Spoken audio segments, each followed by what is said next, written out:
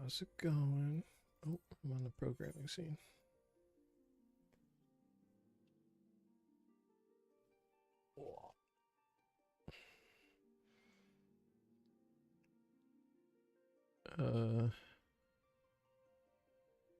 Is my audio not tracking? Looks like it should be. I guess it's just quiet.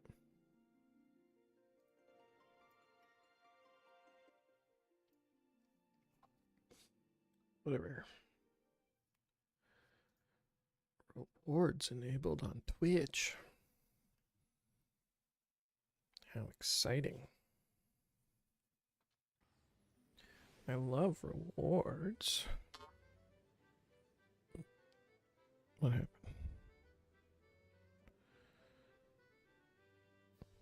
My dentist emailed me. I'm supposed to fill out forms. I don't want to fill out forms. That sucks.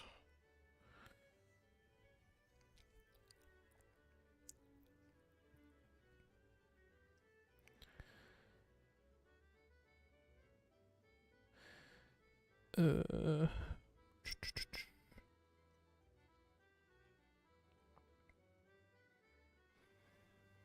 really should figure out how to get people. By get people, I mean how I want to post on social media or whatever.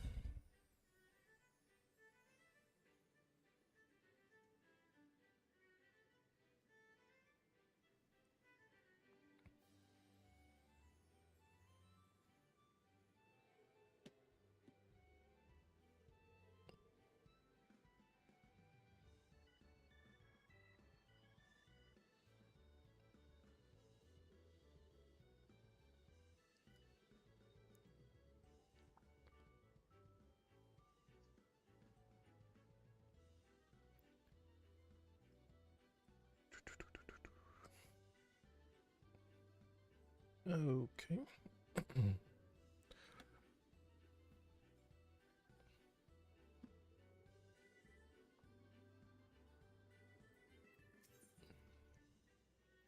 I guess while I'm here, I'll do some of this scratch and sniff.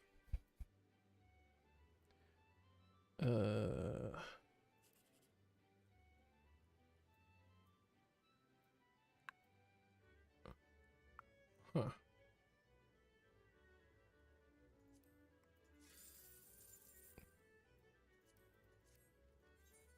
Well, there was not a very good one that I missed, so whatever.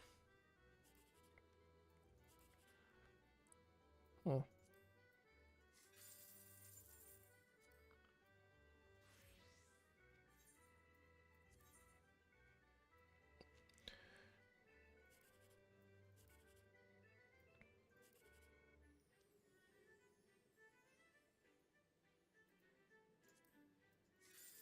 Hey.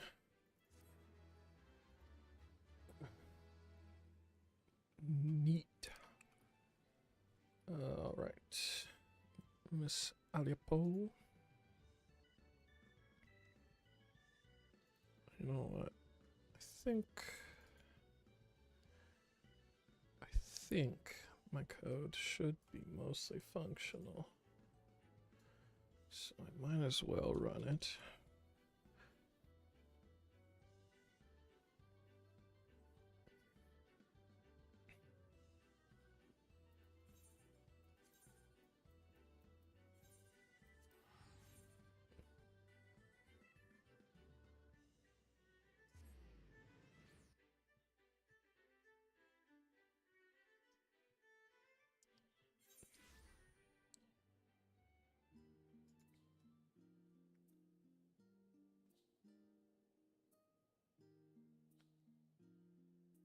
Wait, what the heck? Why did those ones fail to load?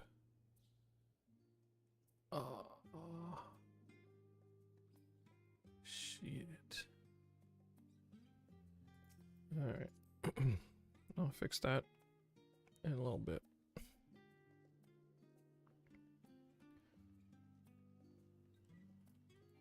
My ports are not correctly organized. Right. Ethernet.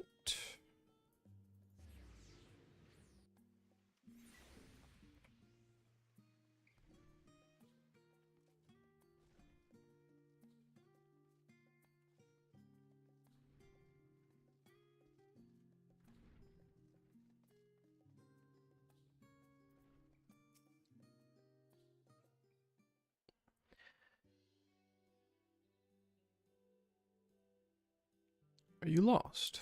Wandering off the street, perhaps? Wait, don't tell me. You're a trainee gleaner, fresh off the guild ship. I'm right, aren't I? Oh, how silly of me. An orientation is in order. Allow me to bid you a warm welcome to Searcher's Meet. Let me start with a question. What is the most important thing you'll find in the studium? That's right. Books. What's the second most important? Why, that's simple. Everything else. That's what we deal in here at Searcher's Meet. Whenever the students or tutors find themselves in need of equipment or materials, they come to us. If we don't have it in our stores, we send the gleaners off to find it. Honestly, you wouldn't believe some of the requests we get. Eye of Pesa, this tongue of Gigantode, that.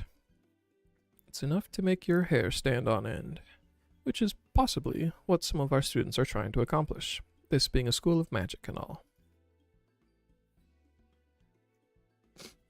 As our newest gleaner, you'll have your work cut out for you, but I think you'll find it quite rewarding.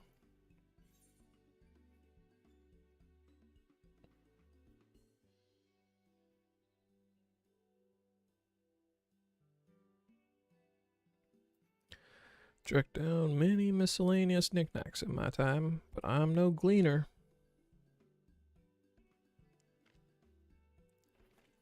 So what you're telling me is, you're not a gleaner? Yes, that's exactly what you said, isn't it? And you're looking for a Scholark? I'm afraid we don't have any of those in stock, but I can... Oh, you mean him? He was here, but now he's not.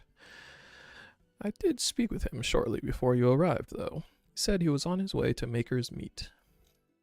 Go back the way you came in, and you'll see it on the opposite side of the entrance. It's a laboratory of sorts, home to many rare and expensive curios.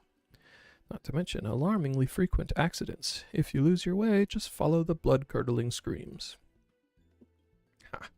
The time it's taken me to tell you all this, the Scholark has probably already left. Best of luck finding him. I have a feeling you'll need it.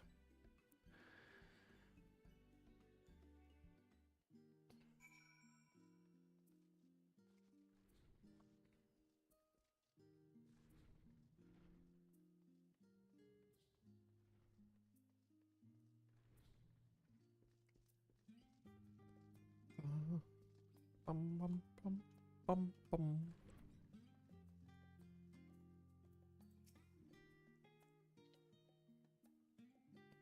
Yes, the Scholark was here a short while ago. He offered me advice on my current research project. Though we spoke at length, I don't recall him mentioning where he was planning to go next. When we parted ways, he went down the corridor, perhaps to one of the auditoriums.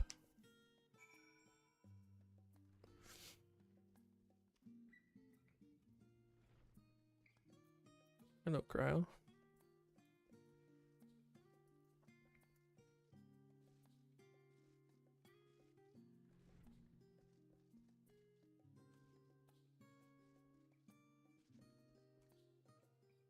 What a funny...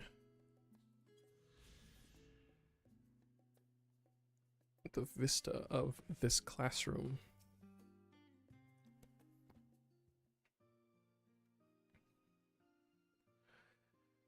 I remember you.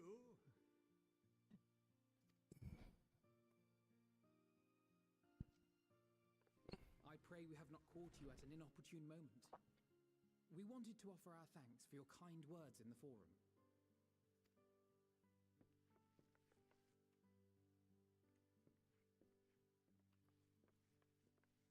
Well, I could hardly let that inquisition go unchallenged. I've always believed that curiosity should be nurtured, not stifled. Thankfully, a majority of my colleagues agreed. A slender majority, aye, but a majority nonetheless.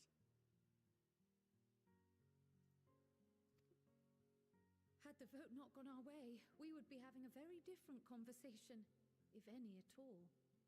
Though I'd like to think you would have not given up on our cause. I'm told you paid a visit to the annex afterwards.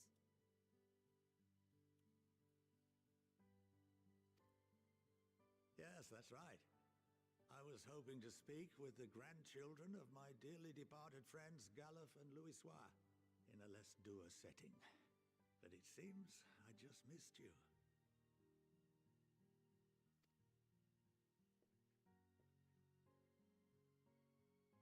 I still can't believe how much you've grown. If only your grandsires could have seen the way you presented yourselves to the Forum. Why, it fair brought a tear to my own eye.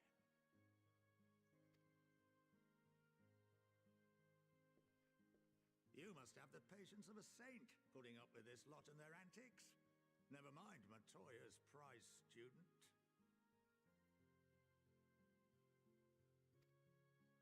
Luckily, I know a thing or two about managing unruly younglings. If you ever need advice, don't hesitate to ask.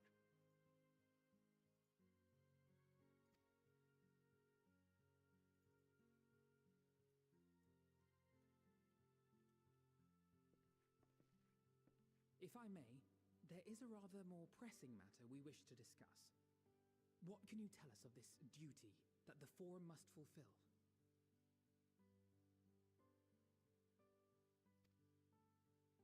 Nothing, I'm afraid. Like all humble servants of the Forum, I am sworn to secrecy.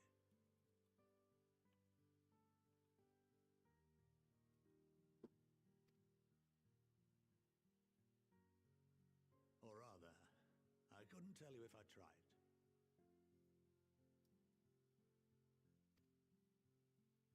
Our duty is of the gravest importance. Furthermore, if the particulars were made public, it would incite widespread panic. As such, those entrusted with this duty have been bound by an enchantment, which prevents us from speaking of such matters without the express permission of the Forum. Express permission of the Forum. How is that even possible?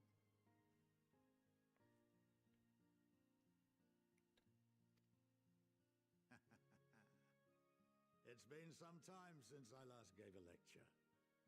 Please, take a seat.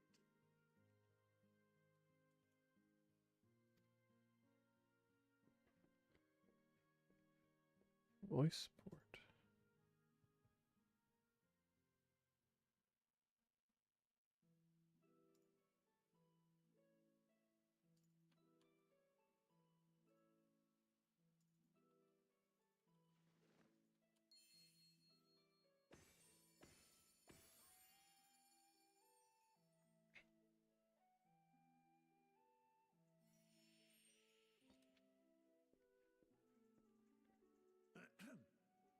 We shall begin by reviewing the fundamentals of etherology. Etherology. The ether, which imbues us with life, can be categorized into three forms.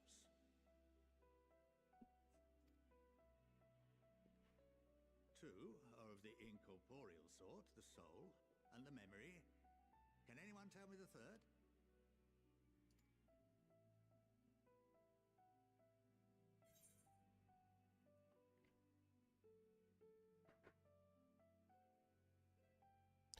Memory, incorporeal, I guess corporeal. I don't know. Yes, very good.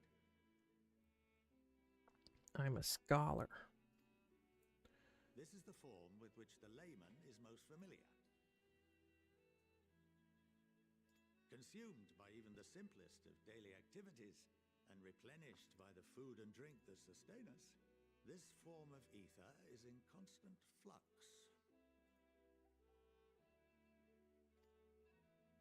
In contrast, the ether that comprises the soul is rarely subject to dramatic change. The same can be said for memory, as the two are intrinsically linked.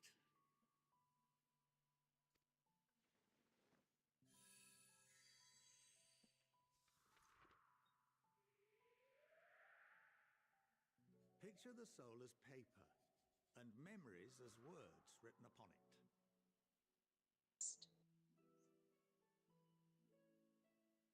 Test.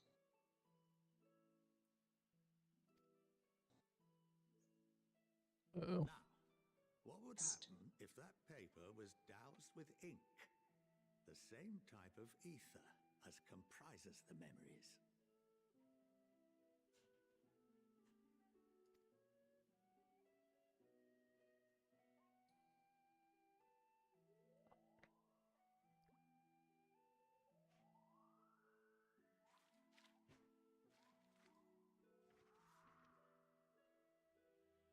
It would blot out everything that was written.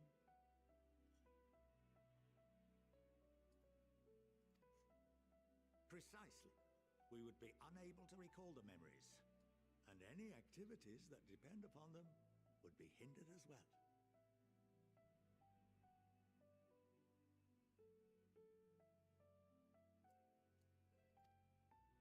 In fact, this exact phenomenon was observed on a vast scale not so long ago. And what might that have been?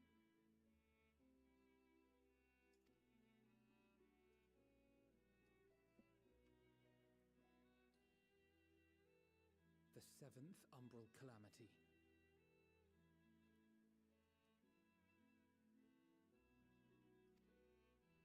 The people of Eorzea vividly recall Bahamut breaking free of the Lesser Moon and raining hellfire down upon the realm.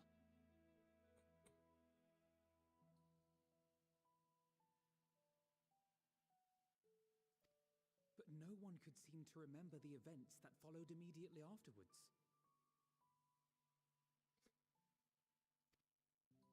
Indeed. To this day, we have yet to determine whether it was an unintended consequence or a deliberate act. ooh, finally getting around to the memory issue from season 1. The enchantment which binds me and the rest of the Forum is based on a similar principle. And yes, it is a contravention of the Sharlayan prohibition against the practice of memory manipulation.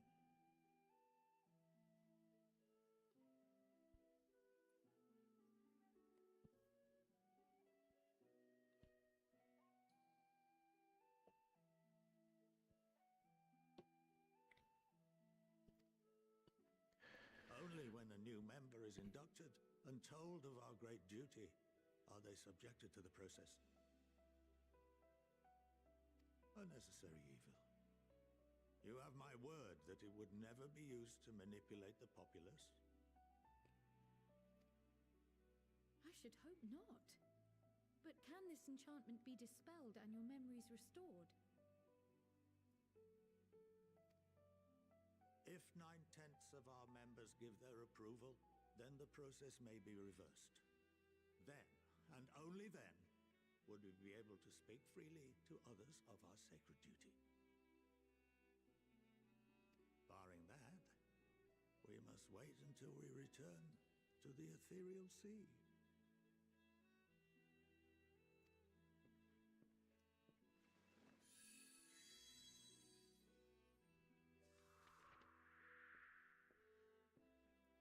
For there we will be purified, the blots upon our souls washed clean.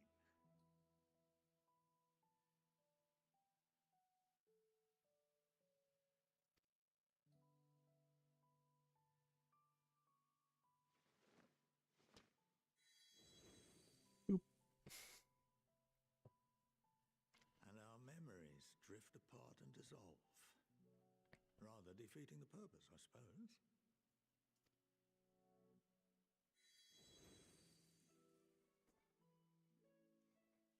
But there are those memories that are indelibly etched upon our souls, some believe.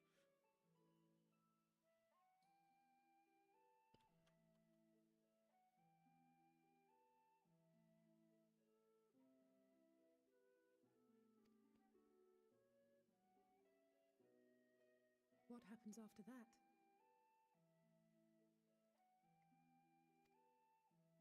We are reduced to pure ether, coalesce with that of others, and create souls anew. Alternative schools of thought assert souls remain whole and return to the corporeal world, reborn into another form.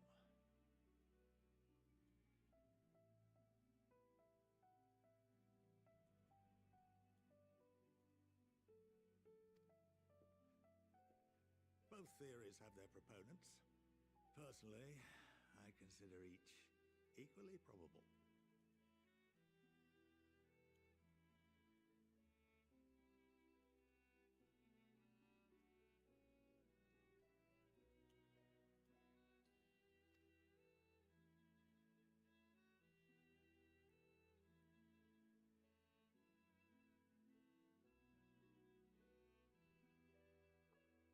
Well, I think that's enough education for today, now that I've given you some food for thought. Or rather, an entire banquet.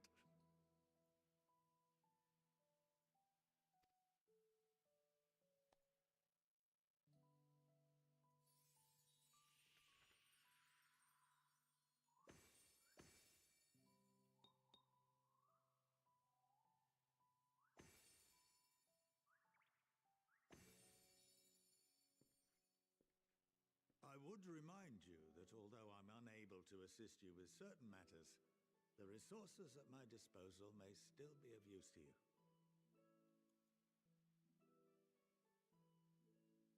I'll arrange for you all to be given the run of Phenomenon. Of course, as associate to our alumni and the students of Baldesion, this privilege is extended to you as well, my friend.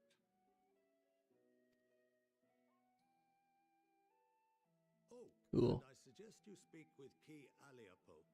She's well known among the artisans of Sharlayan, and her network of contacts may prove useful in your search for knowledge. I wish you all the best in your pursuits, wheresoever they may take you.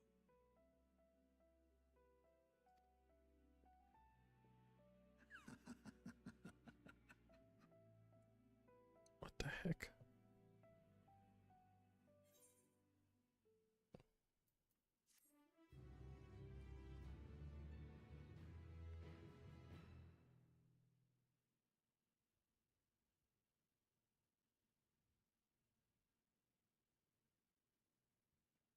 Nice.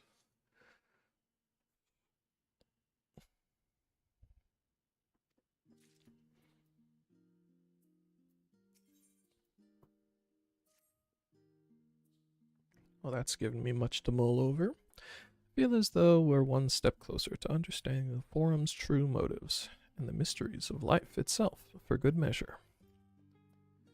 It's funny, I came here with the intent of expressing my gratitude, only to leave more indebted than before. I have a feeling his friendship and support will be a great boon to us in the days to come. And on that note, let's head back to the annex. Perhaps on the way, you could better acquaint yourself with Ki Aliapo, as the Skullark suggested, while I share our findings with Raha.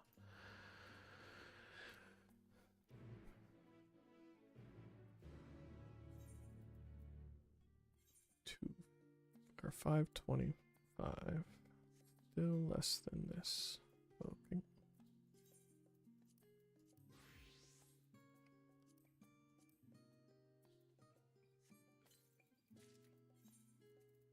Get rid of my...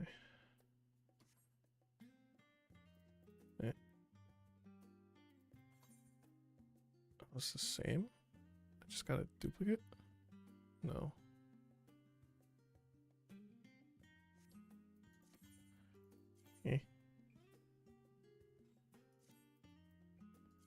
Whatever.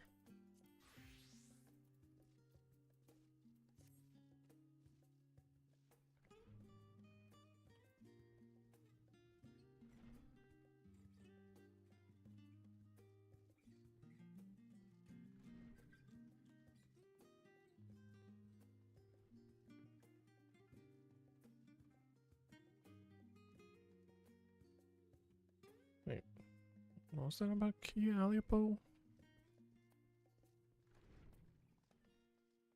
Oh.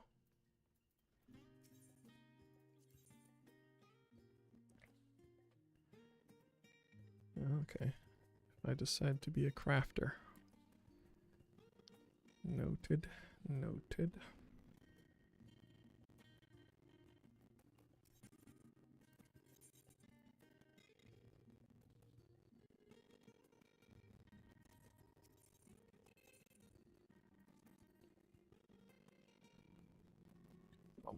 Bum, bum, ba-ba-da-bum. Oh, what's my minion for today? Shiva.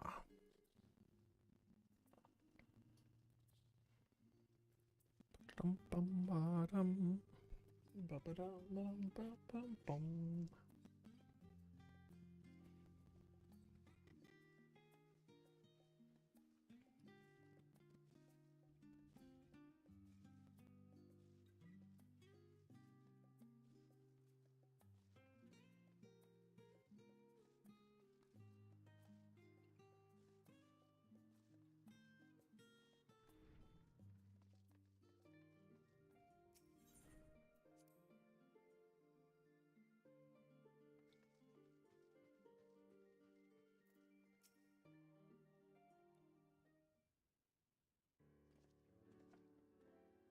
Ah, welcome back. From what I hear, your trip to the studium proved most educational. While you were away, I received word from our fellow scions. As expected, news of the warding scales was met with much joy. Preparations are now underway to bring the leadership of the Grand Company of Eorzea and the Eastern Alliance together to determine a way forward. Our friends have asked that we bring the scales in our possession to Limsa Lominsa.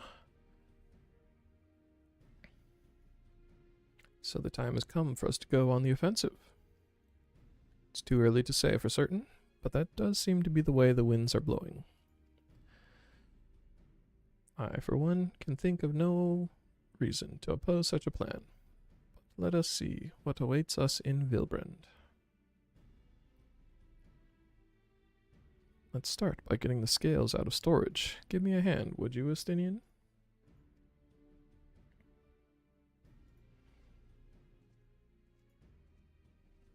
Bum bum ba dum. Bum ba dum bum bum.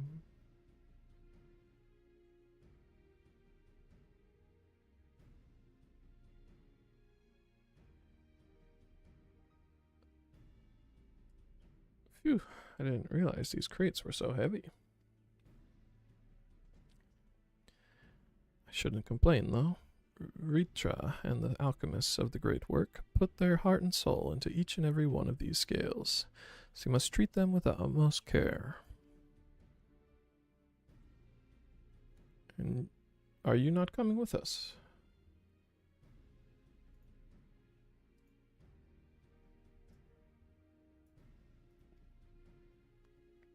As much as I would like to escape the forum's watchful gaze, I've little choice but to stay behind.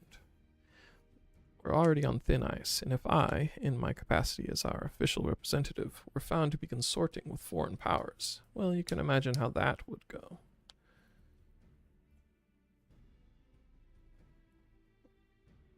Oh. I shall remain here and do my utmost to avoid ruffling any more feathers as I await word from Master Matoya and our other allies.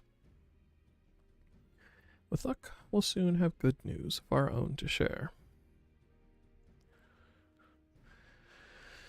The tide is about to turn. I can feel it.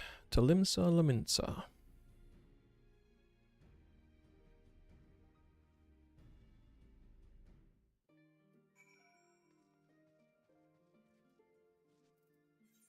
Bum, bum, bum, bum, bum, bum.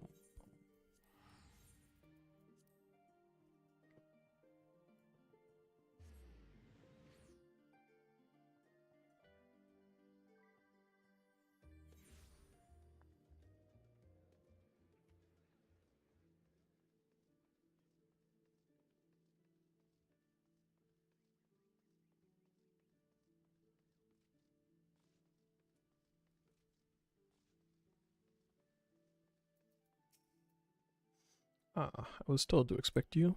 As you may or may not be aware, the Admiral is at present entertaining the Elder Seedseer and the Sultana. 3 of the most powerful women in the world in one room. You need a moment to prepare, or shall I show you to them?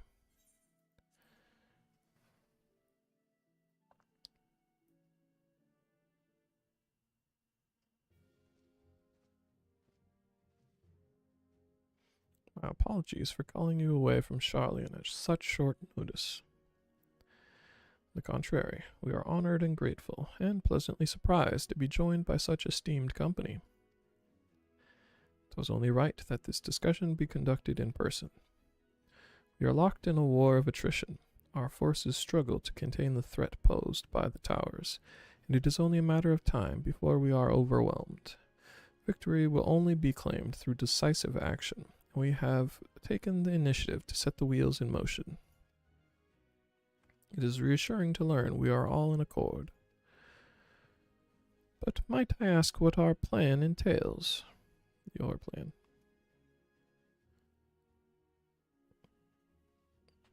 It hinges entirely on the warding scales and our ability to utilize their potential to the fullest. During your time in Charlian, the allied nations have been engaged on separate fronts, with no end in sight. To make matters worse, a surge in abductions of Kobold, Sahagin, Ixal, and Ananta have given rise to an increasing number of primals as well. But your triumph in Radz-at-Han has given us cause to hope once more. The time has come to free ourselves of this menace, and it is you, the scions of the 7th Dawn, who have shown us the way. While the bulk of our forces will continue to hold the Telophoroi at bay, we will dispatch our finest to strike at the enemy's heart, Garlemald. These brave few will be the Isilbard contingent. Ilsabard.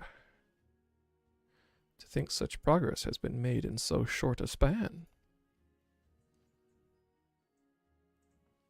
Its objectives are twofold. The first is to provide aid to the people of Garlemald. As previously reported, countless Imperial soldiers and civilians have been tempered, robbed of their free will. They serve the Telophoroi's every whim without question. They, too, are victims. It is our duty to deliver them from their suffering, not for strategic or political gain, but because it is the right thing to do. I do not ask that we set aside the decades of conflict and conquest, that we simply choose to forgive and forget. I ask only that in choosing to remember, we do not also forsake our compassion and morality, for without that, there can be no reconciliation, only death without end.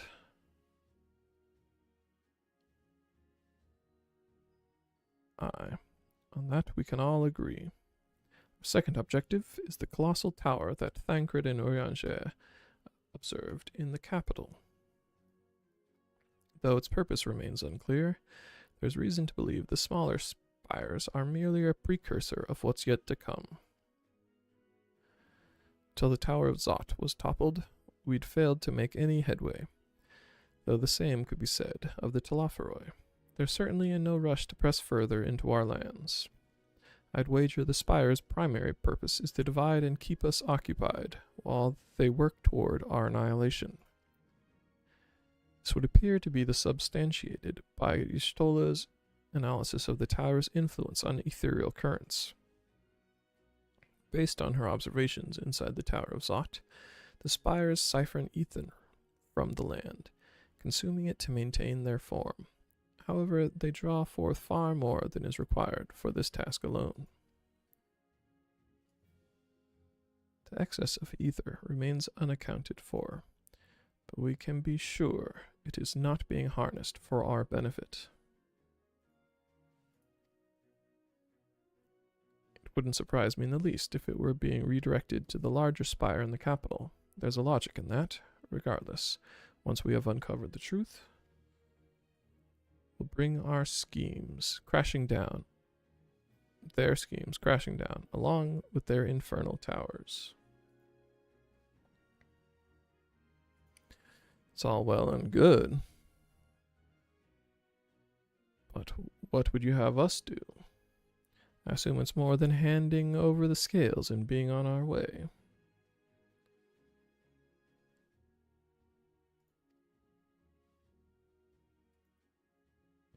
We want you and your scales to join the Ilsabard contingent.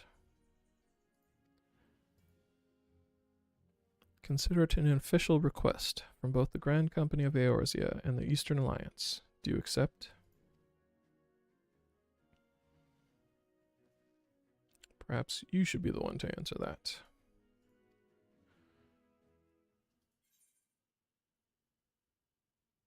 For the people of Garlemald?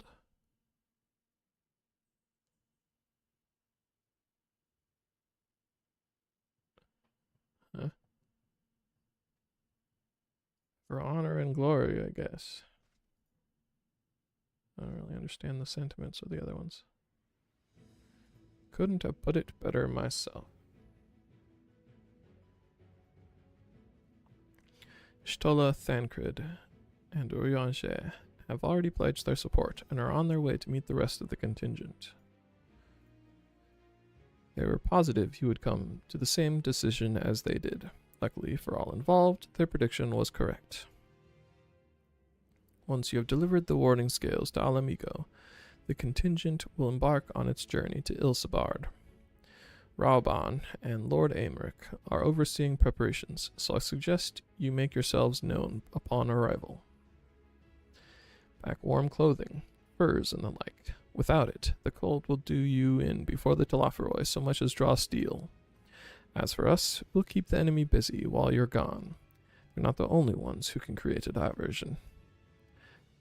Now go, safe in the knowledge Eorzea will be as you left it, or better, upon your return.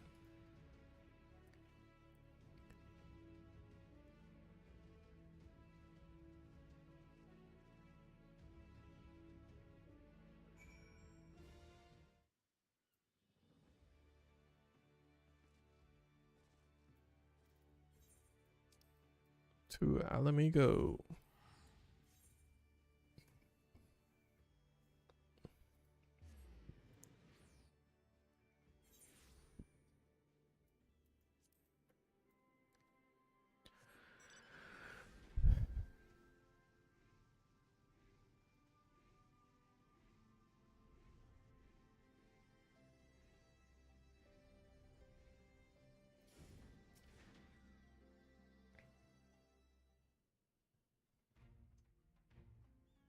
Ah, the Wanderers return. You've been busy, bringing down a tower and producing the keys to destroying the rest of them. You should be proud. Those warding scales of yours are what's made this whole venture possible. Will you and Lord Aymeric be leading the contingent? Regrettably, no. Our role is to organize the various delegations into a cohesive unit. Once we have seen you all off, it's back to our respective posts. We dare not neglect our duties for too long, lest our defensive efforts fall into disarray. And just between us, there was a fair amount of opposition to the formation of the Ilsabard contingent. The very suggestion that we send out some of our finest troops behind enemy lines to render aid unto the Garleans has made me rather unpopular in certain quarters. Can't please them all. Sadly not, though I do my best. Truth be told, I'd much rather be at your side, charging into the fray. Alas, I've battles of my own to fight, where words may serve me better than any blade. I hate to say it, but Lord Aymeric's struggles mirror my own. For the time being, the best we can offer you is the peace of mind from knowing Eorzea is in safe hands. As you fight the good fight in Ilsabard, I and the other commanders will do what we can to convince the naysayers that our cause is just. Thank you, both of you. We meet again. It's probably what's-her-face? Nope. No, it's him. Okay. Much has occurred since we parted ways in Werlyt. From what I gather, the protective talismans you obtained led to the formation of this expeditionary force. My contribution on this occasion is but a minor one. That being the information I have shared with Maxima. For the sake of the people of Garlemald, may the fates be on your side. So you're not coming with us? Strange. I thought you'd have a stake in this. I do. The Telophoroi have laid waste to my homeland and enslaved my people. But though every mote of my being cries for vengeance, I cannot be the one to deliver it. My presence alone would place the entire mission in jeopardy. I stand accused of murdering Emperor Varus and plunging Garlemald into chaos. Were I to travel with the Ilsabard contingent, it would give my countrymen ample cause to question our motives. Conversely, those who believe me innocent may instead celebrate the return of a former legatus and attempt to raise me to a position of leadership, further destabilizing the region and complicating the contingent's mission. Whether I am branded a villain or hailed as a hero, I would only hinder your efforts.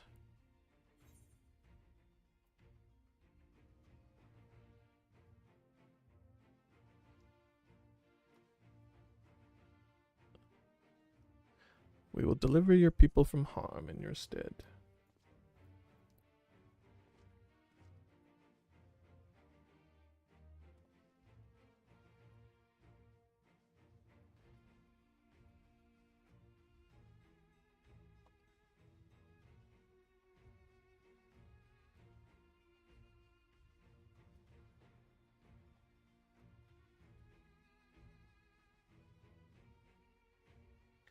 What it's worth, you have my gratitude. You and your comrades have the strength and courage to deliver my countrymen. I am certain of it.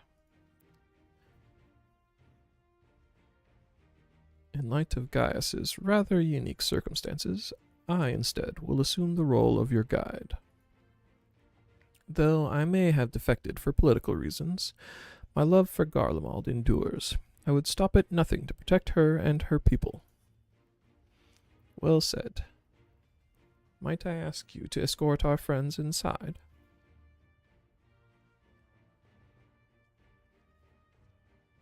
Might even bump into an old acquaintance or two, and if I don't see you again ere you depart, may the Fury guide and protect you.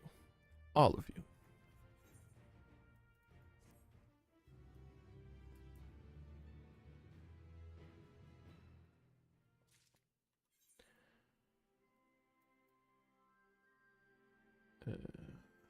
Yeah, 5:30.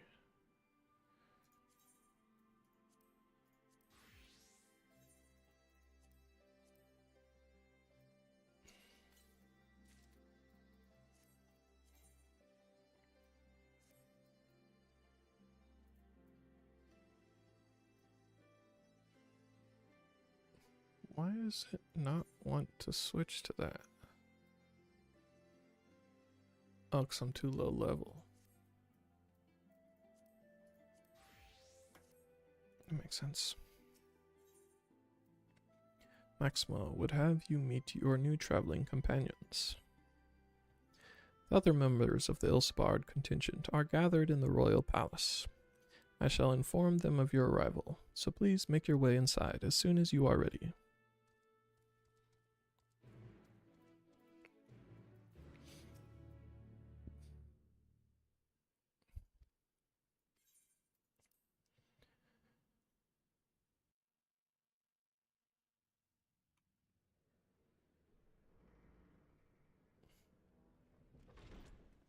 By the 12.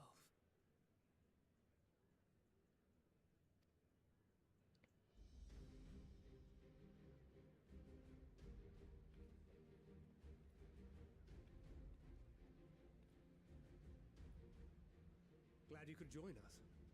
I hope you don't mind, but we went ahead and started without you. As you can imagine, our traveling companions were eager to become acquainted. 'Tis a rare thing indeed to see such a diverse and talented group of individuals assembled for a single purpose. We fight not only for the sake of Eorzea, but for the entire world, including the people of Garlemald. Much rides on the efforts of the Ilsabard contingent. Indeed, which is why I am glad to find myself in the company of many trusted comrades, yourselves included. Lucia! I have come at the behest of Lord Emmerich, who has honored me with the role of Ishgard's representative. And for the good of all nations, not least my former homeland, I am determined to see this mission through to its end. We have a hard road ahead of us, but walk it we shall, together. Bum, bum, bum. We too welcome this opportunity to work together once more. I have faith that, if there is a way to resolve this conflict, we will find it. Allow me to introduce you to the rest of our company. Everyone! If I may have your attention.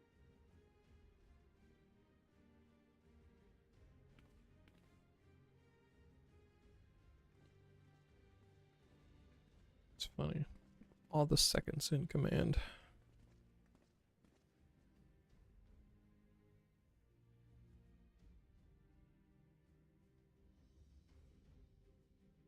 Might I ask you to speak first?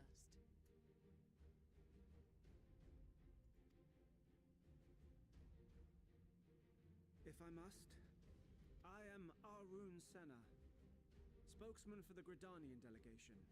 Here on behalf of my esteemed sister, the Elder Seedseer, we shall provide support and protection to those in need during our time in Garlemald. To that end, I am joined by healers selected by the Conjurers Guild, with the Order of the Twin Adder's Finest serving as our escort.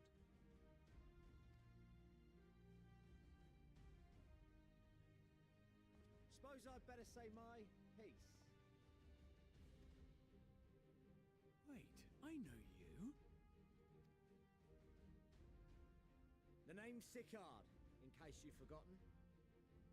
Truth be told, I'd rather you had forgotten. Any road, the Admiral asked Captain Hilfear to send his best, and for whatever reason, he picked me. Of course, if I'd refused, I'd be the laughing stock of the bloody executioners, and my reputation's taken enough of a keyhauling as it is. But more importantly, like any pirate worth his salt, I know when you're staring down a storm, you gotta trust in the commander of your ship. So if the Admiral wants us to go to Garlemald, not for plunder and glory, but the promise of peace in our time, then that's what we'll do.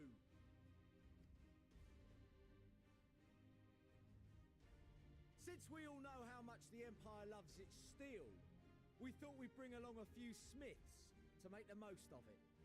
Give them a pile of scrap and they'll cobble together anything you fancy. Of course, just like the Gridanians, we got fighters of our own. We might have come with a more constructive purpose in mind, but we're more than capable of cracking skulls, believe you me. Cracking skulls.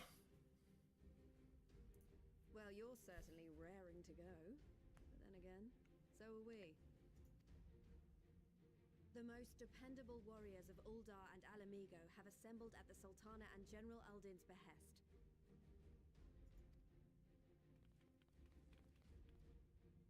If Garlemald has truly fallen, then the whole place is likely to be crawling with Telophoroi. We'll need plenty of troops to clear and hold a path for others to follow. That's where we come in. Naturally, Marshal Tarapin and I will be leading from the front.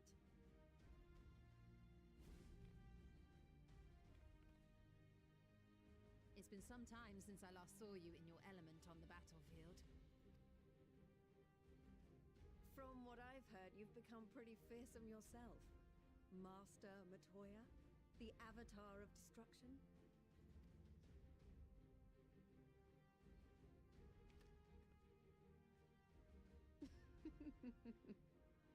With comrades like these, I know we'll succeed, no matter what awaits us.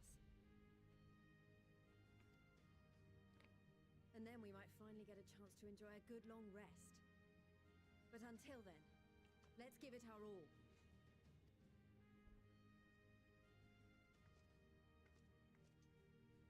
As for Ishgard, we Temple Knights have come in force to uphold our nation's commitment to the peace and welfare of our allies. The bitter cold of Garlemald is a formidable enemy in of itself. our experience fighting in ice and snow will prove invaluable in the days ahead. Accordingly, I have been designated commander of the Ilzabard contingent. I will do all in my power to provide you with the leadership and guidance you require. The four high houses, House Hylinart foremost among them, have arranged for a host of machinists to join us on our mission. Their knowledge of Imperial Magitech is sure to be a great boon. They will address any problems of a technical nature, together with the smiths of Limpsa Lomitsa. There is another awaiting introduction. Lord Emanolain! Ah, yes. Emanolain de Forton, at your service. Though, lest there be any misunderstanding, I should stress that I've not become a fearsome warrior while you were away. Rather, far from it, actually. My brother, in his infinite wisdom, decided this would be an excellent chance to make something of myself. Oh, and fight for world peace and all that.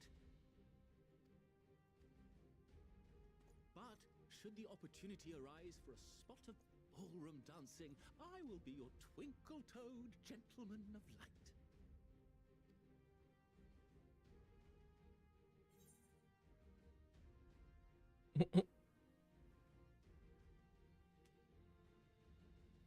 Oh, what kind of snark do I want to do? May your graceful prancing lead the way to victory.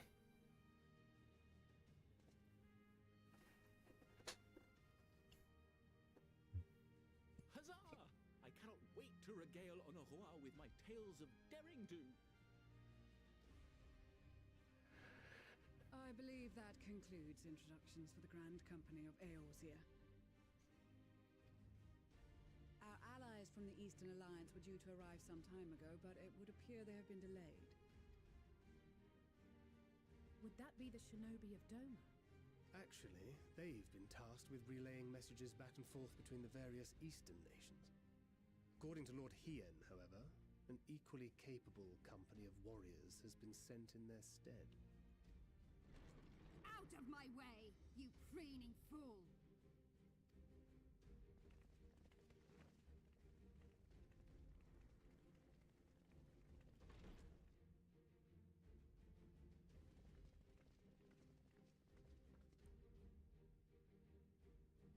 Forgive us for coming late.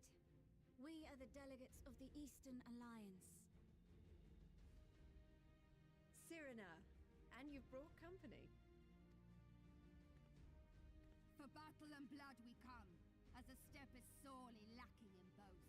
No towers befoul our lands, so we marched on those of Doma, only to find them beyond our reach.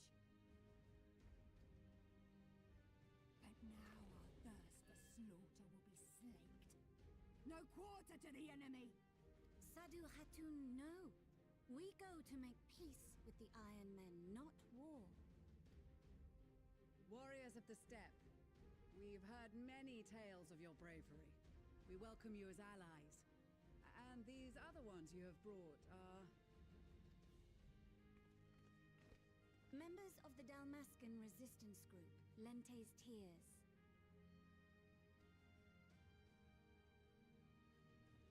And the Bosnian resistance.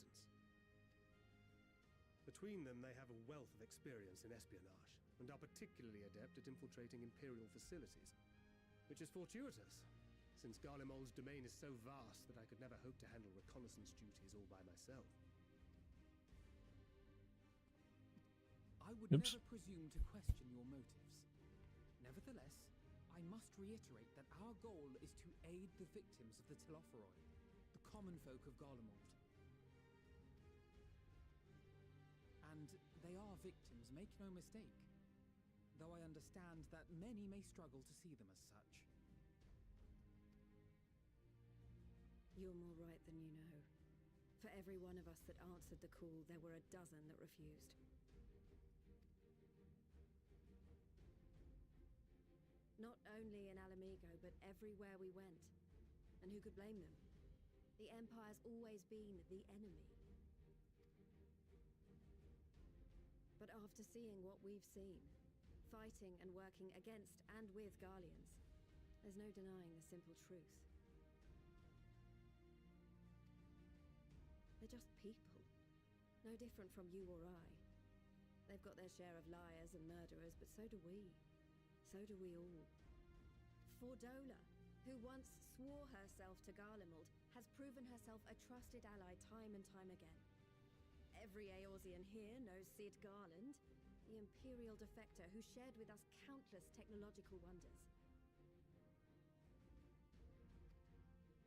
Gaius bloody Baelsar himself is working to help rebuild Werlid, a nation he once conquered.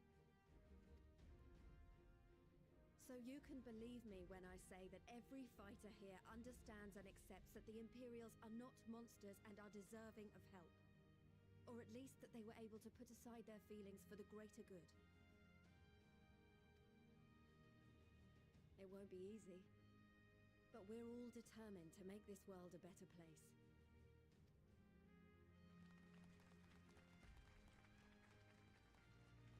What lingering concerns I may have had were clearly unwarranted. I agree with everything you said wholeheartedly.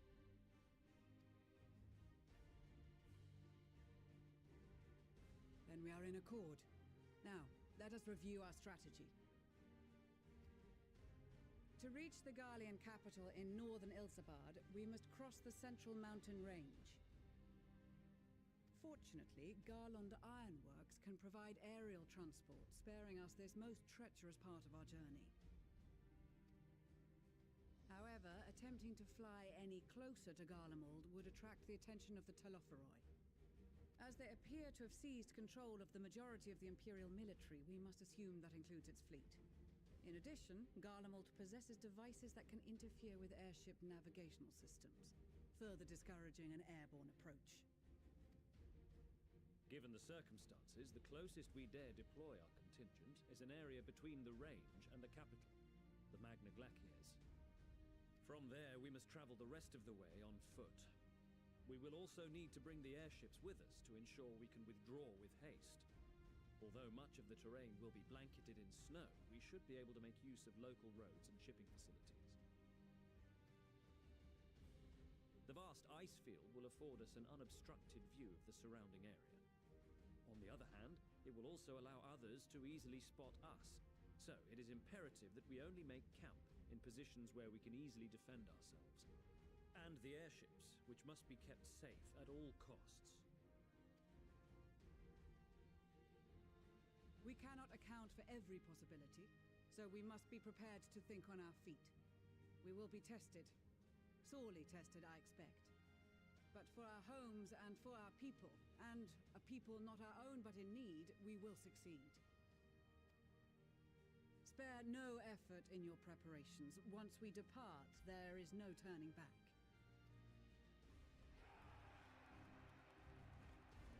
Yeah.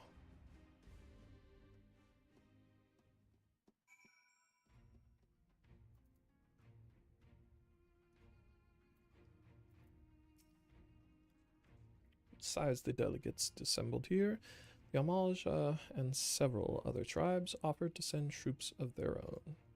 Unfortunately, due to their physiology, many would struggle simply to survive in the harsh climate of Ilsabard. They would also likely prove tempting targets for abduction by the Telophoroi. All things considered, they can better aid the cause by bolstering our defenses in Eorzea, though their eagerness to do more has been noted. We few shall have to suffice. Ere we embark, we must distribute the warding scales to our comrades. Care to do the honors? Warding scales for the Ishgardian delegation, I take it.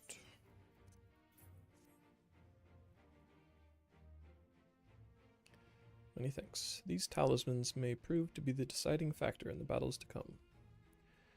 I find myself conflicted by this foray into Garlemald, sent by the Empire to infiltrate Ishgard, only to throw in my lot with those whose secrets I was supposed to be stealing. Now I lead a mission to save the countrymen I betrayed. But that is doubtless why I was chosen by Lord Aymeric. he would have me put my extensive knowledge and former ties to good use. I will not disappoint him. For the future of Ishgard, Garlemald, and the world at large, I will lead us to victory. That a set of warding scales I spy. Not that I would know what they'd look like.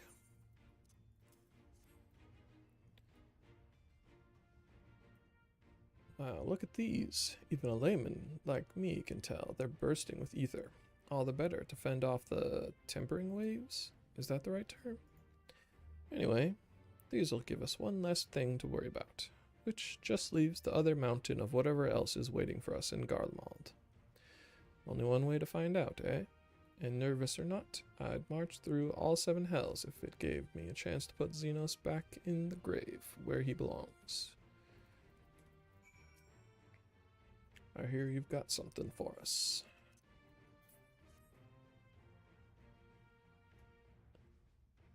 Ah, them scales everyone's been talking about. Pretty little things, ain't they? Reckon they'll be worth a gil or two when this is all over, but we'll hold on to 'em for now. And one more thing. I know you're all thinking, why didn't they send Einzire instead? Bugger if I know. All the Admiral and Captain Hilfer told me was they needed someone to help safeguard the future. And here I am. Can't say they haven't got a sense of humor. Of course, some of you might be wondering what good a pirate is on dry land. The middle of the sodden snow of all places. Well, me and my crew'll do whatever needs doing, so let's set sail, or however the saying goes on airships. Yes.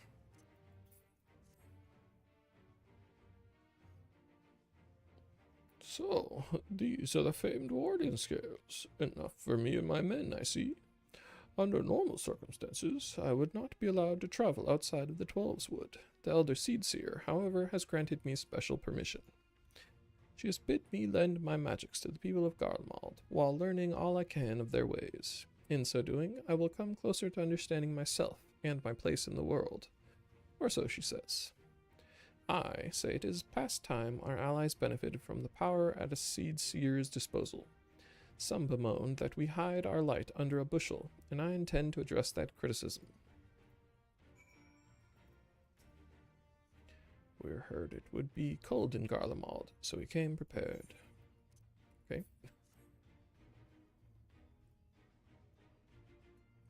Oh, the talismans. We are to keep these close at all times, yes? I will see that no one misplaces theirs. Ah, before I forget, I have a message from Hien. In distant lands, in times of strife, together stand, together fight. In darkness shines the light of life. I hope I have done his words justice. Doma, like much of Othard, has been plagued by the towers, yet while he could not be here, he wished to express his shared conviction. Hien and Yugiri labor without rest to unite the people, and with their aid will we keep the enemy at bay. And we of the Steppe and the Eastern Alliance will repay their efforts by ending this war.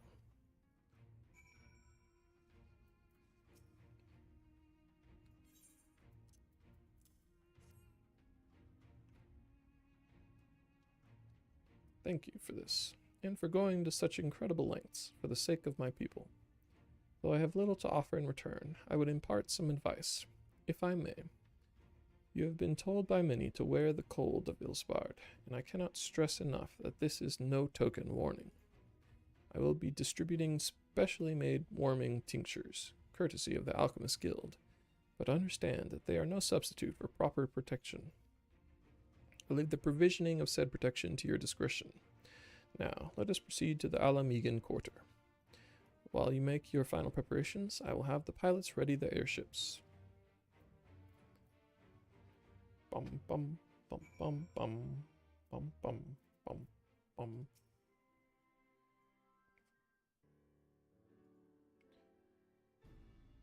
This is our last chance to make ready before we set forth. You needn't worry about Urianger and I. We still have what we wore in Garlemald before. Estinin claims to be quite warm and toasty beneath his armor, and since he spent a fair bit of time up north recently as well. I have no reason to doubt his words. Most of the others will be borrowing Grand Company stock.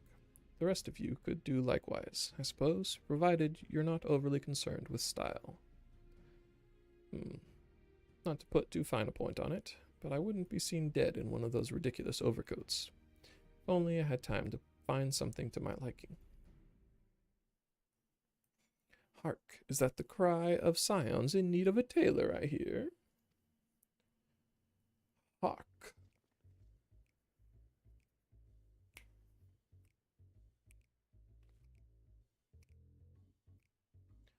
But how? Mahaha, I have my ways. Oh, yes, indeed. You thought you could sneak off to Ilsbard without telling me? Ha, nothing escapes my notice. Now, you will wear these garments I've made for you, whether you like it or not. You never cease to amaze. But why do you need a new outfit as well? Wait, are you coming with us? What? No, of course not, silly. It's all in the name of fashion. Rather, the pursuit of the highest quality fashion. Besides, how can I expect others to wear my creations if I've never worn them myself?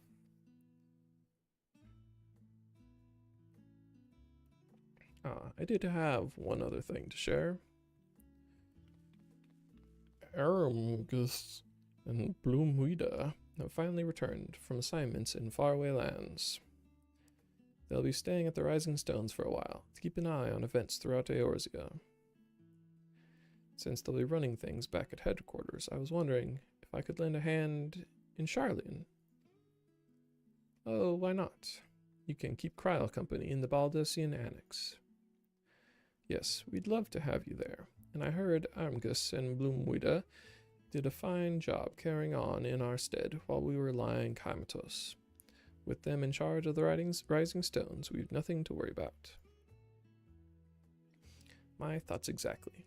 Also, while I'm confident you won't go collapsing again, because a certain someone who shall remain nameless isn't in a position to transport your souls to another world, if anything similarly disastrous were to happen, I'll be well positioned to do something about it. Anyway, I've got a few things to take care of, and then I'll make my way to Sharlayan. I really do hope these new clothes are enough to keep you warm in Garlemald. It's not much, but it's the only thing I can do for you, other than pray for your safe return, which I will, every day. Let's not keep the contingent waiting any longer.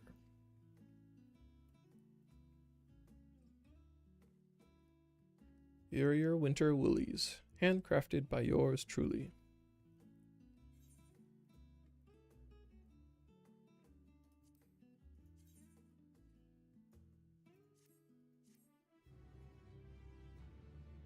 Puffy cloak.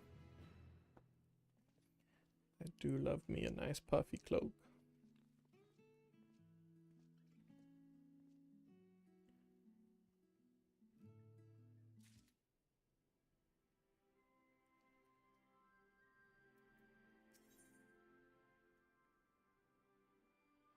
Tharu is desperately trying to retain her composure as she prepares to see you off on another perilous journey. Told the airship pilot has been sent to meet you. Ah, there he is. Alright, this is where we go our separate ways. Do be careful, won't you? I don't know why that conversation had to happen, but alright. It's an honor to finally meet you. We of the Garland Ironworks will be ferrying you and your contingent across the mountains and into Garlemald. For many of us, it will be something of a homecoming. Our illustrious founder was only our most notable imperial defector. Oh. For that reason, the company is committed to the success of this expedition. Our resources are at your disposal, and if there is aught we might do to be of further assistance, please do not hesitate to ask. If you're ready to depart, I will ready the engines.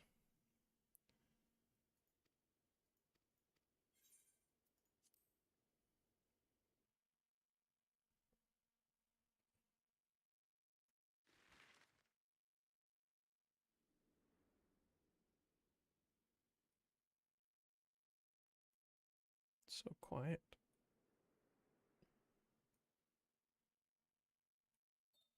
Ilsabard, divided in twain by a vast mountain range. Those who would traverse its jagged peaks face peril at every step. But why go by foot when one can simply fly?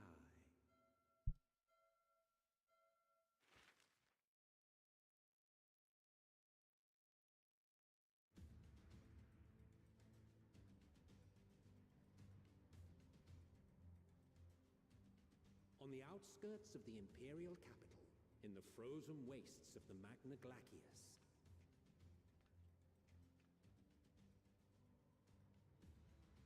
the winds howl in icy protest, as if to warn against further trespass.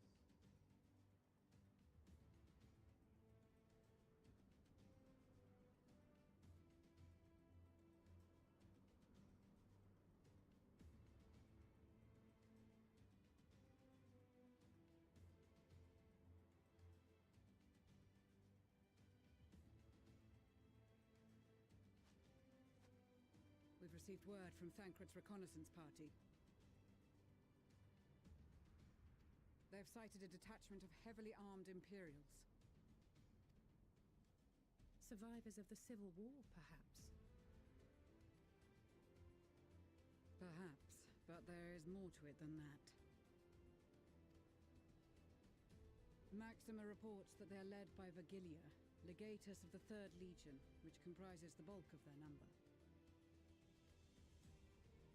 However, they are also joined by several members of the 1st. From what I recall, the 3rd Legion fought for Nerva in the War of Succession following Varus's death. The 1st, on the other hand, were under the direct command of the Emperor and rejected Nerva's claim to the throne. These legions were enemies. Indeed. In fact, our sources claim that it was a conflict between them that sparked the Civil War. Yet now, these former foes cooperate to defend a ruined Garlemald from invasion. Then it is all but certain they have been tempered.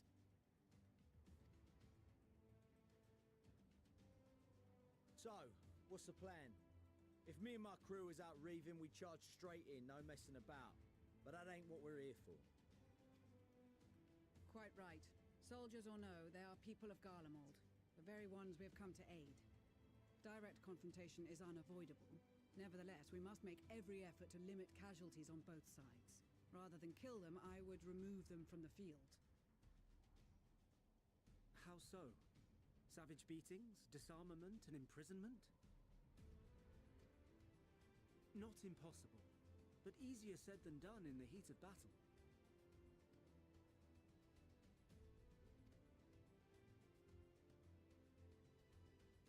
Having observed the opposition, I imagine Thancred had something to suggest?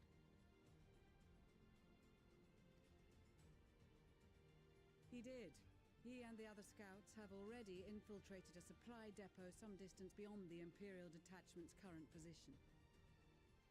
Stored within is a stockpile of Magitech armaments, and once we give the signal, Thancred's team will destroy them all. In so doing, we will deprive frontline troops of materiel, and likely force the detachment to send men to investigate. Divide and conquer. Not a bad idea.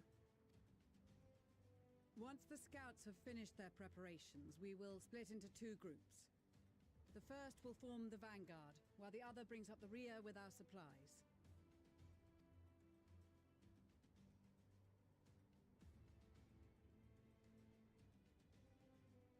As for the Scions, I ask that you lend your assistance where you deem it needed most. I would prefer, however, that you accompany the rearguard and be prepared to join the van at a moment's notice. Kept in reserve as our trump card, so to speak.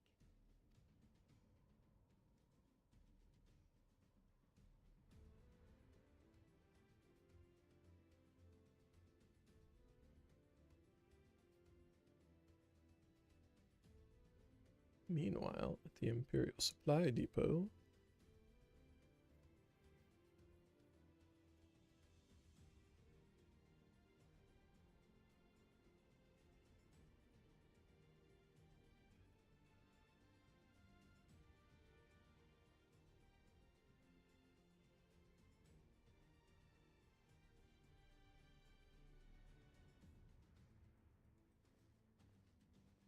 your proposal was well received.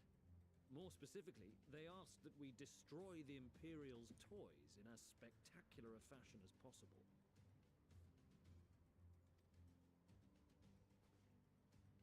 Stoller always did have a flair for the dramatic. She's not an easy woman to please, but I shall do my best to satisfy her thirst for fireworks. All right, once more for my peace of mind. Our first objective will be to rig the enemy's Magitech with explosives. After we've withdrawn to a safe distance, we'll detonate them remotely. Our second will be to issue a deactivation command to the automated units via the control terminal. If our calculations are correct, this signal should reach those deployed on the front line, giving our friends a much-needed upper hand. The blizzard will help us stay hidden, so let's aim to get in and out before it passes. Trust in... Oops. In the meantime, I will relay messages back and forth as the situation unfolds. You'll forgive me if I ask again, but are you certain you wish to play the lone wolf? Wouldn't have it any other way. Call it foolish and reckless if you like, but I'll get the job done. I always do. Very well. I wish you the best of luck.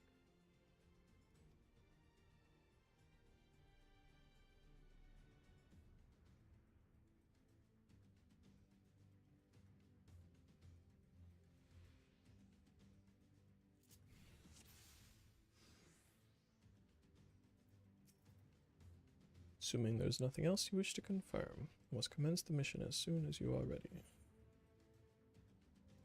Actually...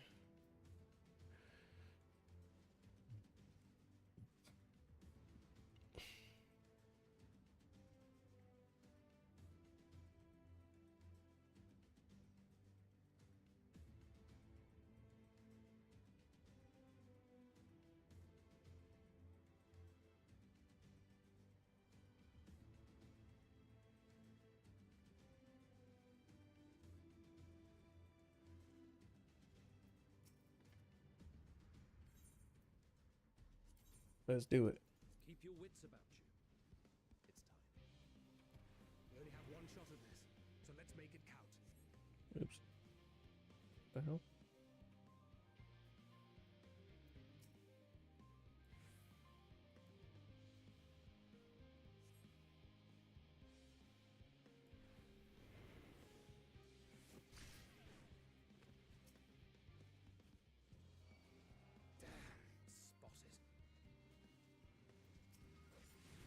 Oops.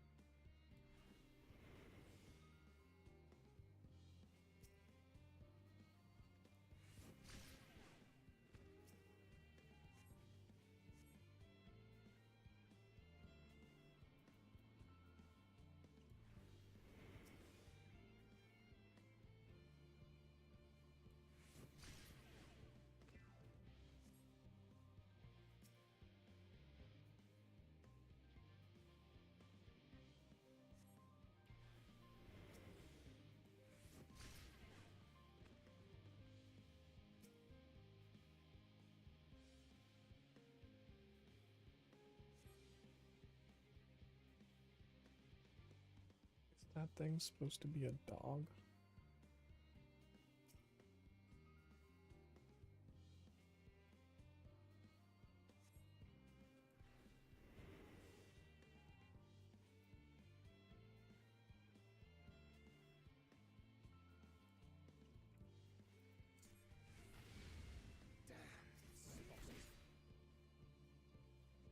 Oops.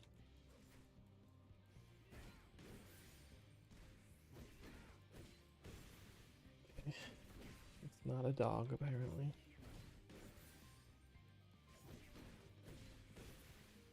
Some kind of bug thing.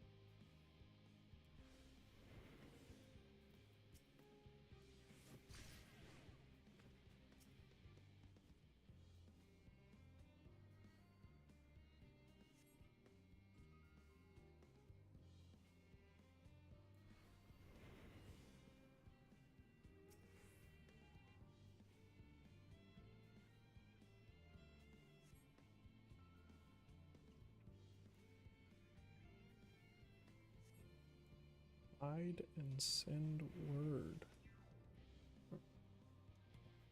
Okay.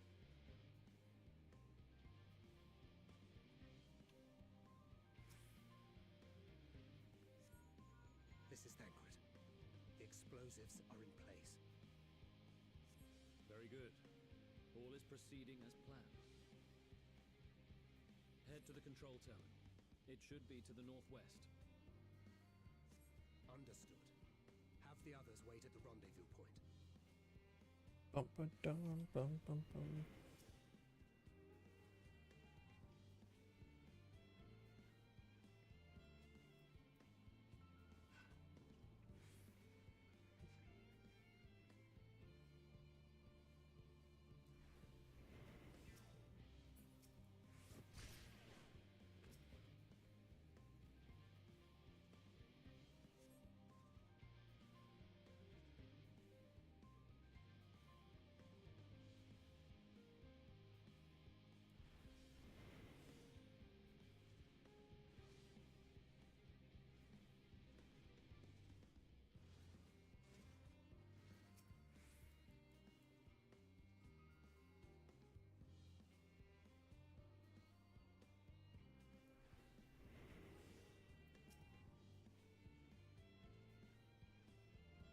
But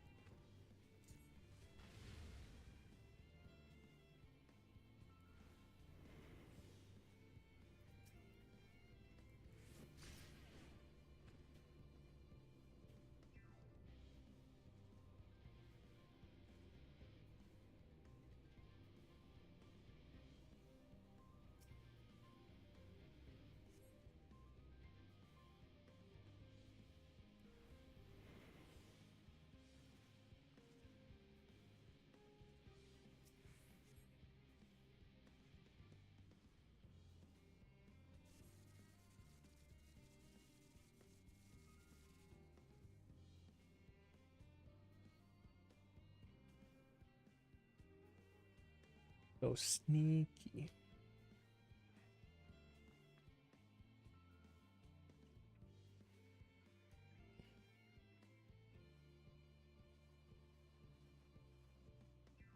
You are returned, and none the worse for wear, to my considerable relief. What news from our comrades? They stand at the ready. Excellent. Then let the fireworks begin.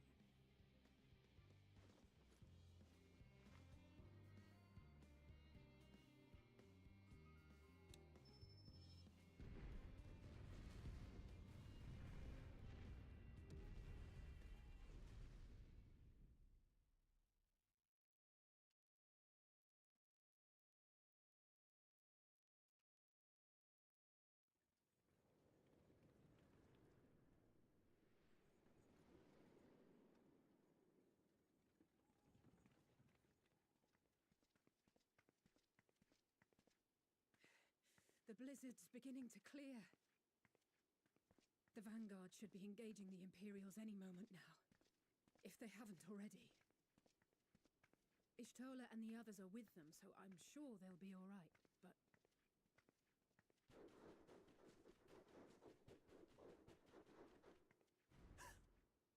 Wait! Something's coming!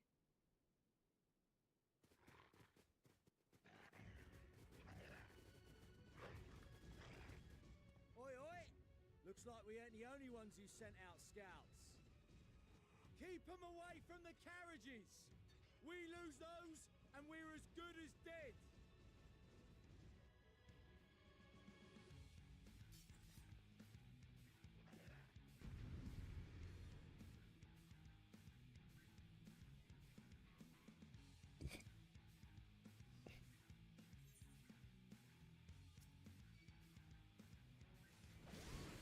Fighters!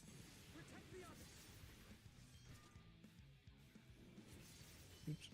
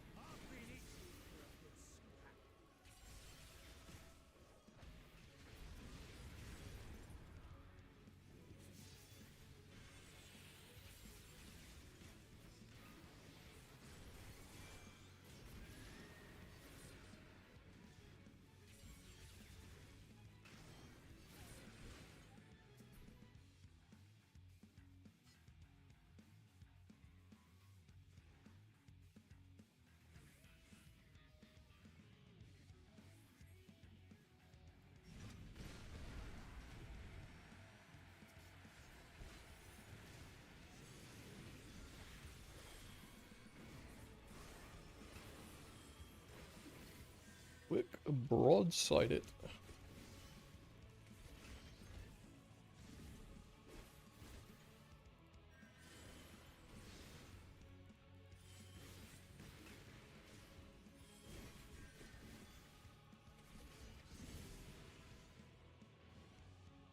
You lot all right back there?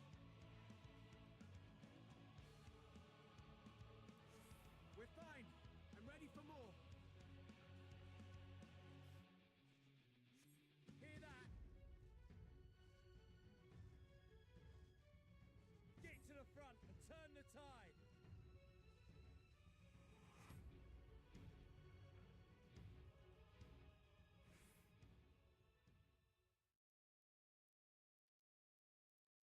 Meanwhile, on the front line.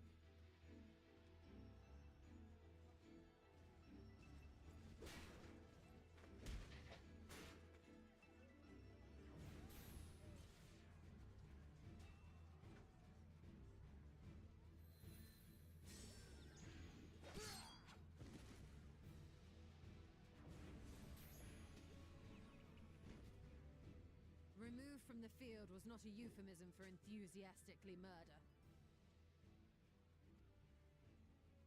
It's nothing that won't heal in time. The trouble is, their tempering has made them utterly fearless. Subduing them would be easier if they had the capacity to submit in the first place. Well, this is the path our young charges would have us walk, and that we all agreed to follow. You knew it would be hard, yet still you pledged your lance, did you not?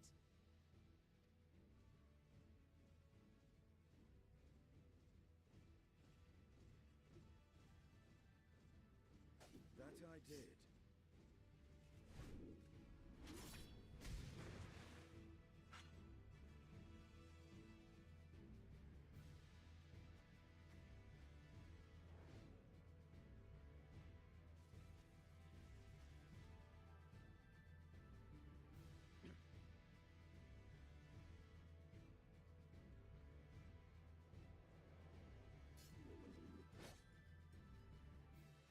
That's Vergilia! Damn it. I need to help the others take her down.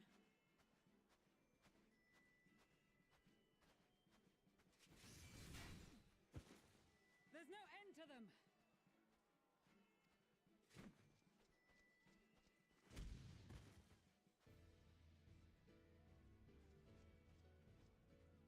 I was wondering when you'd turn up.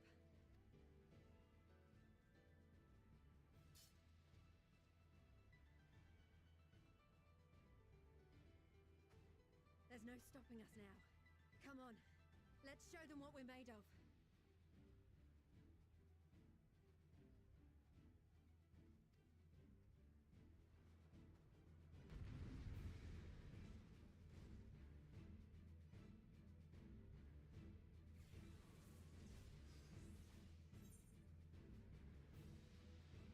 We have them now.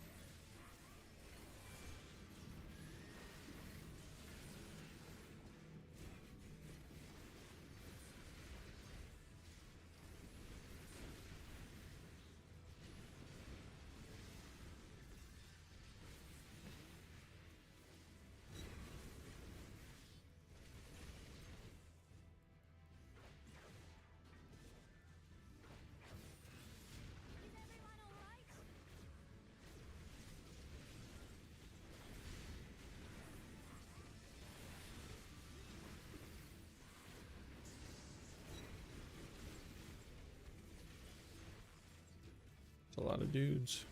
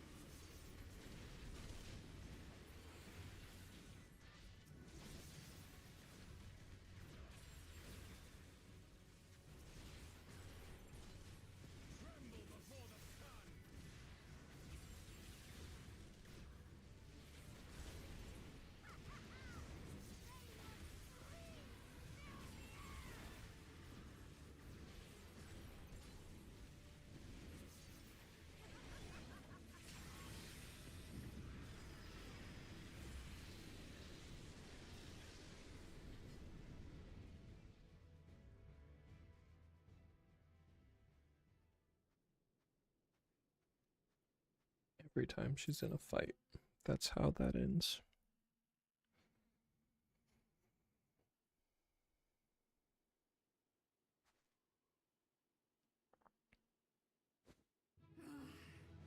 A worthy adversary. Rest, recover, reclaim yourself. Then we will fight again, to the death. Sadu Hatun!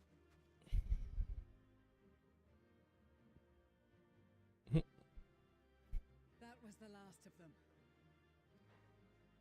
The day is ours, thanks to your timely arrival. What of the supply caravan?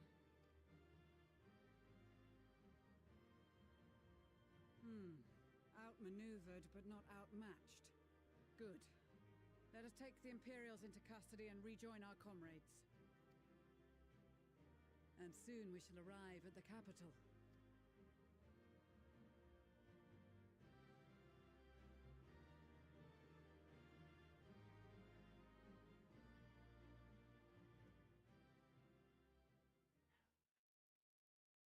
So cold and unforgiving.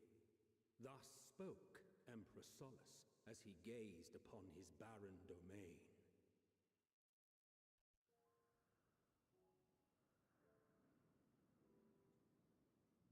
800 years it had been since the Garleans first set foot here. Bested by the Kovosi after centuries of war and driven from fertile southern pastures into the blasted northern wastes.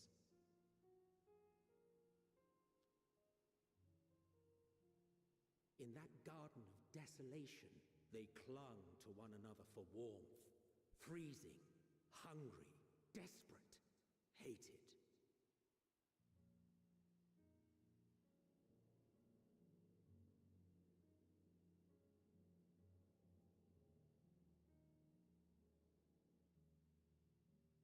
The chosen forsaken.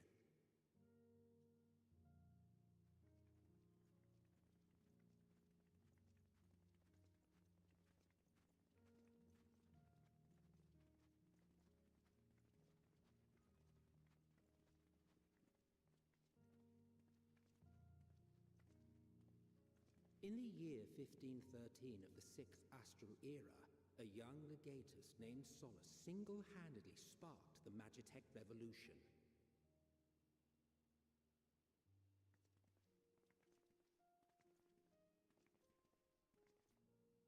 How did he conceive the machina that feed on ceruleum?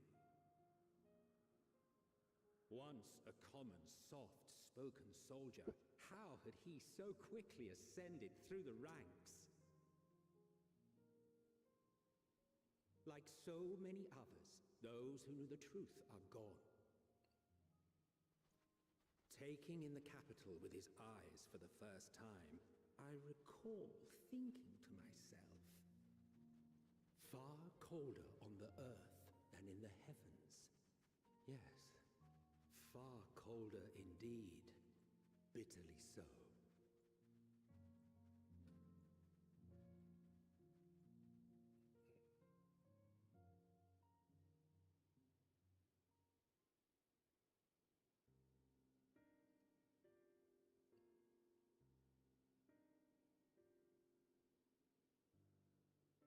Not so much as a whisper.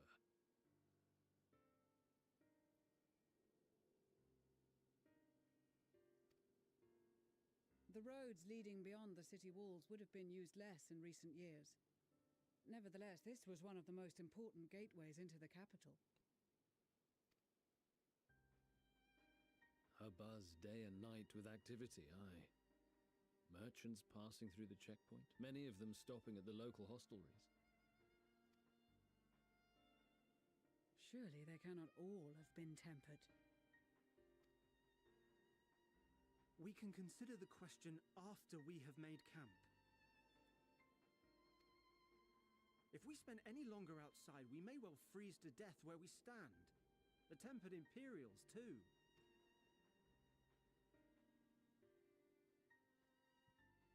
This will be our temporary base of operations. Secure shelter for ourselves and the injured, and dispatch scouts to survey the surrounding area. If we're planning on staying here a while, we ought to give this place a proper name. Well, the constant sound of ice cracking underfoot makes me think of broken glass. An apt name, perhaps. But enough of this. To work, every...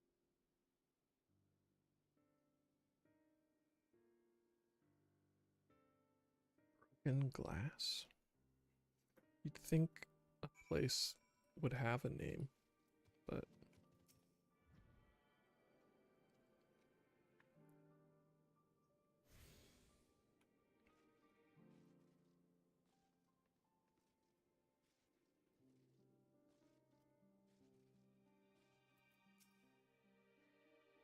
In spite of the obstacles we've faced, our plan proceeds apace. Just a little farther, and we will reach the capital itself.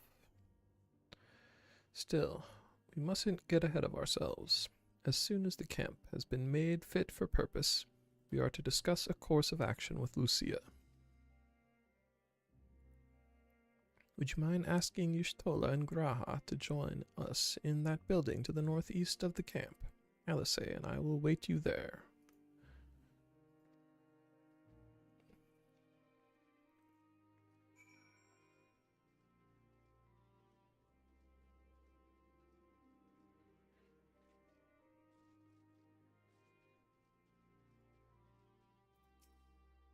Meeting.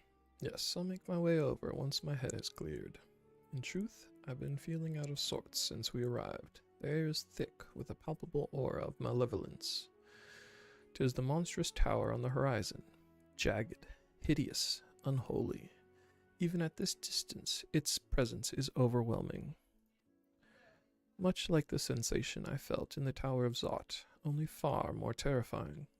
Ether flows unceasingly towards it, converging into a swirling mass of unfathomable power. For a blessing, the constant chill in the air is helping to anchor my senses in the here and now. Tell the others I shall be with you in a few moments.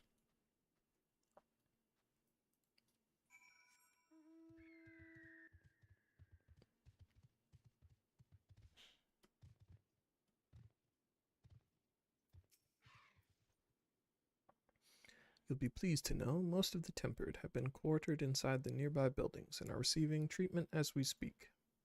I do, however, feel no small amount of guilt for commandeering civilian homes. The occupants may be long gone, but everything is exactly as they left it.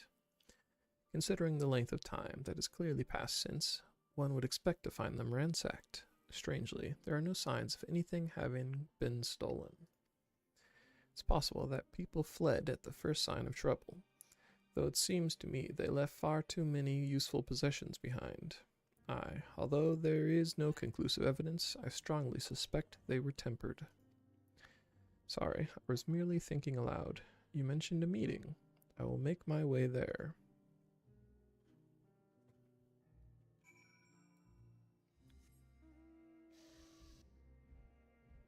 Hiss.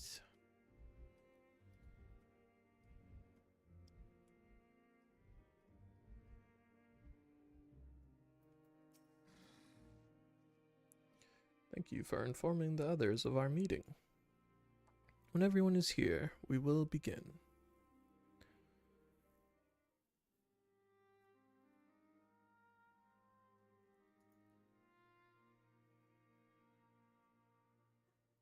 Our present situation is as follows.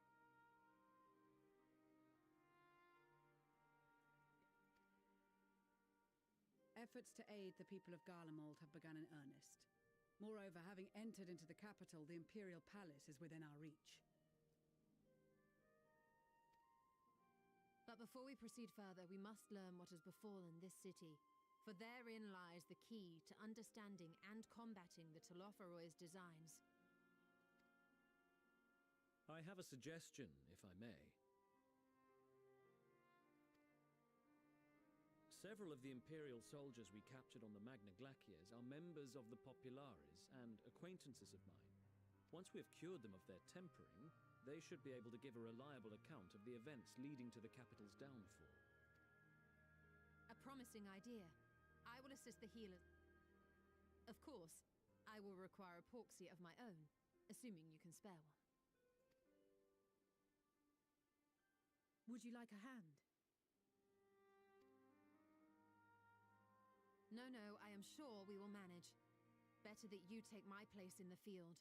The noxious ether of this place disagrees with me, and as I shall need to draw on my own for the treatment, 'twill be prudent for me to remain within the camp. This talk of curing the Tempered is all well and good, but I reckon the cold is a more pressing concern. All the houses round here are fitted with ceruleum heaters that could keep us warm and toasty. Problem is, the machines seem to have given up the ghost, and if we keep sitting around, freezing our asses off, we'll be next. My smiths reckon that with the right parts, they can have them working again, but it won't be easy. Understood. The machinist will assist them in the repairs.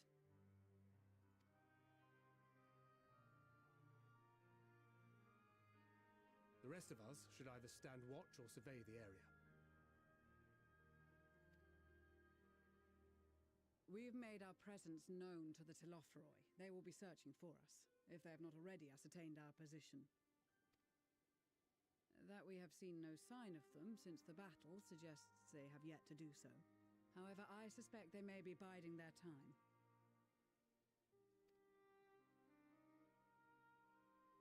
Or perhaps we are beneath their notice.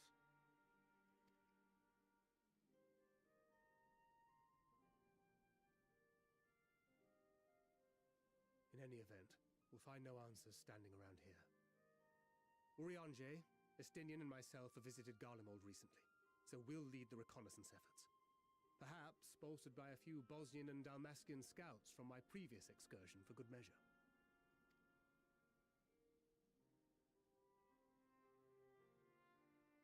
Don't forget about us Alamegans. We have experienced scouts of our own. Well now, this is turning out to be a rather sizable team. With such numbers, we should be able to cover a wide area with relative ease, including that surrounding the Imperial Palace. How about you, Graha? I have a feeling we'll find a use or two for that vanishing spell of yours. Twould be my honor to be of service.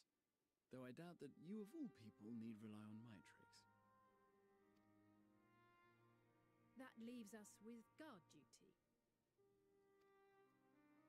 As a matter of fact, I have something else in mind for the two of you and Alphino. Between here and the center of the capital lies the Eblan Rime. I would have you search the area for survivors. Your keen sense of direction, honed in your extensive travels, should prove useful in navigating the ice fields. Keen sense of direction.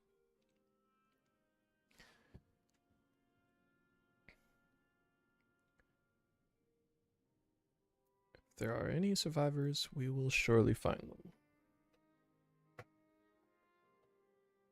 I have faith that you will, and look forward to greeting you on your safe return.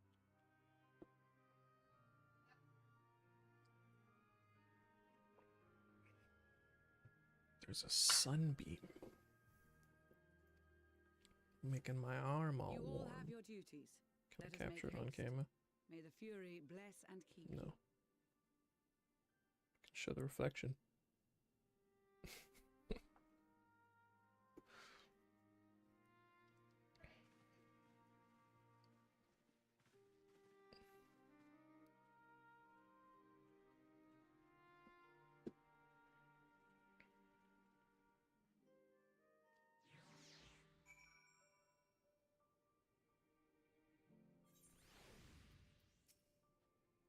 Gods be good. If it's this cold with Tataru's clothing, I dread to think how we'd fare without it.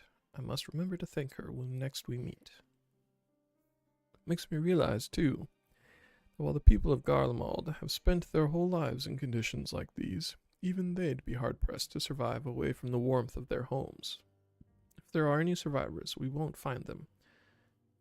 We must find them, and quickly.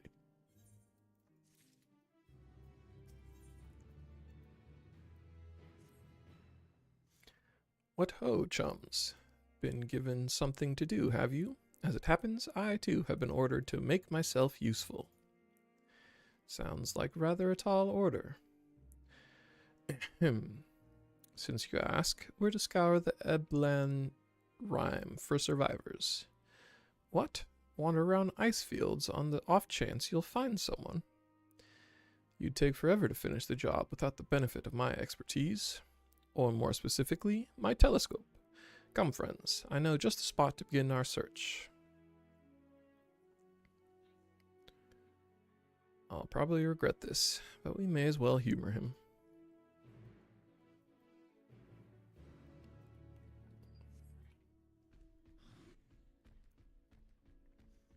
Rock, rock, rock.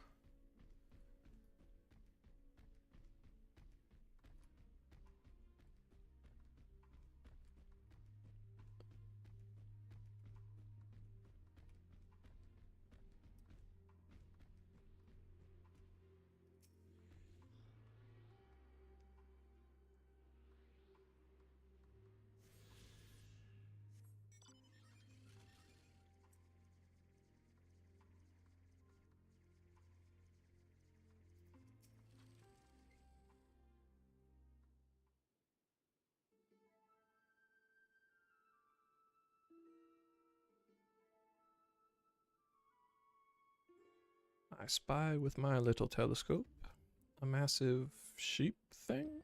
Maybe it's a cow. Not what we're after either way. Is that an ether current? No, just a wind sprite. Other than that, it's all snow, snow, snow. But lo, what do I see over yon hillock? There's no mistaking it. That's a girl. A survivor? Show me. Over there, behind that tree. It looks like she's running away from something. Though surely not us. She wouldn't even know we're here unless she had a telescope like mine. All I can tell is that she's wearing a pale green dress, a rather fetching one at that.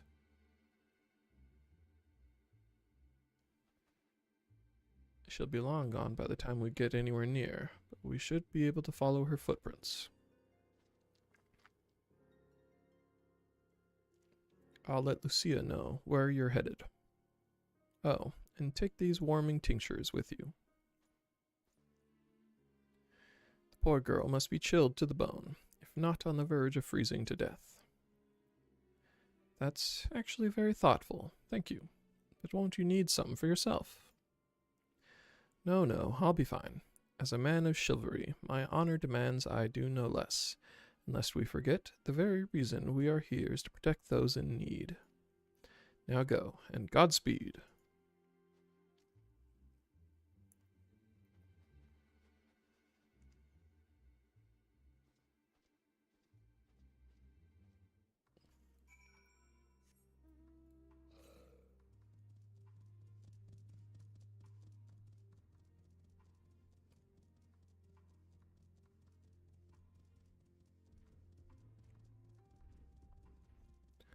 Oh, Vibos.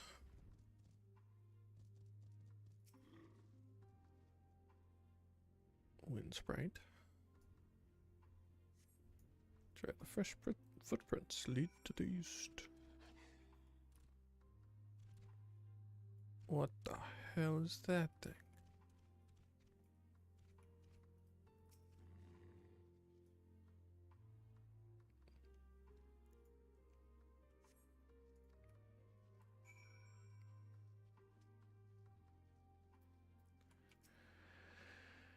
We're getting closer, I'm sure of it. At first, we thought she'd gone inside the building, but the door doesn't look to have been opened in some time. She might still be nearby, so we'll keep looking around here. Then again, it's also possible that she ran right past this place. Would you mind searching up ahead?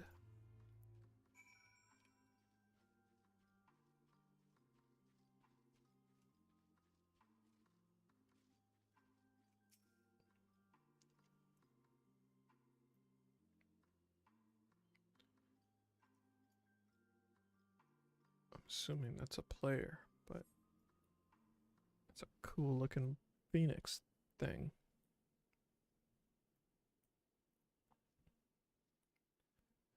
But there's a child behind that tree.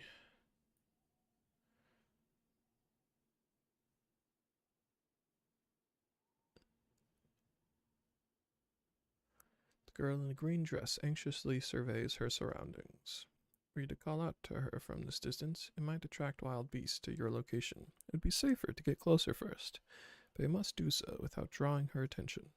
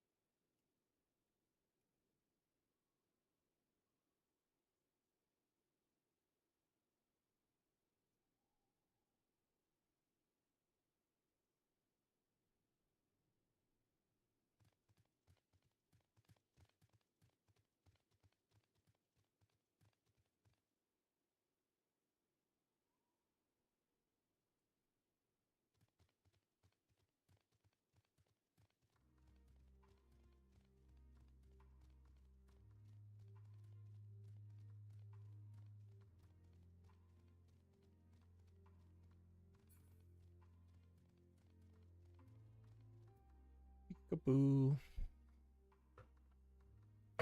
Still in one piece. Set.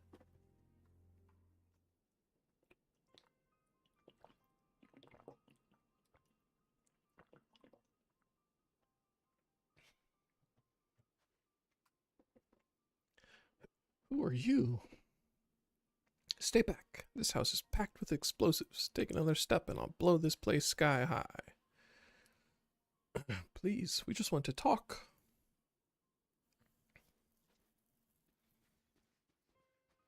I'm Alphino. This is my sister, Alice, and our good friend, Fluffy McGee.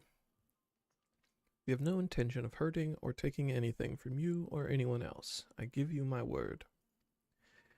We and our comrades have come to provide aid to the people of Garlemald. Aid? You savages are the ones responsible for all of this. You did this to us. We didn't, I promise you. One of the other reasons we came was to find out what happened here, in fact. The Telophoroi are the ones to blame. They're the ones who laid waste to Garlemald, and they won't stop until they've destroyed the entire world. They're the enemy. Our enemy. In our way, we encountered Imperial soldiers who had been made their thralls. Those poor souls are now in our care, and we are striving to cure them of their affliction. You're the first person we've met who wasn't already enslaved. How were you able to escape the Telophoroi's influence? Are there any others like you? I'm sorry, I don't mean to overwhelm you. Let's start with introductions. Can you tell me your name?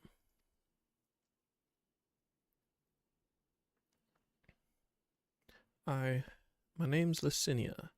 As for how I've managed to stay sane, I've been asking myself the same question ever since that night. The roar, that terrible roar, and then the screams. I was screaming too, I think. I'm not sure. I can't remember.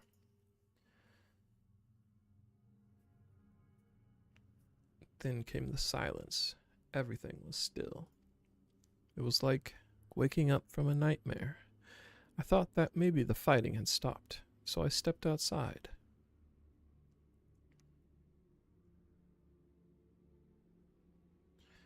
If your hells are real, I saw one that day. I ran, past friends, people I'd known all my life, eyes vacant, dead, staring at the sky.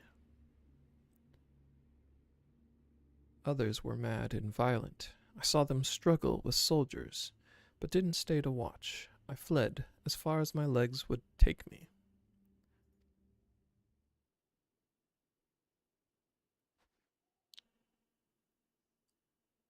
Do you have family here? Is this your home?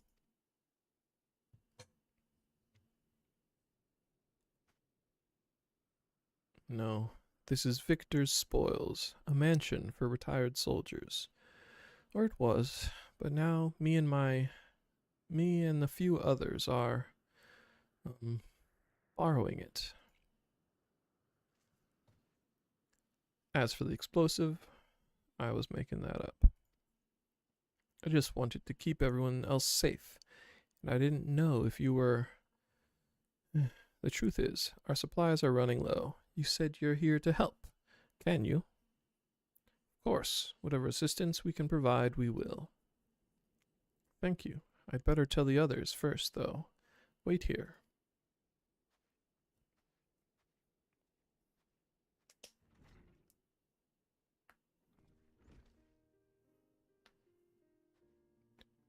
This is everyone.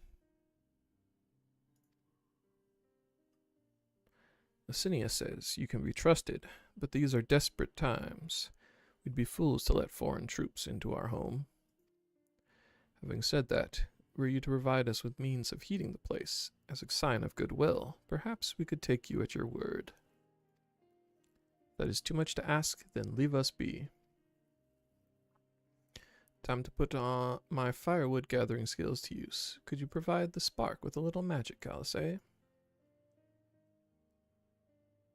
We'll have a fire burning in no time. May we build it under that gazebo? The what? Oh, you mean the bower. Yes, yes, do as you will.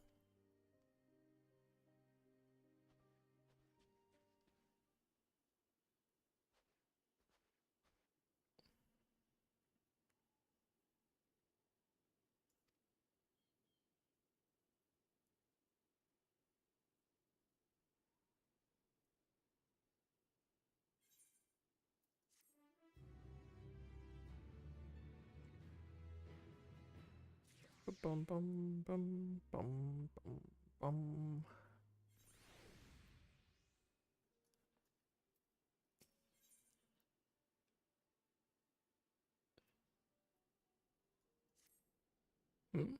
Sorry, I was still finding it hard to come to terms with all that's happened.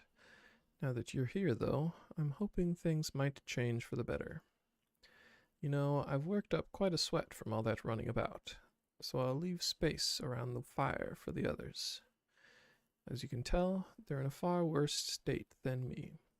We were planning to look for somewhere warmer or for more food, but they're not going anywhere until we nurse them back to health, which I don't know how to do.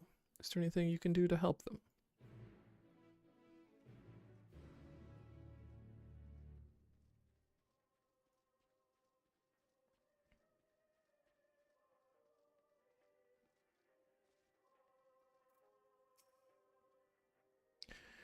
I can treat their frostbite and their wounds, but it will take time for the fire to do its work. Now would be a good occasion to make use of Manalane's tinctures, the ones that can warm the body from the inside out. Would you make sure everyone gets one?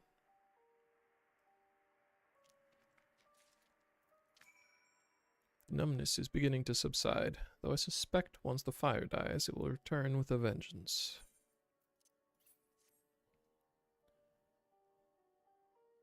Warming tincture.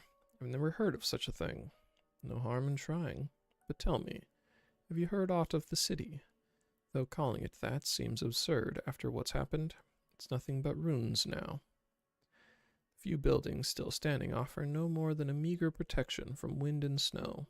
Food production, water purification, the magitech that sustained us has come to a grinding halt. What machina that remains operational cannot be run for lack of ceruleum. Of course, Cerulia engines is full of the stuff, for all the good it does us. No one here knows the first thing about extraction or refinement. All is well. Yes, never better.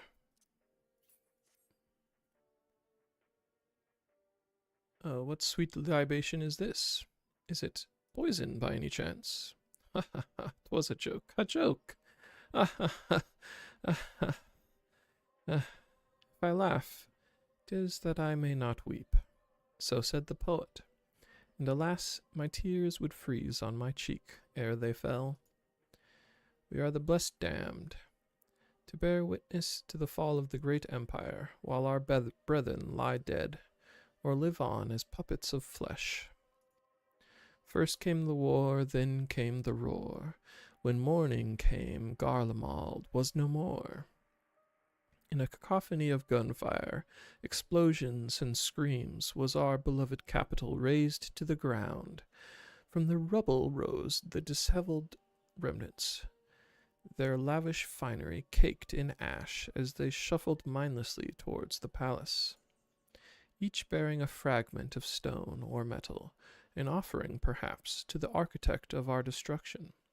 A hopeful few tried to reason with the deranged, only to be beaten for their kindness. But I knew better than to plead with the horde. I fled with my health, if not my conscience preserved. Now, I wait with my fellow cowards for our final judgment. What you want?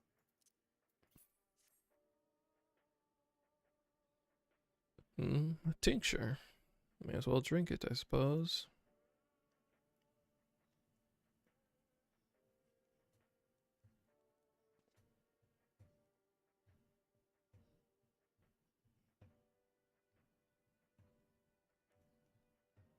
This?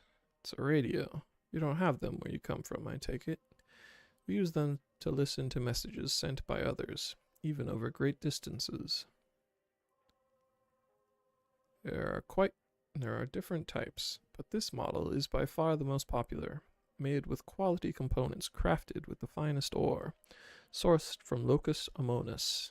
It is not all that useful since the capital fell into ruin. People at the broadcasting station must have either fled or ended up like all the others, because all we've been hearing is the same music being played over and over again.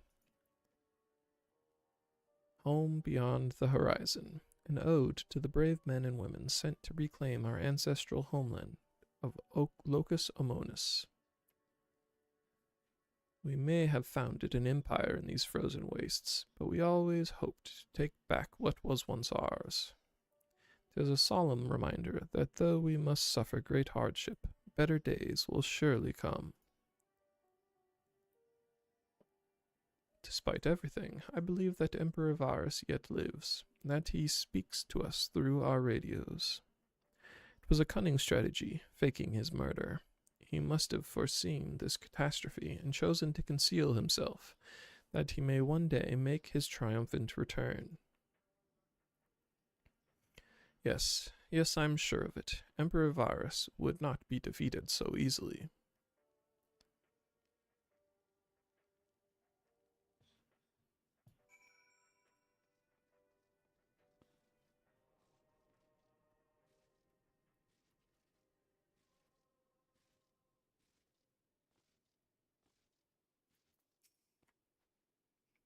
What's that?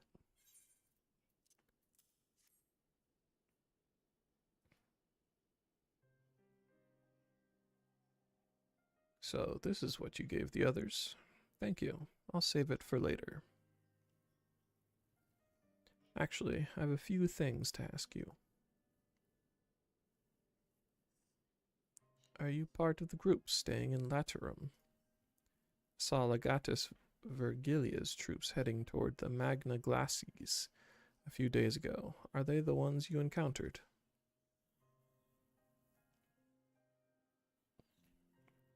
Camp Broken Glass, you call it. And Vergilia and her men are all there now. So how did you reach the Magna Glacies? Did you cross the mountains on foot?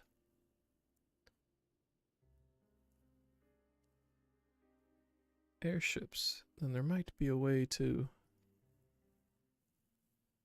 Assinia, where is everyone? Is something the matter?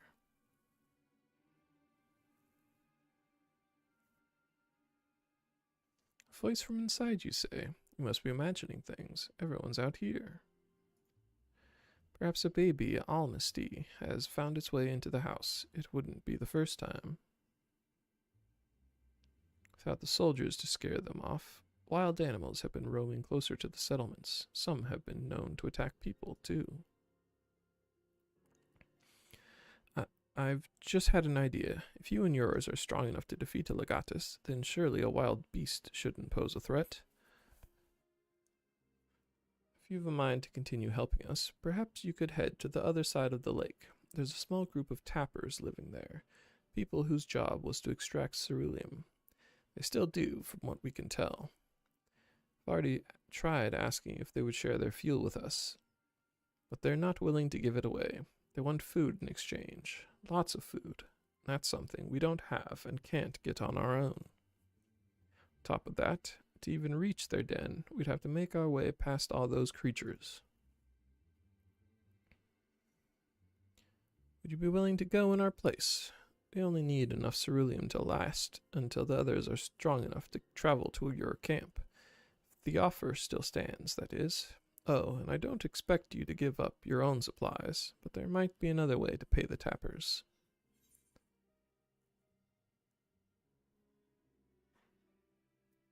You'd best watch out for baby Almasties while we're away.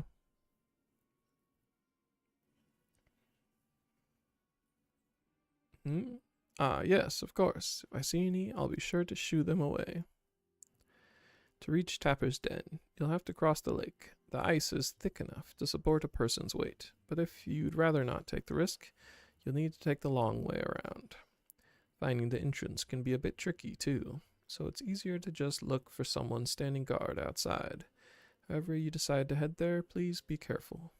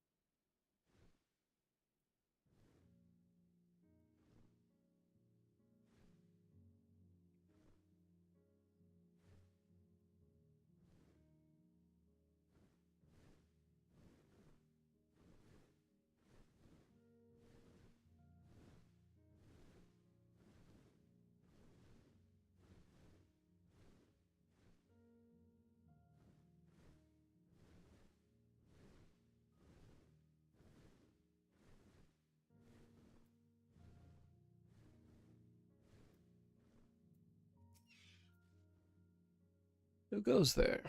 How did you find us? What do you mean I stand out like a sore thumb? The purebloods over at Victor's Spoils hadn't given away our location, you'd never have found us. Those stuck-up arseholes thought they could come waltzing in here demanding ceruleum with nothing to offer in return. Ha! Looks like the boot's on the other foot now the capital's gone to shite. So they've resorted to sending you to negotiate. I know your game, sellsword. They think we'll give in to intimidation. They've got another think coming. Oh. Hello. Guess I gotta beat the shit out of a couple guys.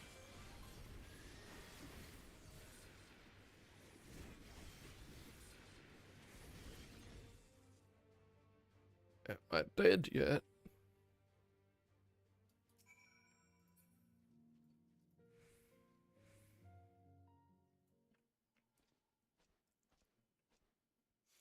There you are.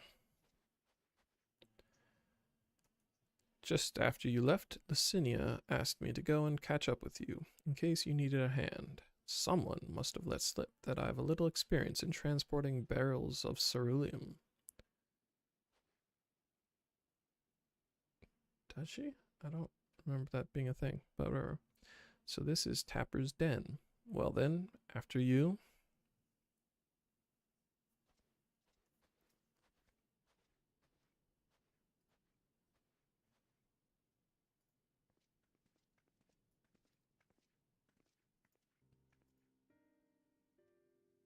Who are you?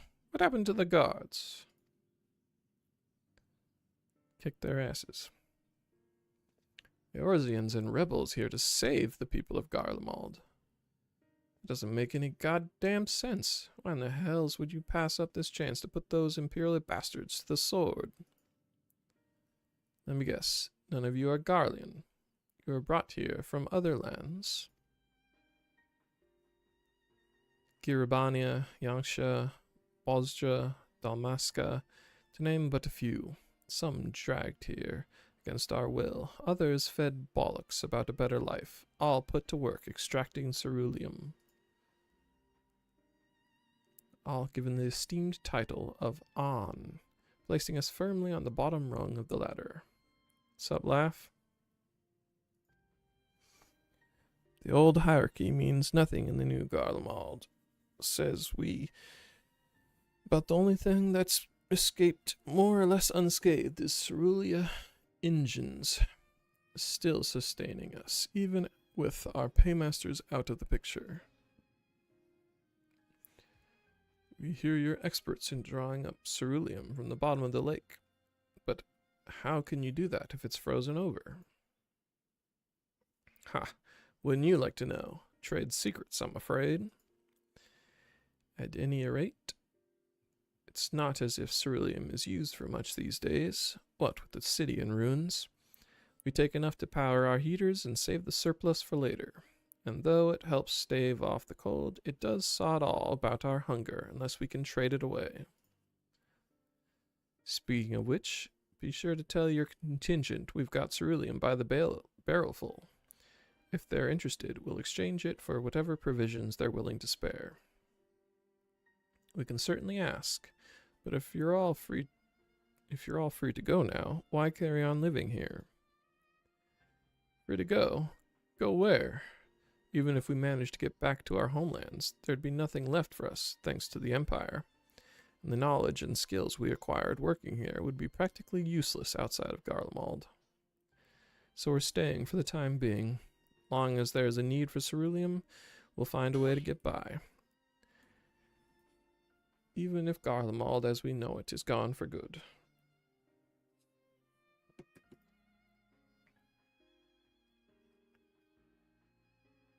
Gone for good.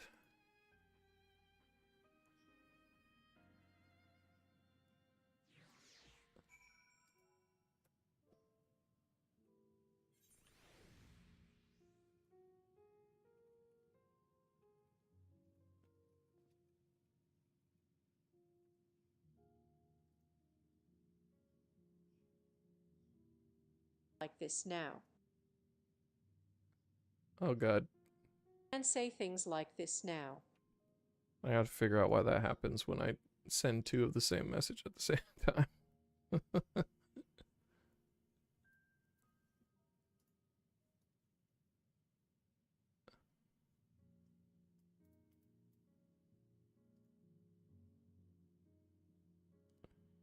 What the hell?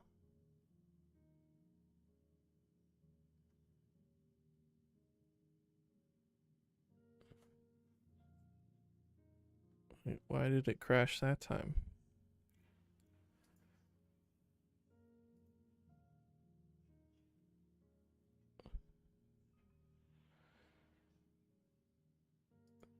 $3.55, huh?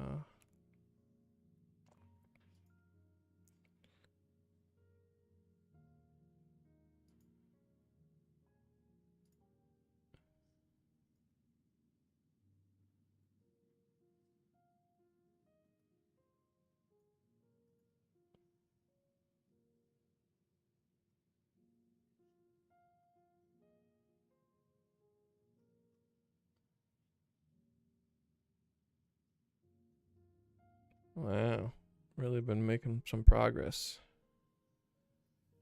Eureka Zone.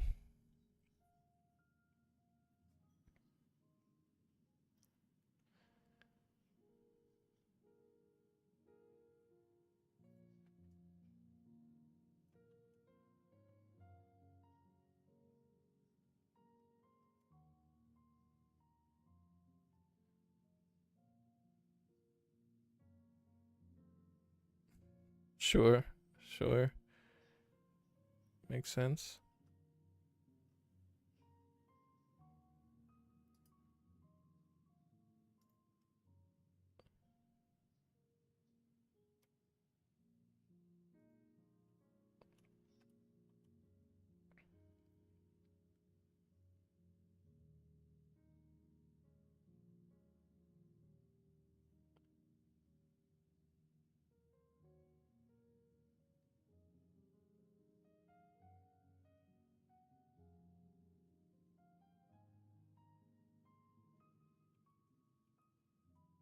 Oops.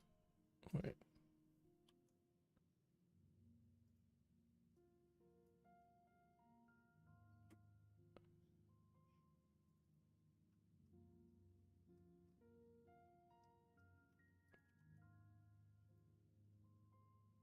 Well, not really sure what I did with that, but whatever.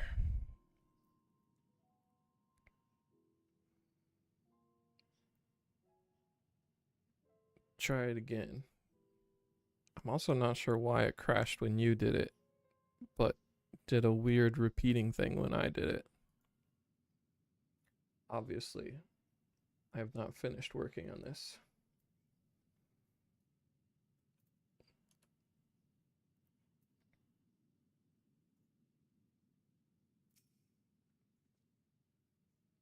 Regardless of what the Ilsebard contingent does for the people of Garlemald, the Empire itself is already a thing of the past. For many, that would be a cause for celebration, while for others, their whole way of life will have been turned upside down. After all, the atrocities committed in the Empire's name, perhaps it is for the best that it is consigned to history. But what of the ordinary people, their lives, their stories? Should they be forgotten too? I suppose there'll be plenty of time to ponder that later. For now, let's see about getting some ceruleum.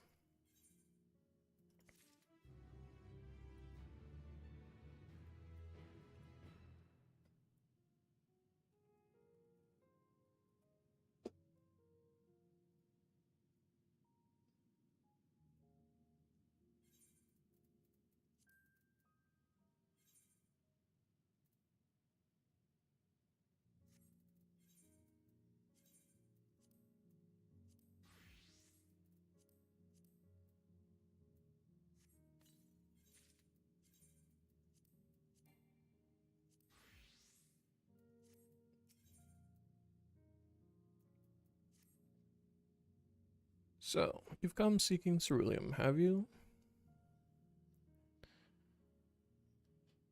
Those purebloods up at Victor's spoils sent you.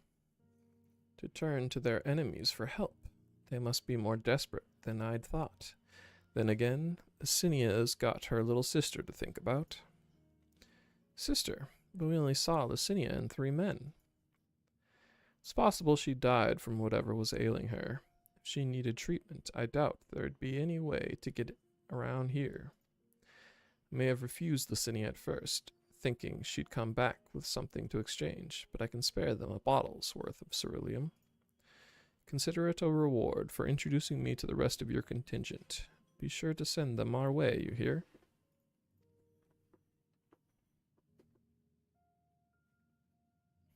Can't for the life of me think why Licinia would keep her sister a secret from us, but we can ask about that after we've delivered this ceruleum. Come on, let's hurry back.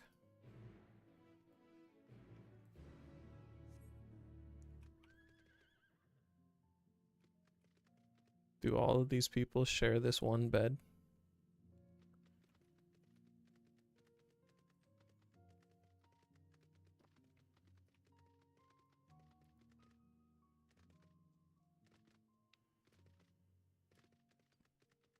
Maybe they live in that house.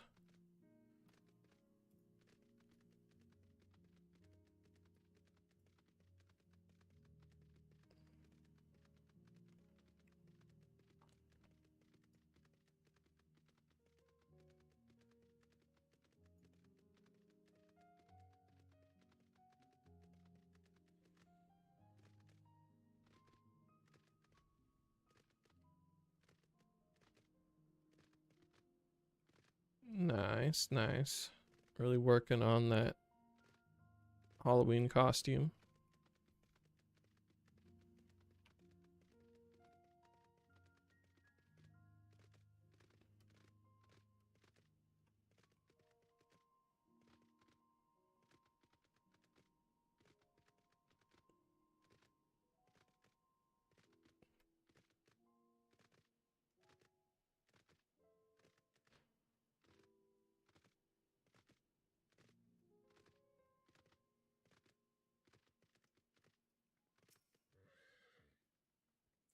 This isn't right. It's too quiet.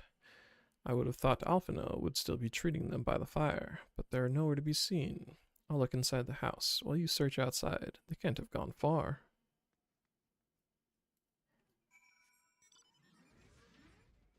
Stomp, stomp, stomp, stomp.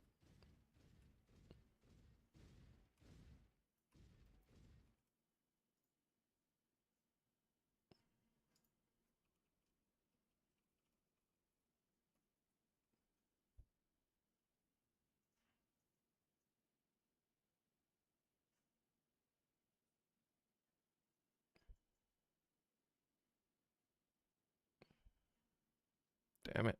What the hell happened?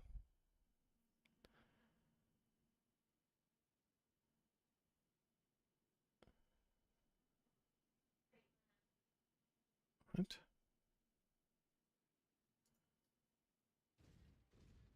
Now what's happening?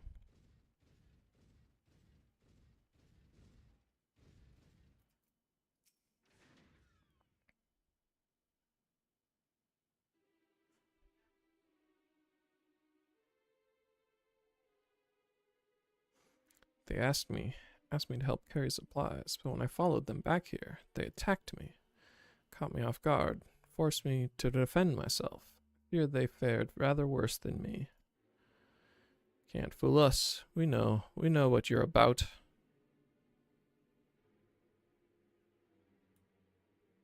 Vultures, that's what you are, waiting in the wings for us to show weakness. Then in you swoop. Here to help. What rot? All a ploy to make us lower our guard. Uh-oh.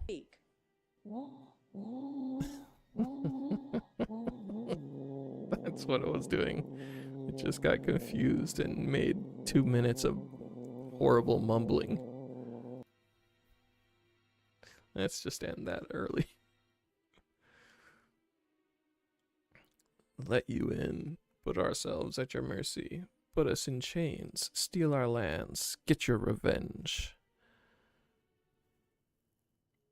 You're wrong. That's not what any of us want. Save the arguments for later. We've got bigger problems. Found empty medicine bottles in a bed that was still warm. It's true, Licinia was hiding her sick sister inside the house. But now, there's no sign of either of them. Where are they? Where did they go? Away from you and yours, and if you think I'll tell you, you're a fool. I'd never give up my people. We're trying to help them, you idiot. Her sister's ill. The empty bottles prove it. So the medicine ran out. Or she put it in her pockets to make it easier to carry. Or to avoid the sound of clinking glass.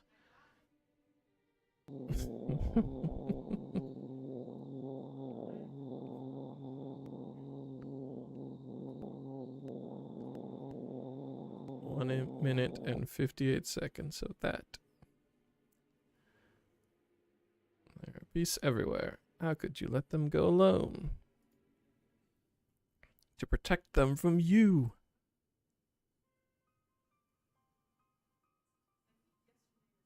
You invade our homeland, taint it with the same sorcery used to slay our countrymen. A Garlean should sooner die than suffer the insult. Better for them to flee, keep their purity intact, than be corrupted by your vile magics. We were waiting for a chance to free them, since the moment you arrived.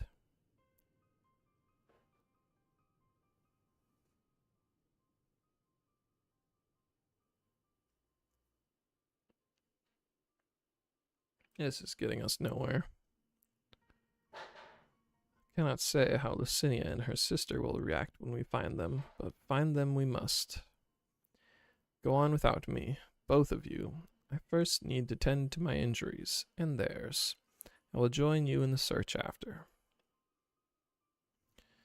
All right, be careful.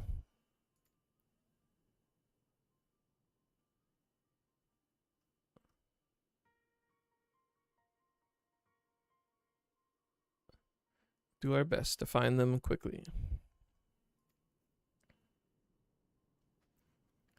There's only one path out of here, so that's where we'll start.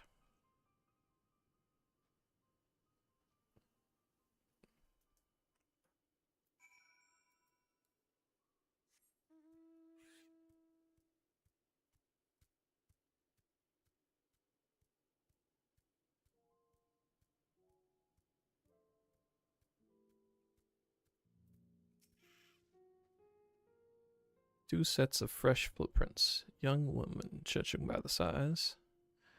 This is definitely them. Come on.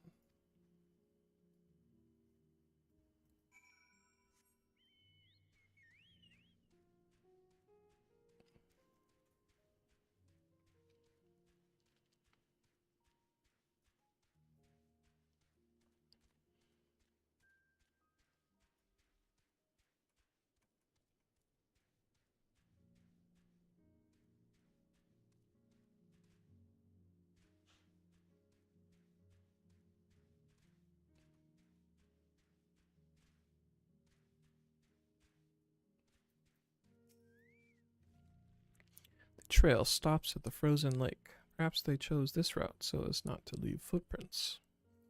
Can't think of any other reason. Look at this place. It's crawling with beasts, and I can only imagine how hard it must be for her ailing sister to cross the ice. Could really do with Alphinaud's help, though we can't afford to wait for him. Let's split up and look for clues.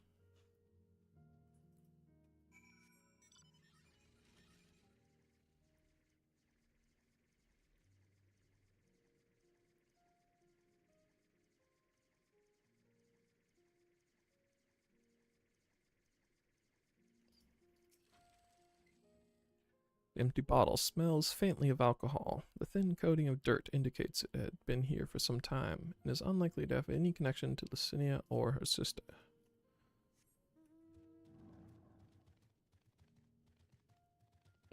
This one area is not part of the thing. I'm gonna kill some Snigovix.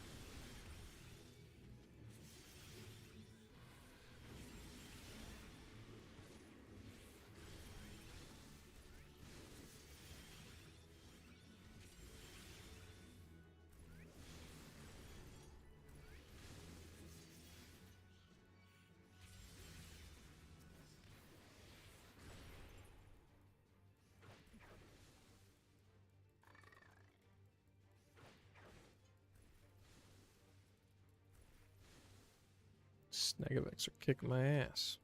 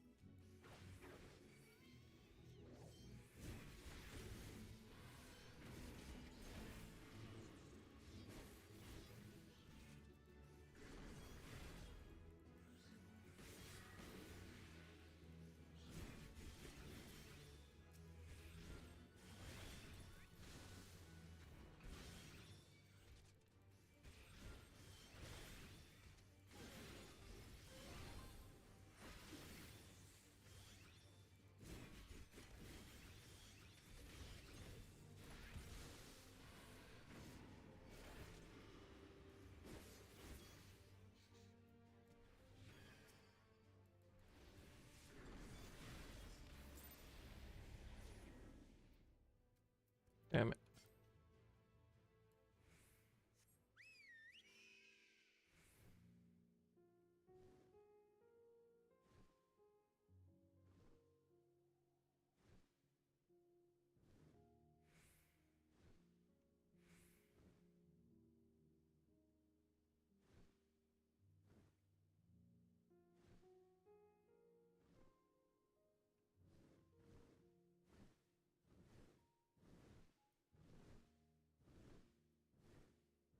Did they fall down a hole?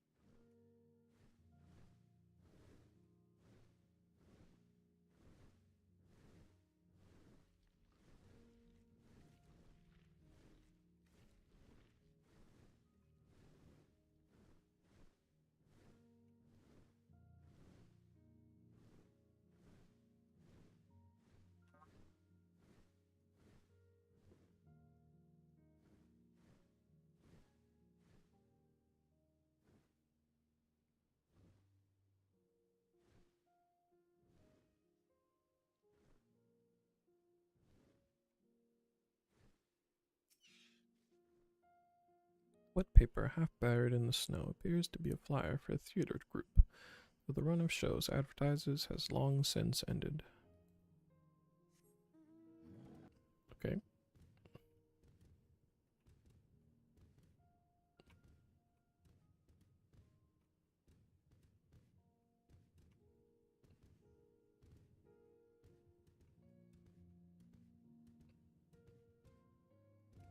I guess it would make sense if they went up this thing. The only thing in this area.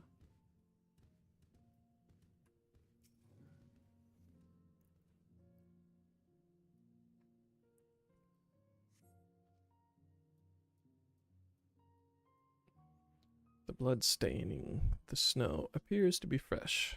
Judging by the amount, the victim may have been severely wounded. The trail of blood leads southeastwards.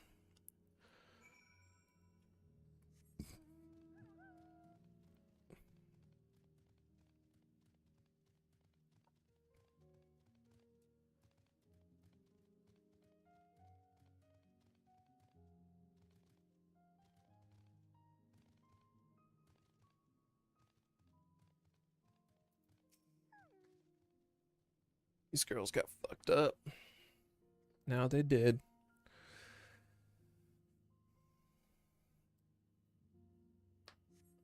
The two bodies are already cold.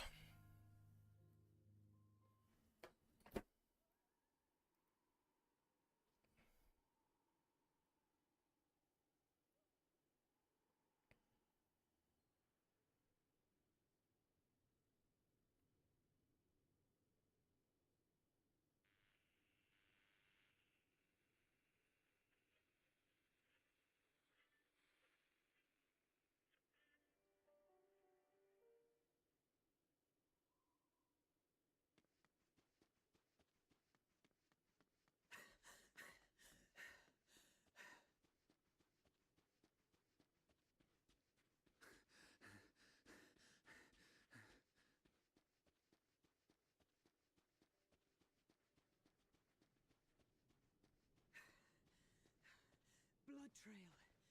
We found one. They were attacked.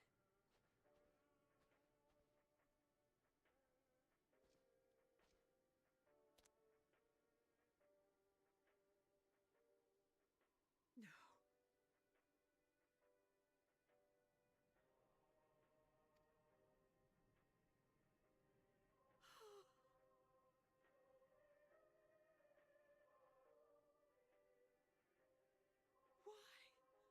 Why wouldn't they? Supremacy, man. It's a mind disease. Leave the wilds than trust in our magic.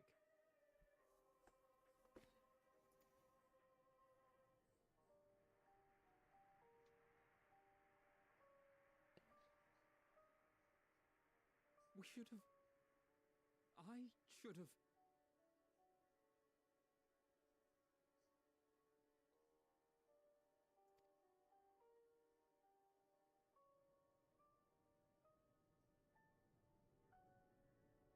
We can't leave them like this. We have to take them home. Good for the ecosystem. Circle of life, baby. What if we're only making it worse?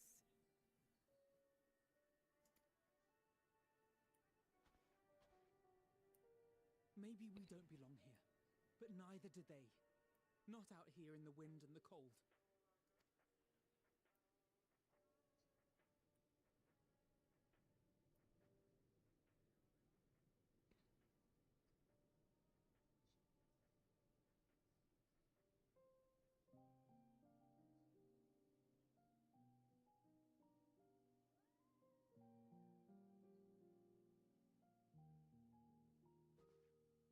I heard the story about Varus's voice from beyond the grave. Of course, I didn't believe it, but Licinia and her sister did. Perhaps there is something to the tale after all.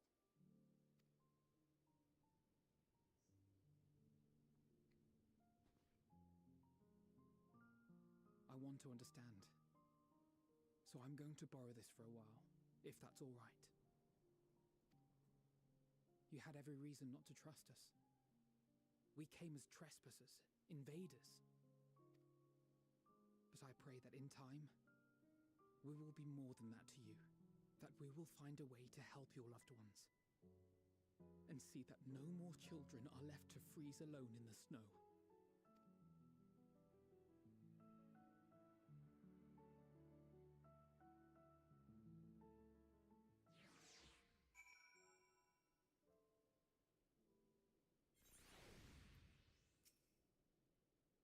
Must have been something we could have done. But what? Should we have never come here? Would they still be alive if we hadn't? Probably they would right now still be alive. We've already caused enough harm here. Let us return to the camp before we cause any more. As for those inside the house, we should send someone to take care of them. Someone who isn't us. All we can do for now is make our report to Lucia and do everything in our power to prevent further tragedy. So let us linger here no more. Come.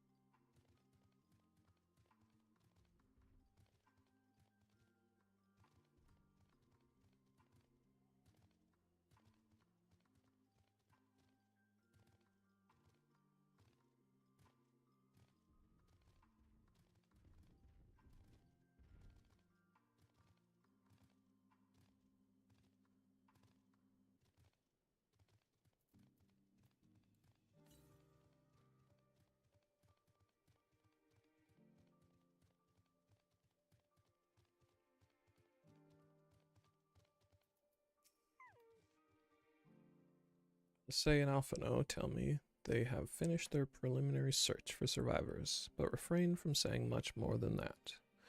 Clearly, they are reluctant to provide details. Might I ask for your account?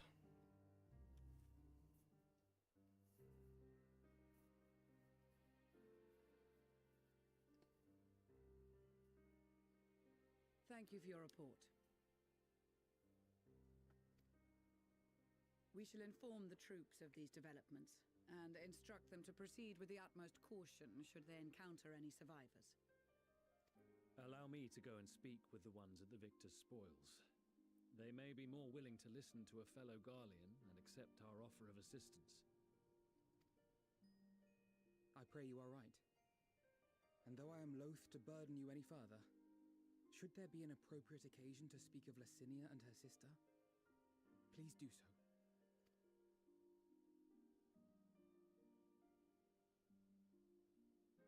I am sorry to have put you through this.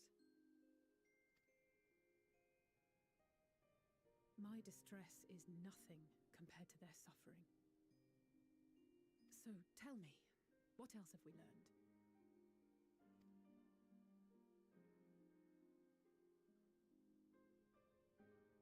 As you may have already heard, we have succeeded in curing the members of the Populares, Maxima identified. They have provided us with some intriguing insights into the current state of Garlemald.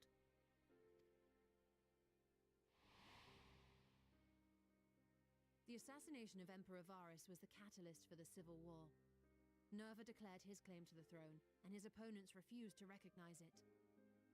Fighting broke out in the capital, where Nerva's Third Legion clashed with the First, who remained loyal to Varus even after his death. Of course, even Imperial warmongers would balk at the idea of turning their shining city into a battleground. Like burning down the wood to spite the wasps. Neither side would be so mad. Unless something or someone inflamed their animosity to such an extent that they could not help but act against their better judgment.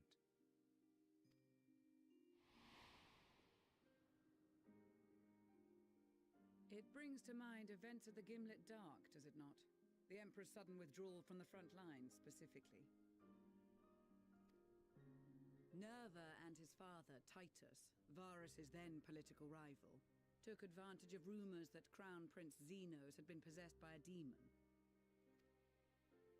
Elidibus, what better way to disparage your enemies than with the truth, or a close enough approximation?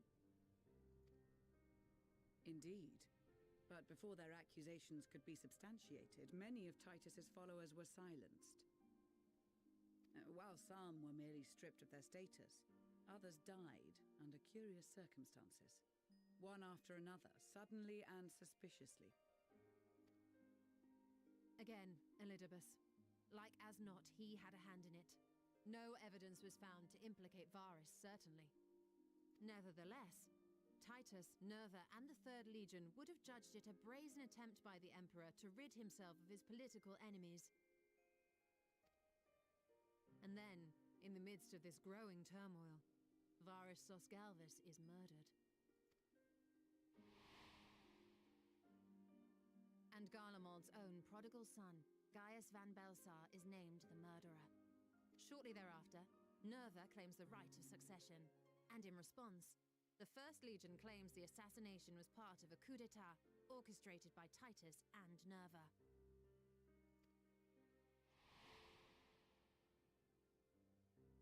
So no one is at fault, and everyone else is to blame.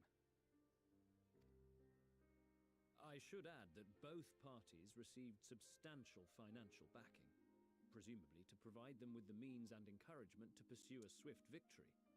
And that these contributions came from the self-same benefactor.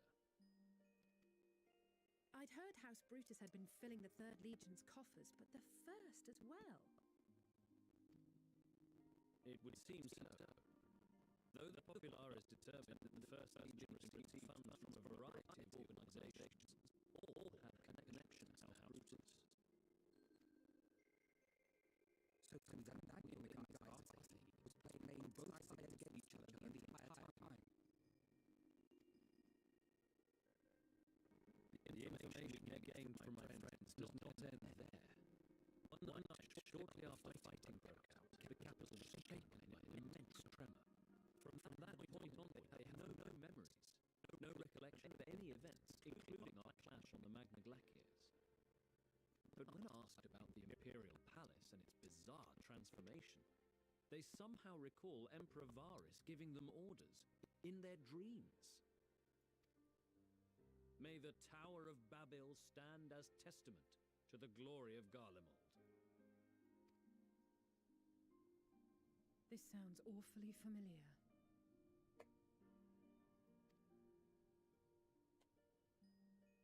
We have something to show you all.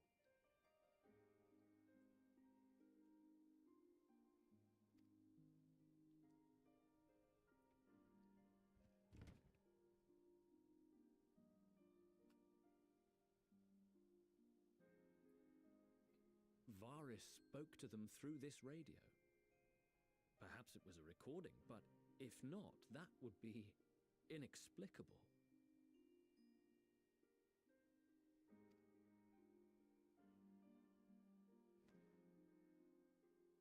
We are of one mind, then.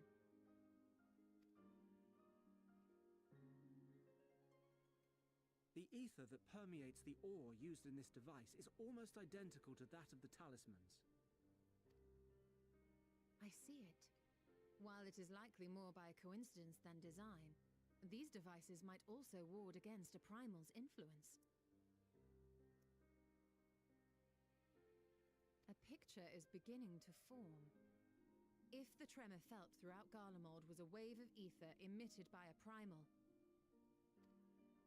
then while those within range would have been tempered, those huddled around a radio desperate for news concerning the civil war would have been spared. No wonder Licinia kept it close.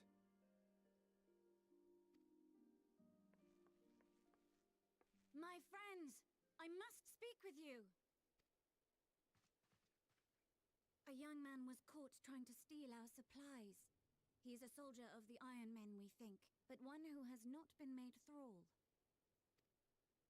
Thankfully, Magni restrained him before blood was spilled. The stranger is outside, if you wish to ask him questions. I think we do.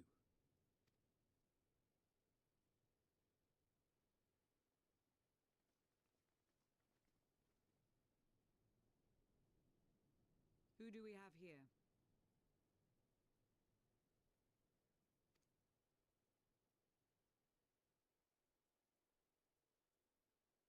Garleans? Traitors to your homeland! Have you no shame?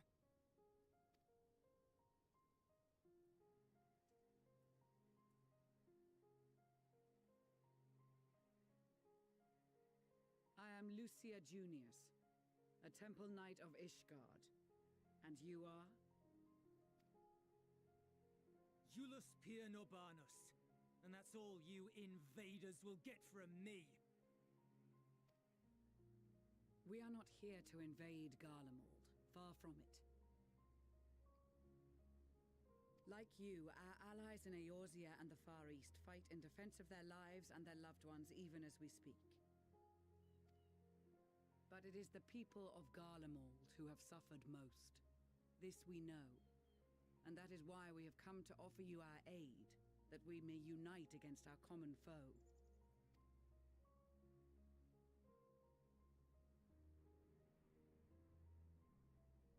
Whether you believe me or not, those are the facts.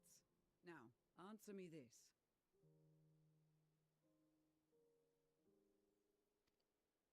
Why would a proud soldier of the Empire be reduced to stealing? The situation must be dire indeed for you to go to such lengths.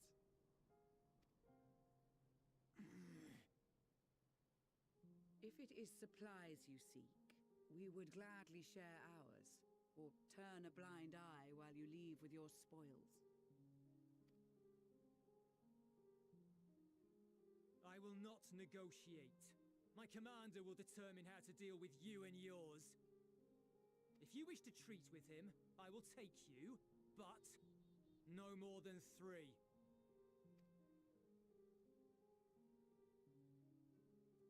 much like the sound of that. But if we do accept his proposal, I suggest the two of us and...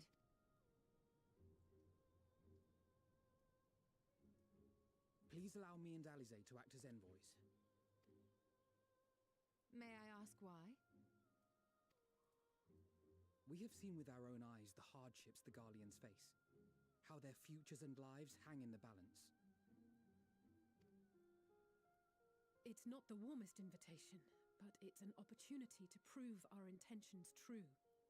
Maybe not a chance to make things right, but a chance to make them better.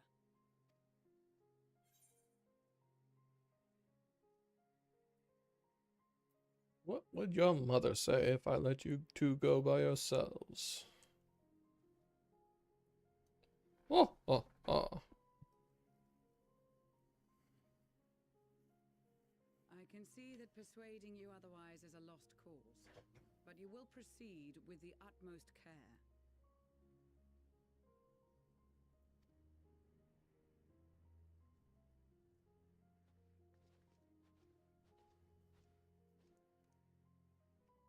Couple of children and what? A sellsword? Is this an insult? Not in the least. You will find that they are more than qualified to speak on our behalf. There are many dangers on the road ahead. I will need that back.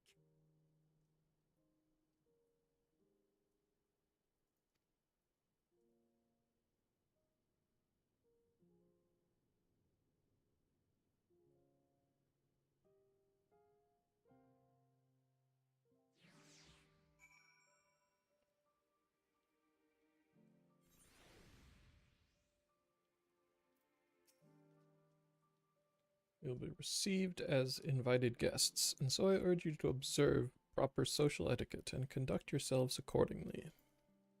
Your safe return takes precedence above all else. Remember this. Thancred, in particular, will be word sick if you're gone too long. May the Fury watch over and keep you.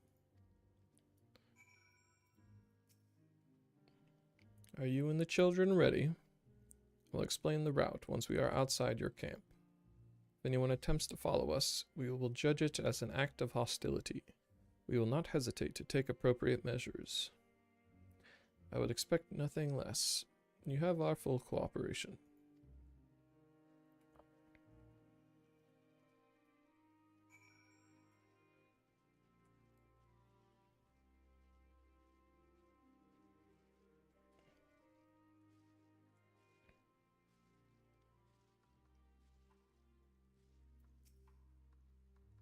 Right, this is far enough. Listen carefully. We head over that hill, then follow the road until we reach Liminal Station 4. Children in the lead. I want you where I can see you. We do have names, you know. I'm Alice, and he's Alphino. And last but not least, there's Fluffy McGee. Fluffy McGee. Where have I heard that before? No matter, Alphino and Alice will watch the road ahead, while we bring up the rear. Wasn't lying about there being many dangers, so you're to run, not saunter. Run towards the station. If you even think about going for your weapon, the deal's off. Should any creatures bar the way, we go around them.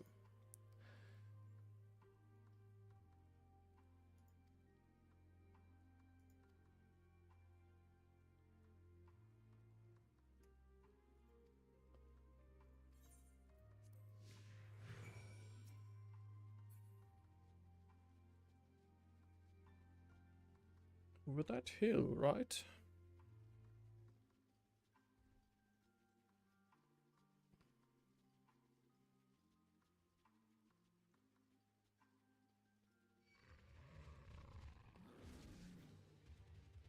This must be the road he mentioned. If you follow this, it should lead to the station.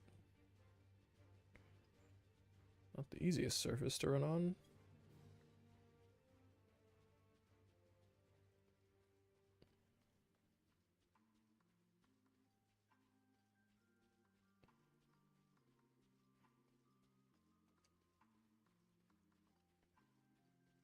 Better not draw attention.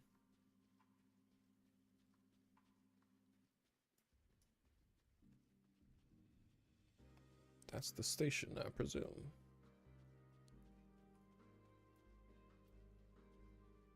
Shulton.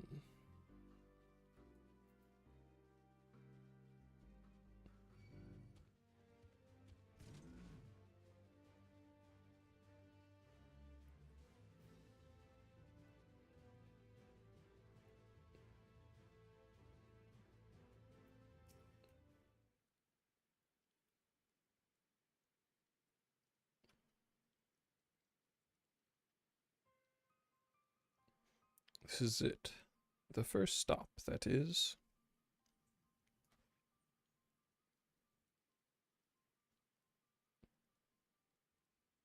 Good. It looks like your friends knew better than to follow us.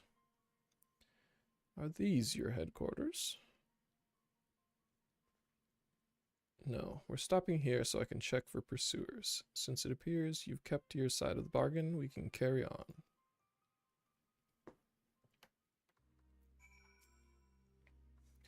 North of the station is Regio Domorum, one of the main residential areas, or at least it was. The afflicted roam the streets in packs. They'll tear us to shreds if given the chance. Keep close, no wandering off, understood?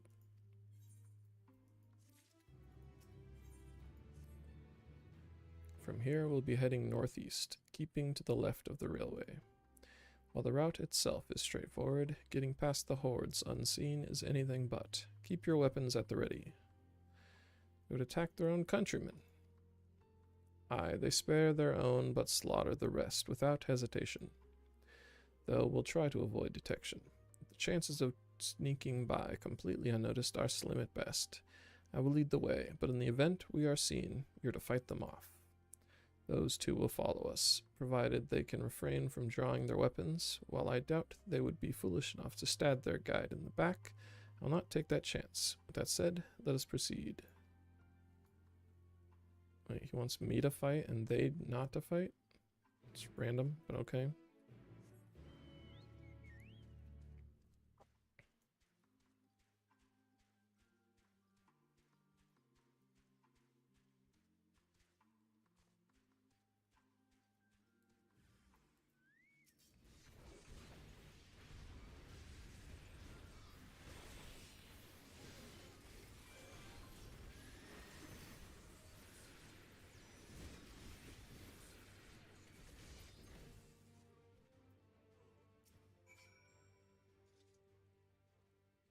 See why your comrades chose you. Julius, our contingent has a cure for the afflicted, or tempered, as we call them. Your people would need to be taken into custody that we may administer the treatment, but they would eventually regain their sanity. Is that so? For all I know, your treatment would simply force them to forsake one master for another. As far as I and my legion are concerned, they are no longer our people. They're beyond saving. Those who thought differently and tried to reason with them were butchered for their bleeding hearts. Come, we have to keep moving.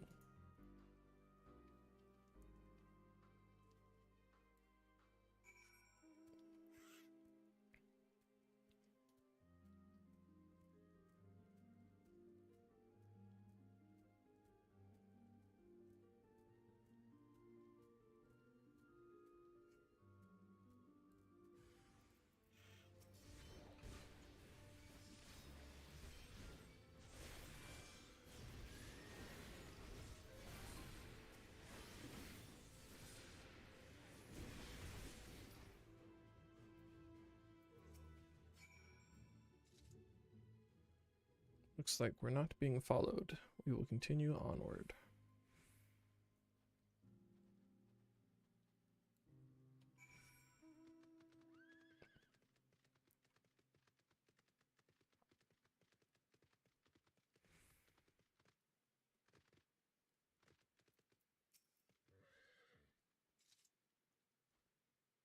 I meant what I said. These people deserve only death. I stayed my hand before, only out of a desire to remain undiscovered, and that is still the higher priority. We should continue to avoid any unnecessary confrontations. Keep following the railway.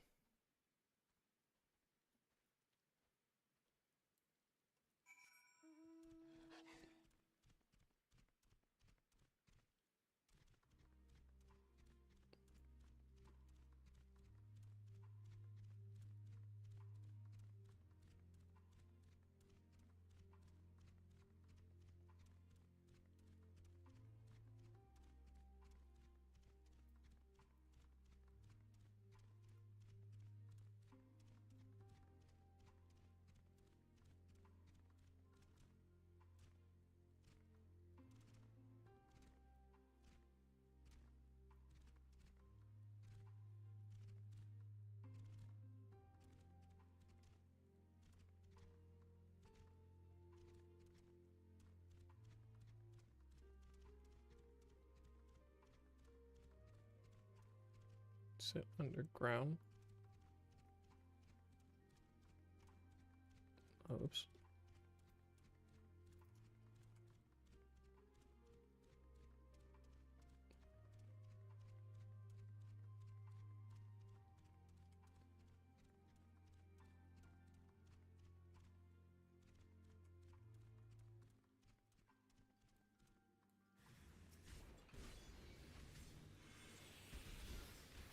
The hell?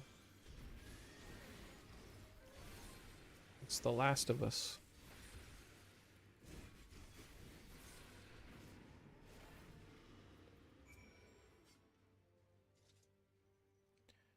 Look at what they have become. Would you still stand there and claim they can be cured? Those exposed to a vast quantity of a primal's ether may suffer severe corruption. Even with treatment, such victims are beyond salvation. Then you admit it. Now that you have seen these monstrosities for yourself, perhaps you will think twice before speaking of a cure.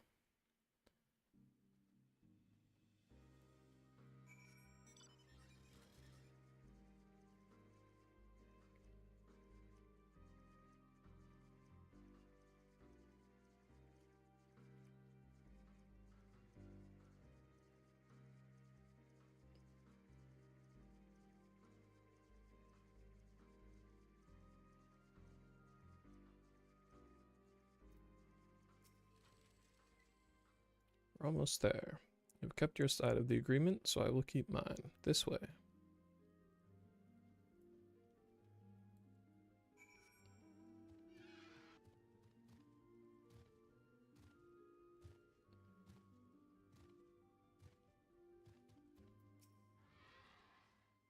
This is Tertium, one of Garlemald's largest stations. It now serves as our headquarters.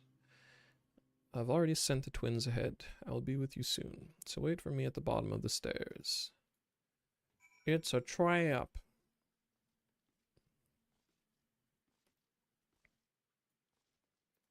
Theodora.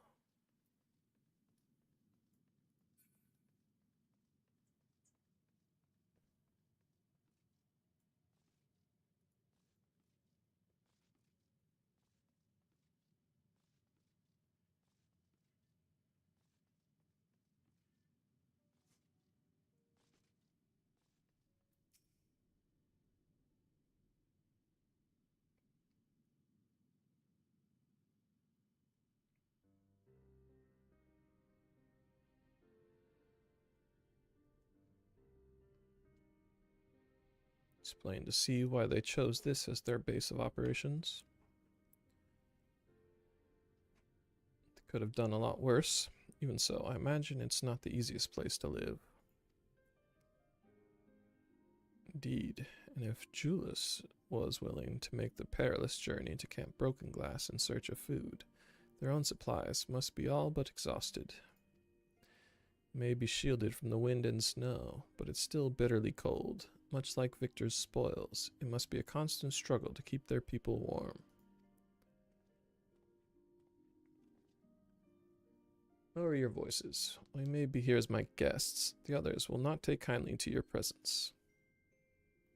My commander is in the locomotive, over there.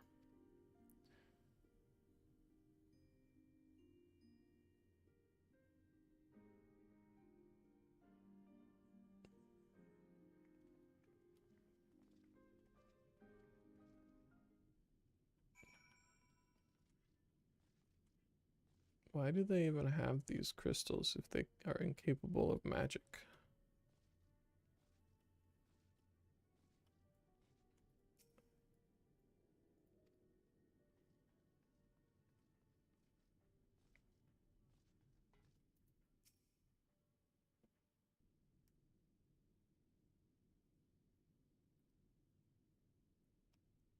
These are their chosen representatives.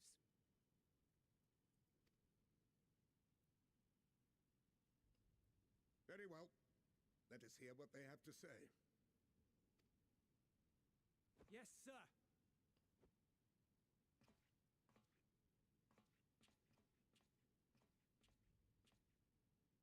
I present to you our commander, Lord Lord Quintus Vankina, Legatus of the First Legion. The first? I had no idea you had survived.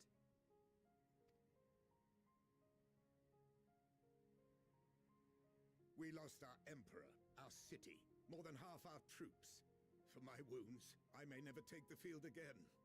But we survived, aye. In a manner much to your liking, I dare say.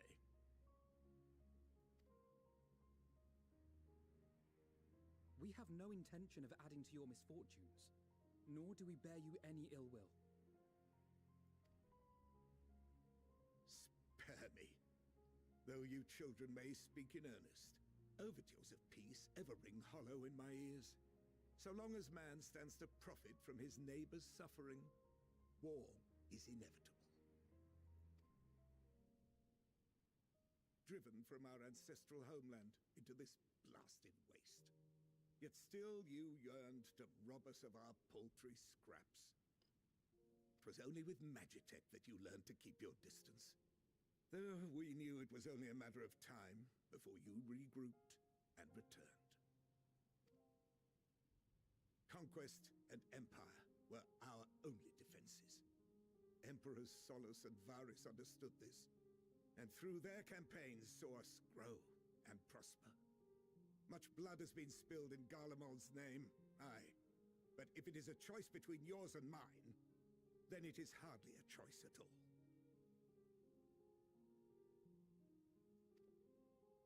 I do not deny that a great many conflicts throughout history were driven by the desire or necessity to gain by another's loss.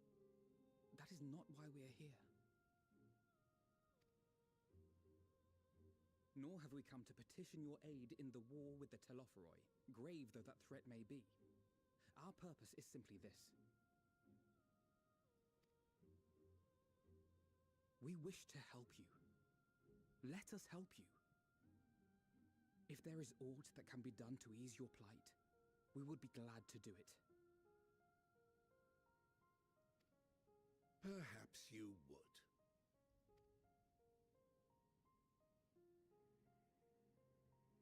But regardless of the ideals you espouse, your leaders would not send an army into Garlemald if they did not stand to benefit. If we accept their aid, they will expect their efforts to be rewarded once the Telophoroi are no longer a threat. And after compensation and concessions, the great empire would be brought to heel. Her enemies rejoice at her downfall. Our third eye, a mark of shame. We won't stand idly by and let your people be humiliated. And we're not alone in that. We only want to make a difference, to make this world of ours better. Surely you can understand that. What I'm trying to say is, there are so many people who just don't care about making you suffer. And maybe that's almost insulting after all the suffering you feel the world has subjected your people to, but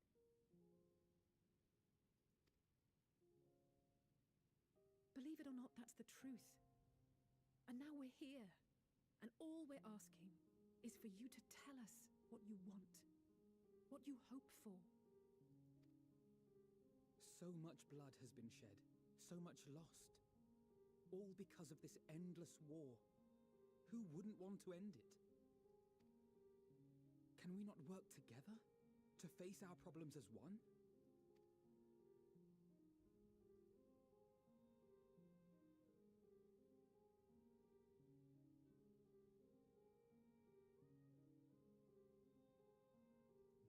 Answer me this, young peacemakers.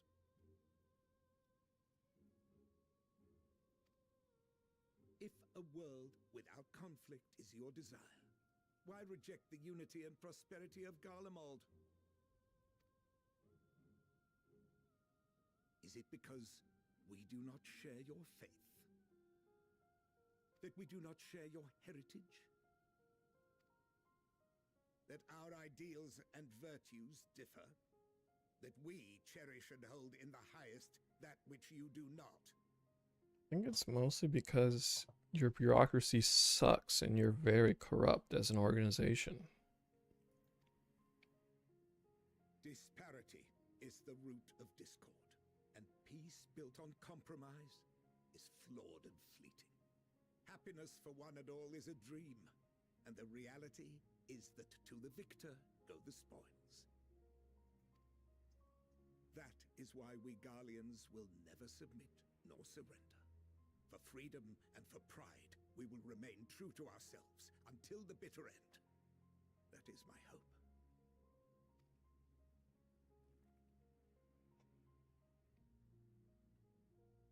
It seems there is nothing more to say on the matter.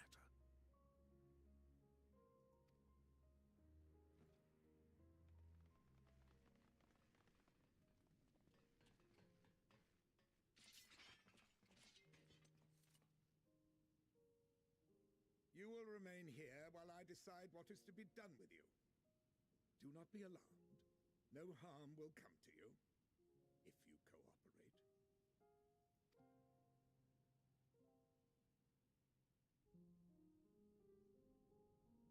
We will not resist. However, as your guests, I ask that we be allowed to speak with the other members of your group. As you wish. I had no intention of locking you up, as by dawn you would be frozen stiff and you're no good to me dead. You are free to move about the encampment, but there is one condition. Collar them.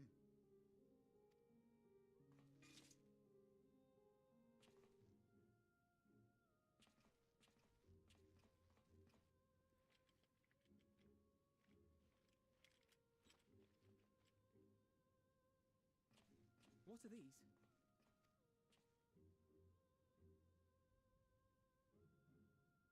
Incentive. You'll be watched at all times. Stray too far or act suspiciously, and we will administer a rather painful shock. Stop. Keep away from that one.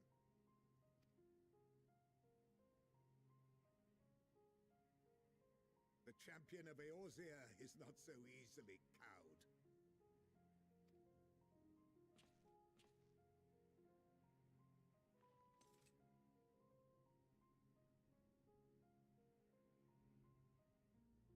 Even if he allowed himself to be collared, the shock would be no more than an itch. No. If he refuses to obey, we will activate the twins' restraints instead.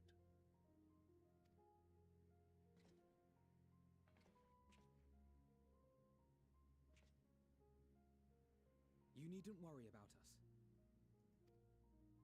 We'll forget we're even wearing them soon enough. Even now, you still... Why go to such lengths? What is it all for?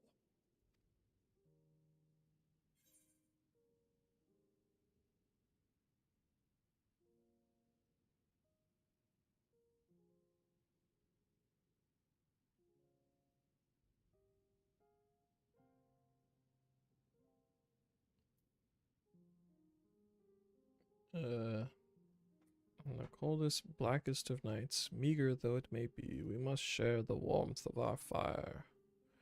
I guess.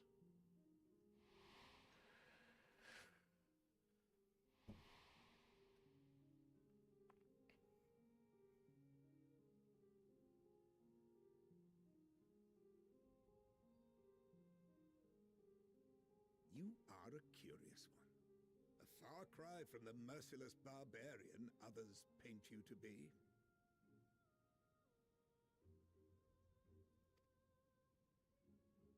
You will be their warden.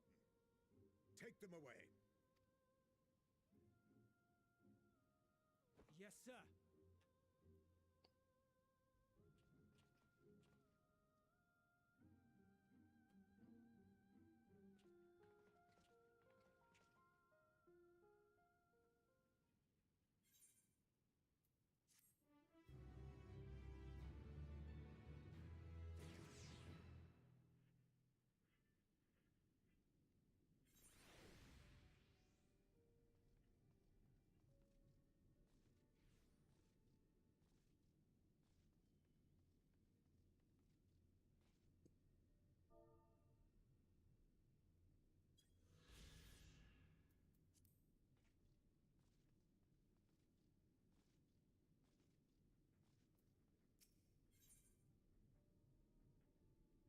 Julius has his orders. As per Lord Quintus's instructions, I am to supervise you during your time here in Tertium. Before you ask, no, I don't have a key or any other means to remove your collars, nor would I tell you if I did. If you try anything, you'll soon wish you hadn't. So, do you truly intend to speak with the others, or was that merely a ruse? We're in no hurry to disobey Lord Quintus, if that's what you mean, or perhaps you doubt the wisdom of his decision.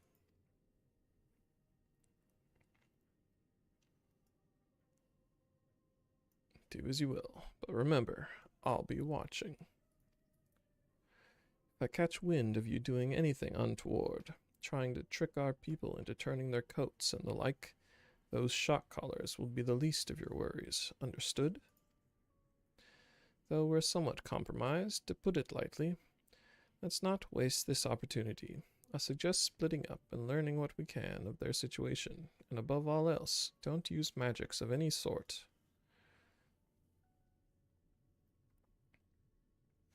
You, on the other hand, may go wheresoever you wish, even outside the camp. I know full well I couldn't stop you if I tried. Do not forget, if you do anything to endanger us or our interests, Alphino and Alice will pay the price.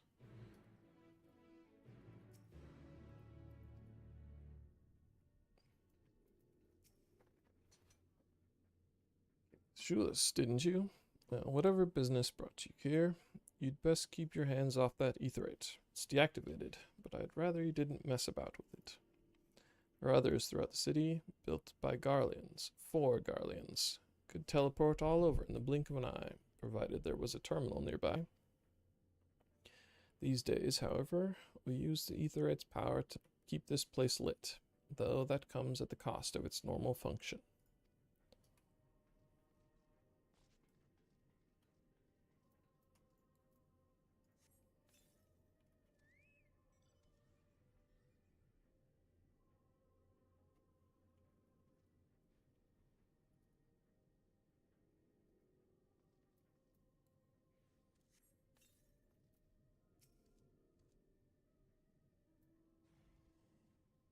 It's you, Fluffy McGeorkson.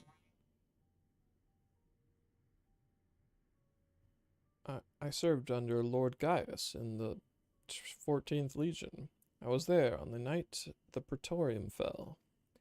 You and your adventurers, you killed them, my comrades, my friends, swept them aside in their dozens, as though they were nothing to you. And maybe I am too, just another faceless enemy to be cut down. But it won't be long until our countrymen return, till you get what you deserve. Mark my words. Alright. Got bad news for you about your countrymen. They're not doing well. So cold. On the verge of losing consciousness.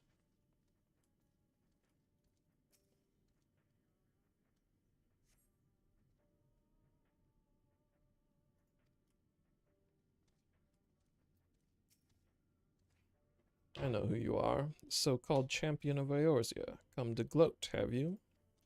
I'll wipe that smirk off your face. By the blood of our fallen compatriots, I swear I'll... Damn, tore the sutures. All the times, the worst of the lot within striking distance, and I can't even muster the strength. If it weren't for the third bleeding us, we'd be the end of you.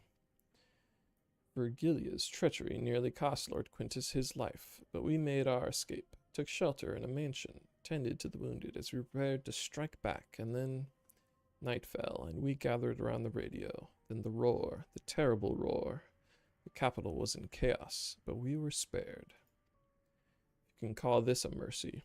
Mind intact, but body broken. A soldier in name alone. I'd cut you down where you stand if I could.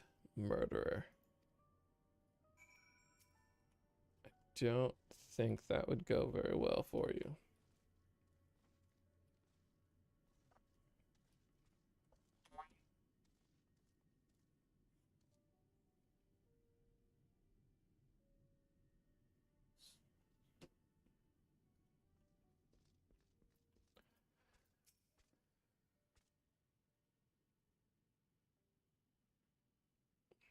Did you learn anything of note? And your findings are consistent with my own. Their plight is desperate indeed. Sick and injured are at greatest risk. Without warmth and proper nutrition, I fear they will soon perish. I realize there is precious little we can do for them at the present, but I cannot bear to see them suffer. Please, will you help me tend to them?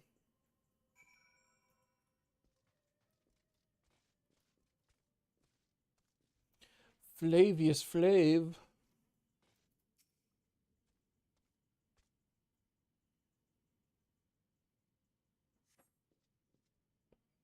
Who's there? My eyes, I can't see all that well. Ah, thank you. The numbness has subsided a little. But I know, I won't last much longer. You should look to the others who can still fight. Give them my ration. Me going hungry means someone else lives to see another day, so be it. At least I can still serve in that way.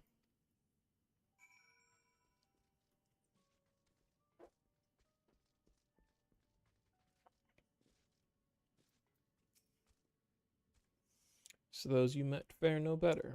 I was afraid you would say that. I know we were warned against meddling in their affairs, but we can't leave them like this. Perhaps we might gain permission to have the contingent deliver supplies. Quintus may have made his feelings on the matter quite clear, but even he must recognize they are not in a position to refuse help. Maybe Julius could persuade him, though we'd need to persuade Julius first.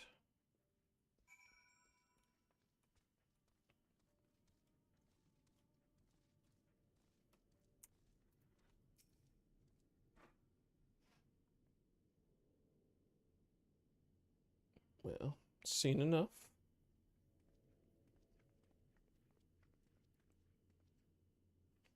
Julius, the people here have barely enough food and fuel to survive. Have you and the other soldiers been able to procure any more supplies? We've been scavenging provisions from the nearby houses, as most families kept some stored away in the vent they were snowed in.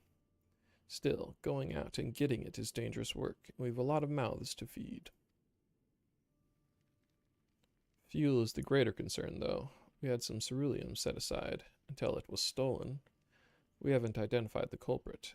Could have been other refugees, or one of the afflicted, for all we know.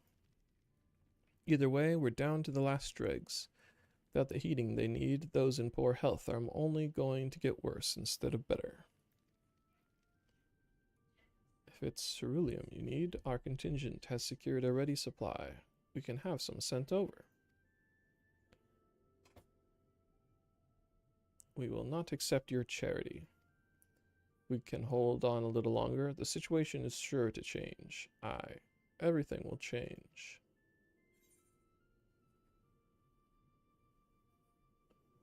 Those mysterious countrymen of yours, I assume. Heard something of it, have you? Well, from what I've seen, there's little you could do to interfere. So there's no harm in telling you. One of our scouts spotted a hooded man issuing instructions to the afflicted, or in the bastard's words, loyal servants of the Telophoroi. Then he made his way inside the Imperial Palace, or what stands in its place.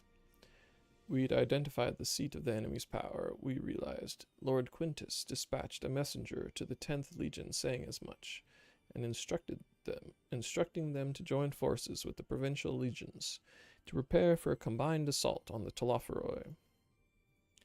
Once our allies arrive, your contingent will be sent running for the hills. Then we shall reclaim the capital by our own hand. And how do you intend to survive in the meantime? At this rate, many of your countrymen will perish long before reinforcements reach Garlemald. They need help now. Say the word and we'll bring you ceruleum.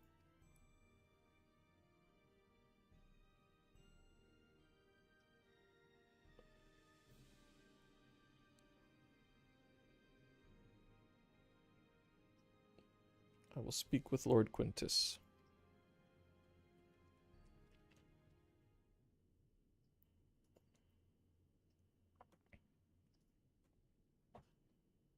So, did he agree to it? No, he will not place Garlemald in the debt of her enemies. I have, however, been ordered to search for ceruleum outside. As you are under my watch, you will come with me.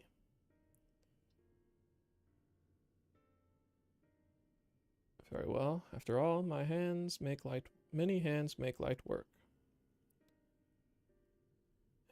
Your lot are more trouble than you're worth. Once we are outside, you will follow my instructions to the letter. We depart shortly.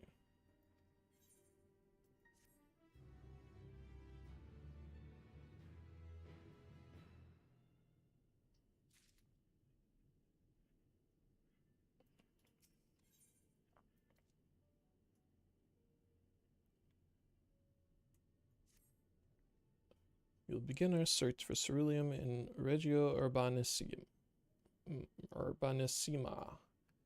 the first location in Forum Solius, a park to the northwest of this station.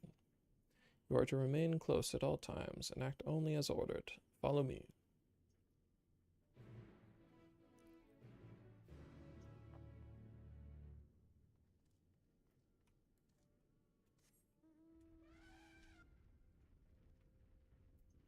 Elephant.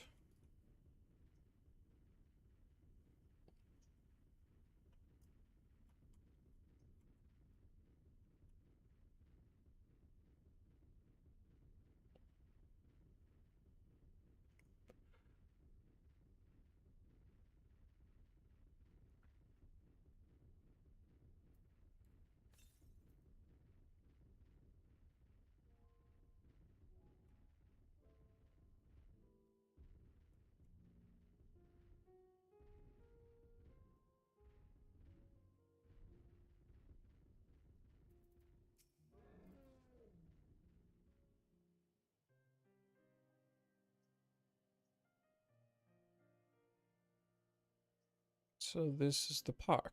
I'm surprised they found space for one amongst all these buildings. Actually, the recreational areas came first. The houses were later built around them. A healthy society requires communal spaces for children to play and adults to socialize. This park was named after the founding father of the empire, the great Solus Zosgavus.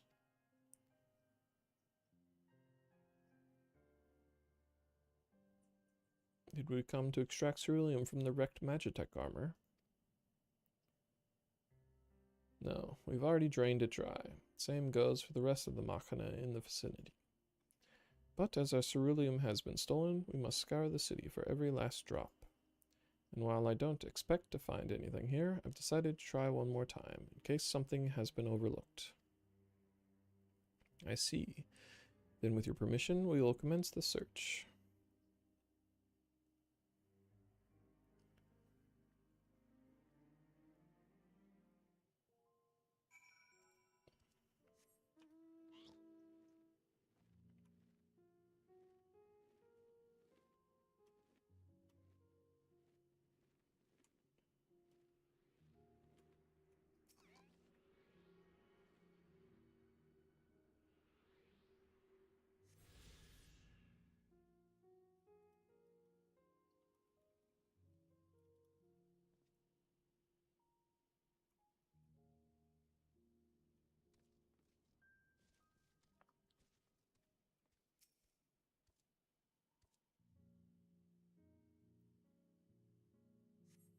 Several points of interest are marked on the map of Forum Solius.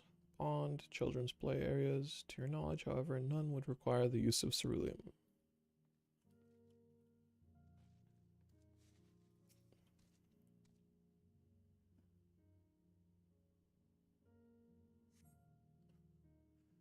Though rather small by Garlean standards, the structure is reminiscent of a merchant's stall. Perhaps it was built for children to play at shopkeeper. There's nothing inside resembling Magitech or any other devices that would be fueled by ceruleum.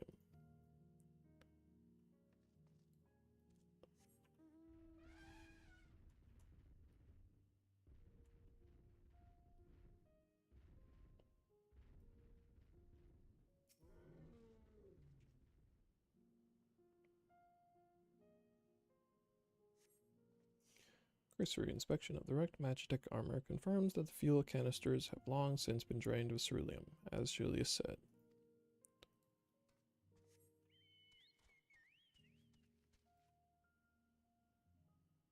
There's a robot right over there.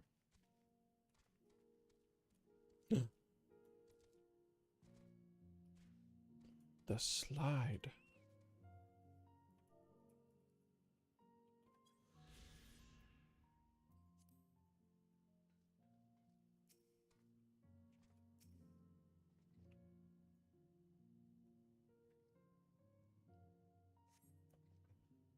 The contraption is built in the style of Imperial War Machina, armed with a battery of weapons and capable of transforming into different configurations, but on closer inspections it appears to be no more than a children's slide.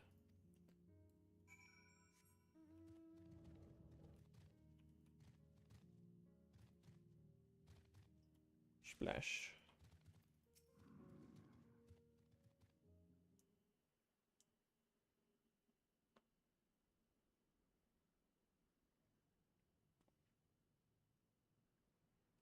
Oh, it's you. Any luck?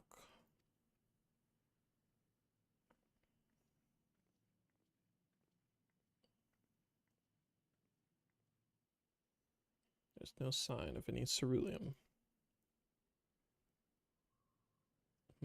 Hardly surprising, but disappointing nonetheless. Couldn't help noticing you gazing at the pond. Is something the matter?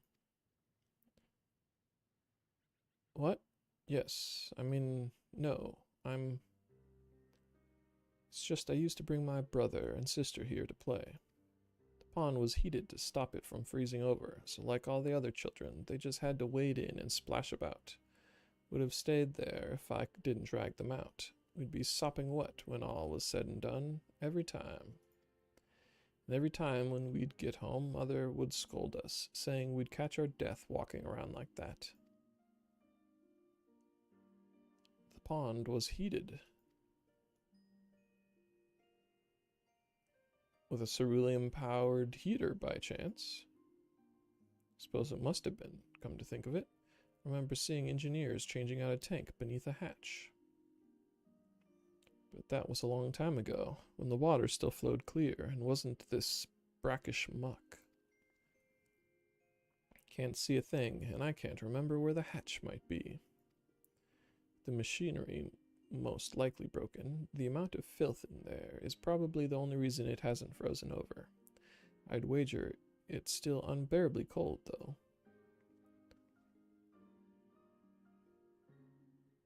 Julius, what are your thoughts on magic? The average Garlean would jump out of their skin if they saw it, but the first has a few foreign signiferi and medici, so it doesn't scare me. I take it you won't mind if I employ a little now. Alphino, as you have a knack for finding dry wood, why don't you bring me some? Once that's done, a blast of fire should do the trick. Leave it to me. You're not planning to go in there, are you? Of course I am. That tank isn't going to fetch itself. It's nothing so involved as in extracting unprocessed ceruleum from a frozen lake, like how the tappers do it. We're talking about a shallow pond in a park. We have a way of warming ourselves up after. But that's insane. So, fancy a dip?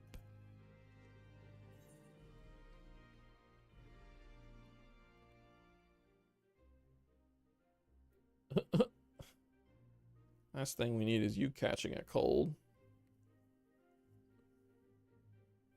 If you're that concerned for my well-being, you can dive in and help me look. The quicker we find that ceruleum, the sooner we can get out of here.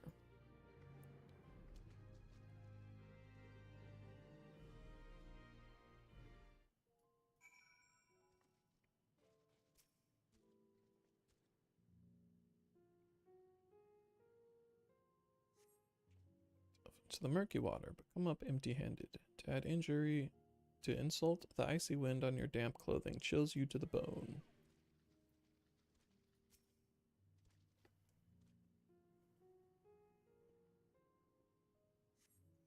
Delve into the murky water, but come up intent. Blah, blah, blah. Chill to the boat.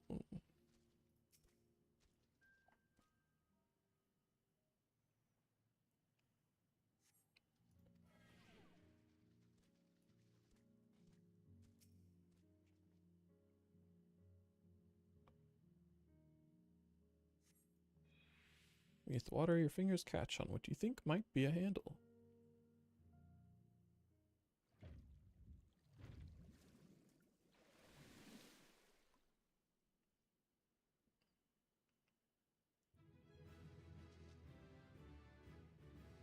Open the hatch and retrieve a cerulean tank.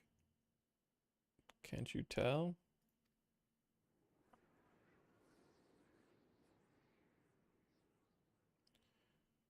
However, your grand discovery comes at great personal cost, as you become acutely aware of the freezing cold and a rancid odor emanating from every ilm of your body. Julius will doubtless feel compelled to pinch his nose shut when you deliver to him your prize.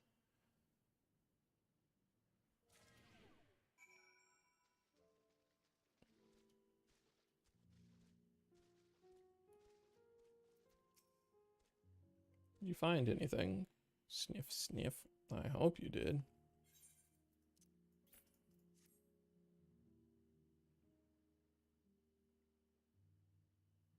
That's it. There's still some ceruleum left. The fire is still not ready. Hold on, I'll give Alphino a hand.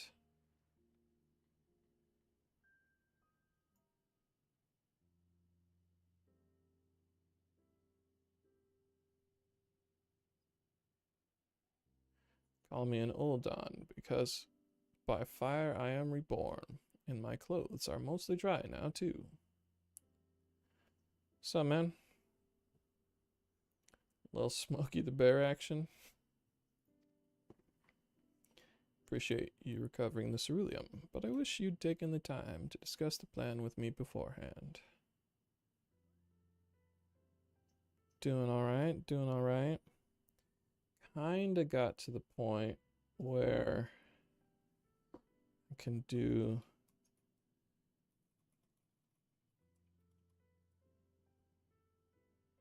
loud. Haha.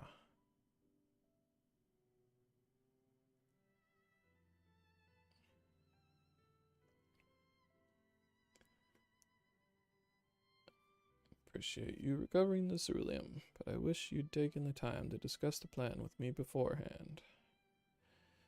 That was kind of what I was working on all week, and I got, like, I don't know, as my title kind of implies, I got sucked in, and I don't know, it was exhausting in its cocoon nature, but I'm back, and it's working-ish.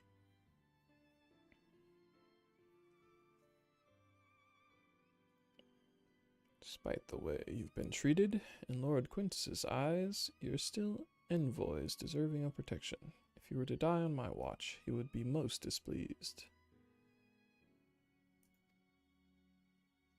Your concern is duly noted, but all's well that ends well. You looking to play some games? I don't really know what games in particular, but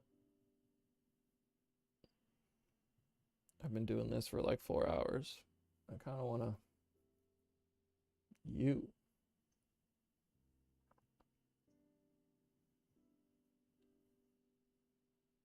That's right. Is that a no? Side-eye no? Oh.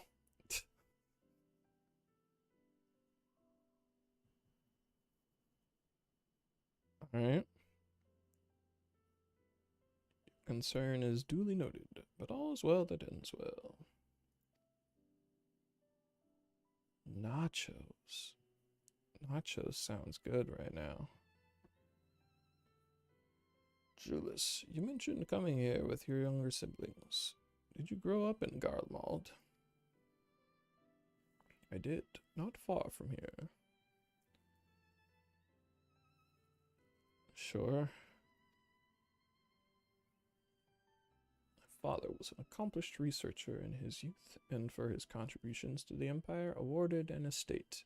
We lived well, better than many. What was Garlemald like in those days? Everything. It was everything you could imagine, and so much more. Even during the coldest winters, we always found warmth and comfort at home. Coming in from the snow, taking off your coat, and sitting down for a hot meal with family. Visiting friends and relatives, receiving that same welcome, knowing they had everything they needed. Walking down the street, seeing the lights in all the houses, hearing the faint sounds of laughter and song, of happiness. Although the summers came and went all too quickly, in that brief respite, the ice would melt and the forgotten grass make its triumphant return. Gray clouds gave way to blue skies. Some mornings we'd climb to the top of the tallest building we could find to watch the sun rise. Never again. Those rooftops are rubble, those friends dead, those memories. But if I could reclaim even a fraction of what we once had, soon our chance will come. We just need to hold on a little longer.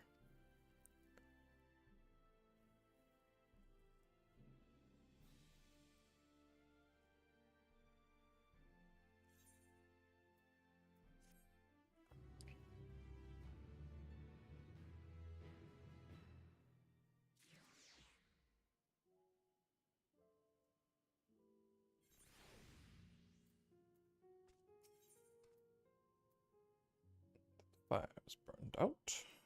Julius is ready to move on. No, the server I was playing before, I haven't gotten back to, because my friends that I was playing it with is in, like, Crunch Week or whatever for the last month, and probably for the next couple months.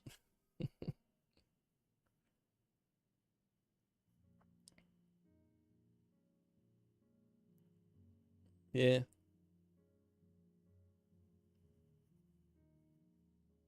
I mean, the life of having a job, I guess. Specifically making video games. Alright, now that you've recovered from your escapades in the pond, there's another location I'd like to search, just outside the park.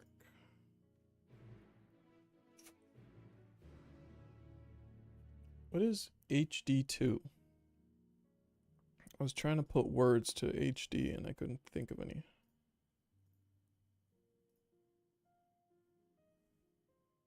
Oh, Helldivers. Right.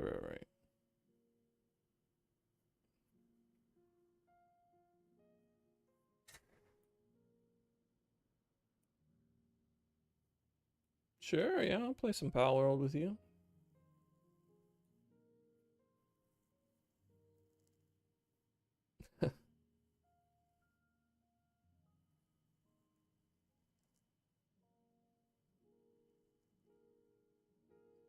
Web fishing?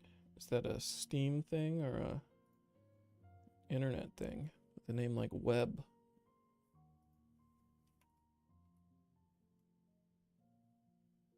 Oh, there's no hyphen in the title. Trying to trick me. Oh yeah, they even have like knockoff Animal Crossing models.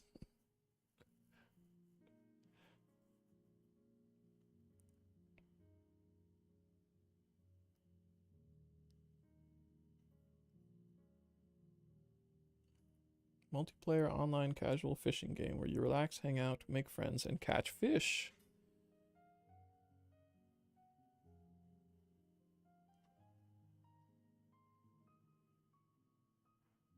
I mean, I would play a dumb fishing game. $5? Why not?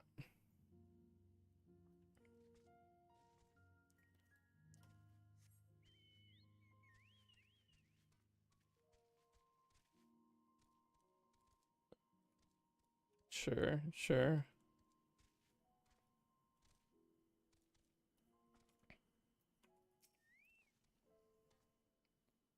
As you can see, this place is littered with the remnants of various types of war machina.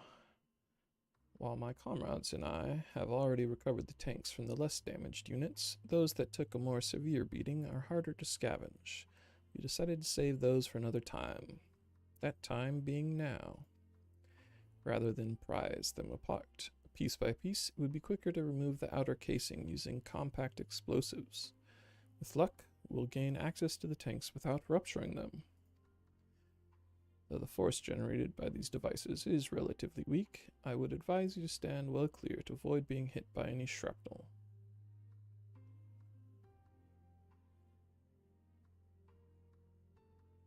Sure, yeah, just, I don't know, send me a message on Steam or Discord or whatever.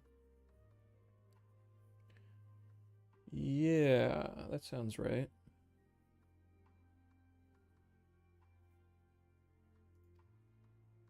Before even bothering though, you should check the Machina's ceruleum gauge to see if there is any left. It should still provide an accurate reading, even when the unit itself is inactive. Someday. Fair, fair. Hopefully, at some point, I'm going to be trying to, like, put together raids or something. That was my intent with playing this game in the first place, is to just have a, like, semi-social gaming thing to put some energy into. The gauge is broken. I'll let you decide whether to use an explosive or not. Should you need more, come to me. Understood. Let's get to work. Why don't I just take ceruleum from that thing? Totally seems like he works. According to the ceruleum gauge, this unit's fuel tank is empty. Well, fuck off then. The ceruleum gauge on this unit appears to have been broken, giving you no way to determine how much fuel.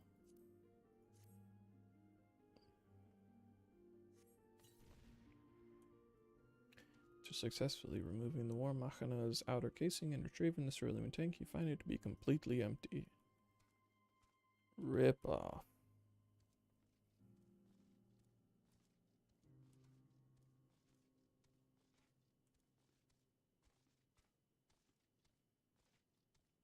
Yeah. I never played... Wait, did they have the plus number thing in Pandaria? I don't remember. Or Draenor? Warlords of Draenor? I don't know. Most of the time, the only time I raided, really, was a little bit of classic Burning Crusade and Lich King.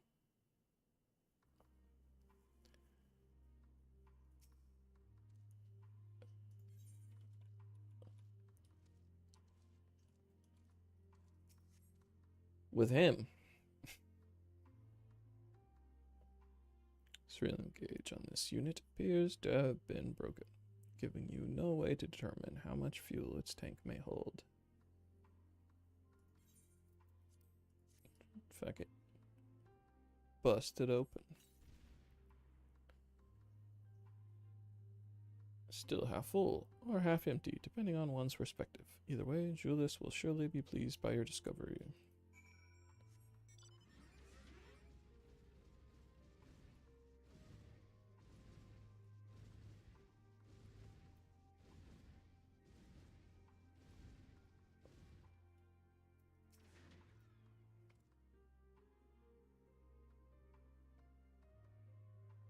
More explosives. Wait, is that what I think it is?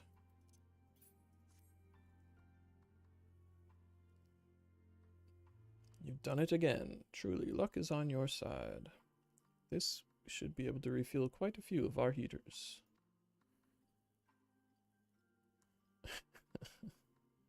It's time we headed back. Wait here while I go and see how Alice and Alphino are faring.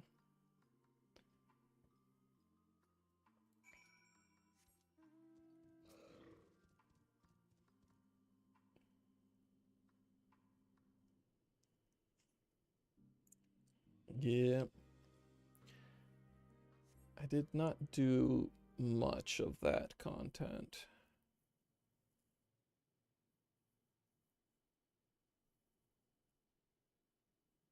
I remember, I don't know if you were involved in that laugh, but I think Kester was. We did a little bit of that in Pandaria. If Kester was involved, almost certainly you were.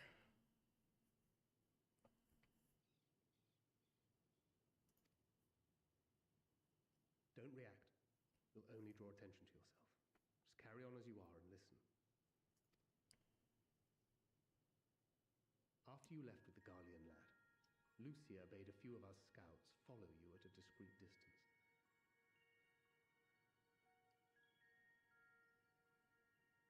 Is Kester not involved in that? Huh. Yeah, I guess it could have just been you and Ben.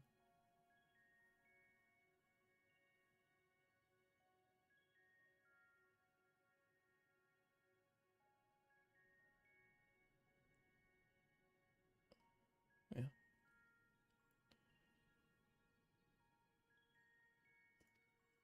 We observed you being led into the station, but decided against venturing inside. When you emerged sometime later, and we saw that the twins were sporting Magitech collars, it was clear what had taken place. Now, as quietly as you can, tell me everything.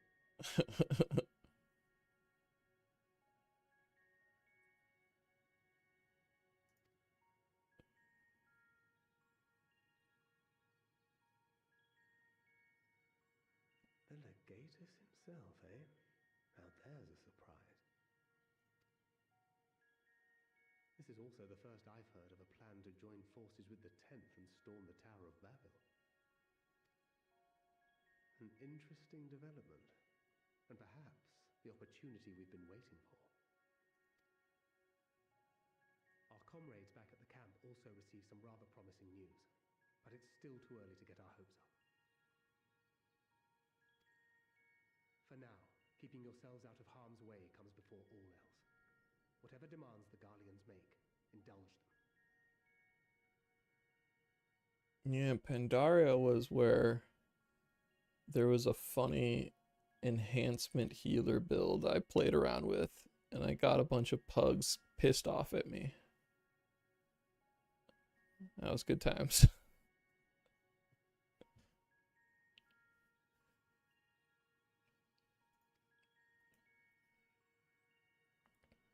With luck, this will all be over soon. Until then.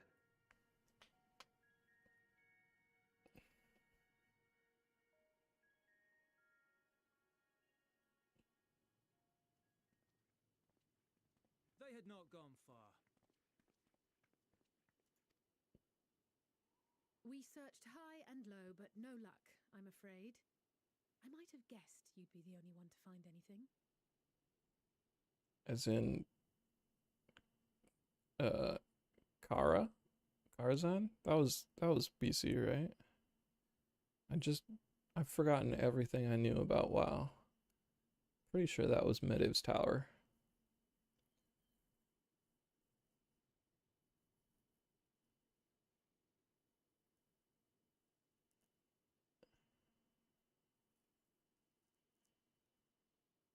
Yeah. Yeah.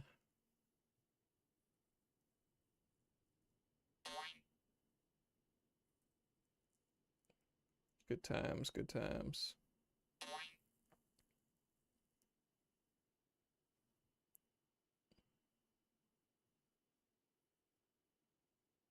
Searched high and low, but No luck, I'm afraid. Might have guessed you'd be the only one to find anything. I wasn't expecting much to begin with. Eventually, there will be nothing left out here for us to safely salvage. Yeah. For now, this will have to suffice. We should return to the station. Burning Crusade.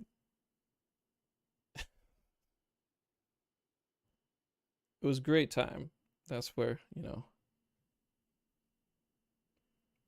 our whole raid group got together.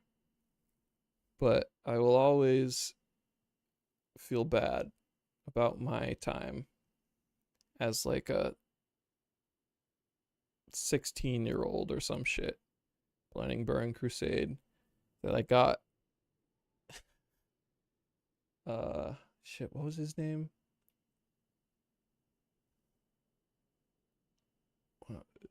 The other tank other than Caster, when I indirectly got him divorced.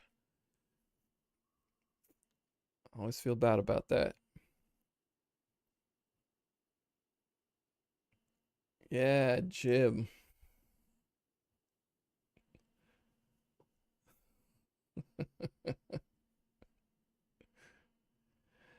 Yeah, no,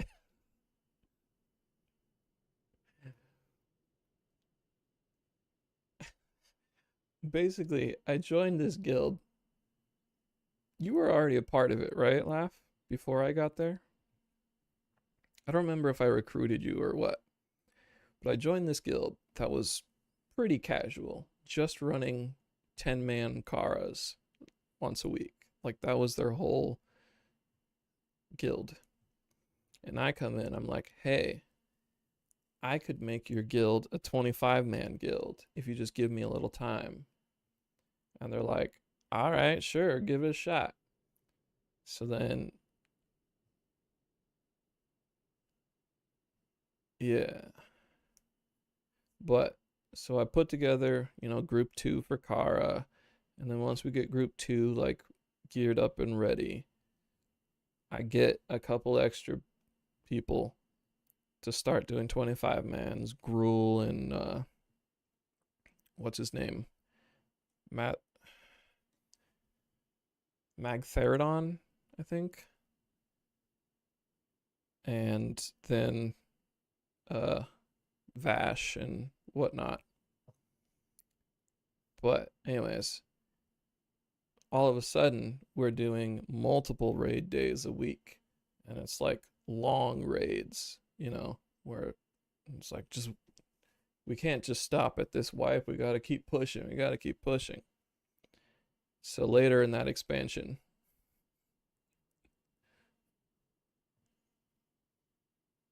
all right, have nice nachos and anime time. That sounds so good. I actually might stop kind of soon and do something similar. Go get me some food, and then, yeah. Thanks for stopping by, man.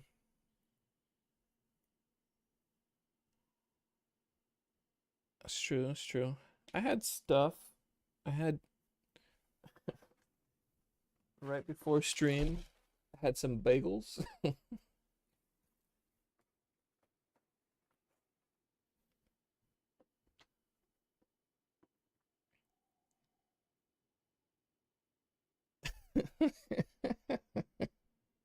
Yeah, okay. I didn't have any nutrients, but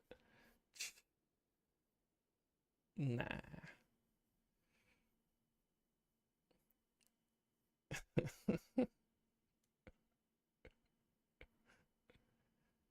All right, man. Yeah, let me know whenever you get a server going. For now, this will have to suffice. We should return to the station.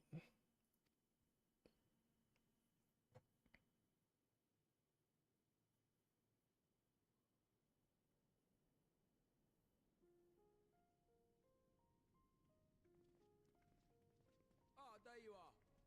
Heard you'd gone hunting for ceruleum above ground. claw back a king's ransom?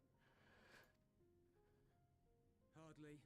But thanks to these three, we have enough to last a little while longer.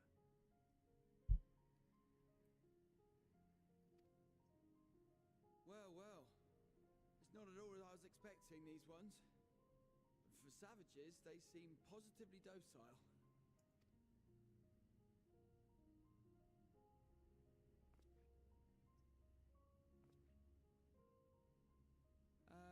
It's a poor attempt at humour. In all honesty, I'm grateful for your efforts. But even with another night of warmth, there are those among us who may not live to see the morrow.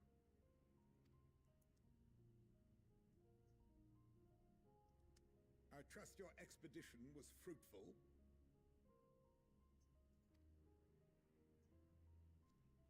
Lord Quintus! He's got his hood, or his collar popped. Ready for some politics.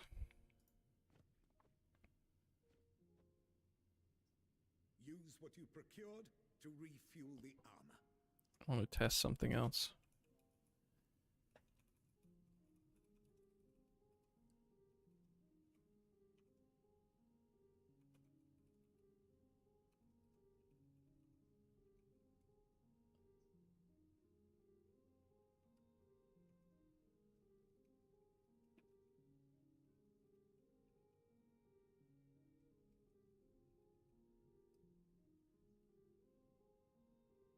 Default. Testing Rowan. Testing Rowan. Testing Bali. Testing Bailey.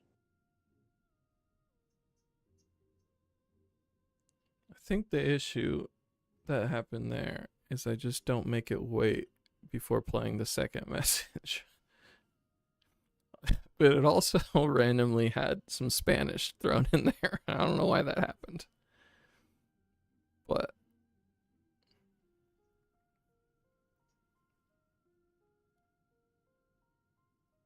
it seemed like it was mostly... Yeah, whatever. Use what you procured to refuel the armor. But, sir, what about the heaters for the camp?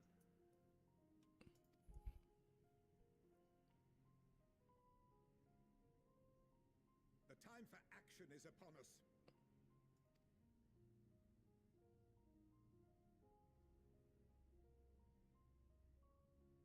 My men and I have matters to discuss.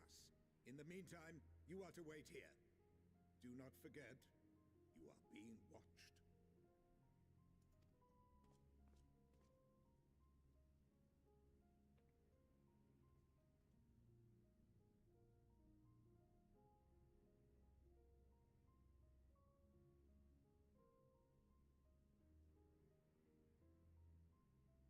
The time for action.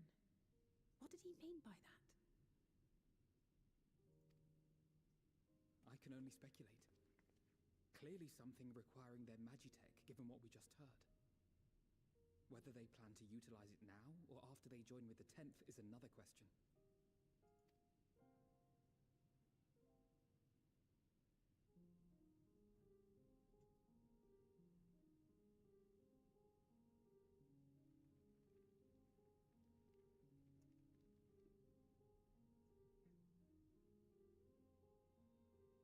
Will they ever escape this cult? Return to and reclaim the idyllic spaces of which Eula spoke?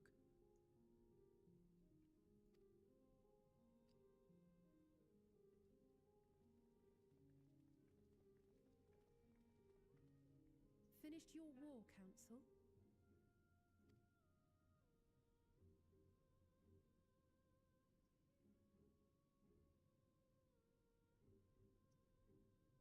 Alphinaud and Alisaie are to stay here as our prisoners. They will be released once your comrades have relinquished their supplies and withdrawn from Garlean soil. Until our terms are met, they will be detained at a separate location.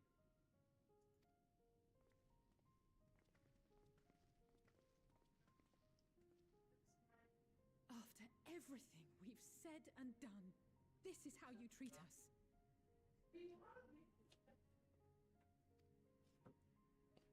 Our allies have but limited supplies. I don't really know what they're expecting. Starvation for a short while, but what then?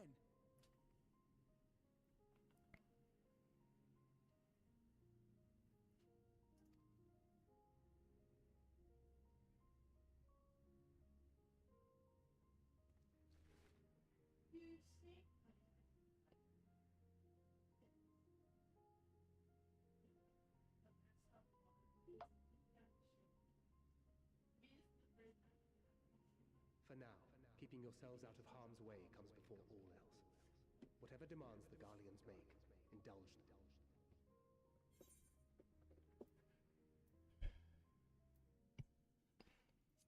Do as he says.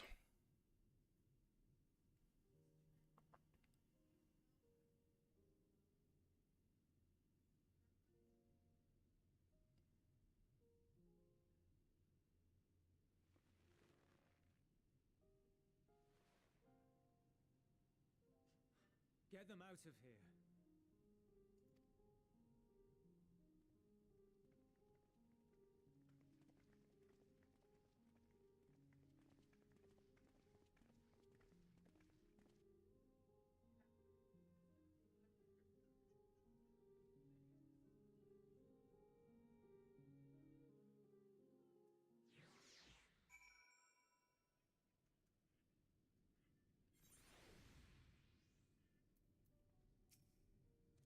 Alphino and Alice will be fine, providing they do not resist.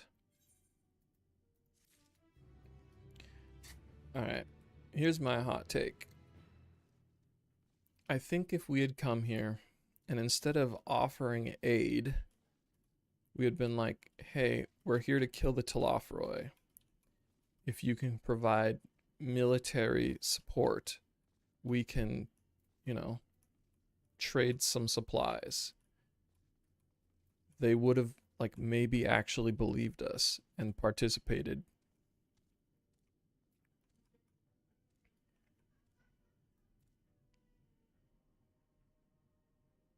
It's like, they're a bunch of racists who have literally just been, like, conquering people and whatever, abusing their families and all sorts of shit for decades.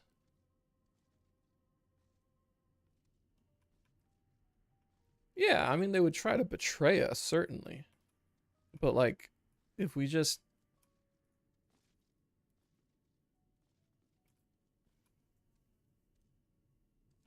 Like, I don't know why we put up with all this bullshit, is what I'm saying, I guess. Seems totally unnecessary. If we had come to them and been like, hey, help us with this fight, and we'll give you some supplies, then maybe they would have taken the supplies, and they would be okay right here. And then we could just be like, never mind, we don't want your help, you guys suck. And then we go fight the Telophoroi, and everything's fine and dandy. But whatever. I guess their long-term goal is to, like, actually end the war with Garlemald. But, meh. I don't know. I don't think we should have been nicer to the Nazis, personally. I think it's fine that we gave them a hard time for being bad people. Might be controversial.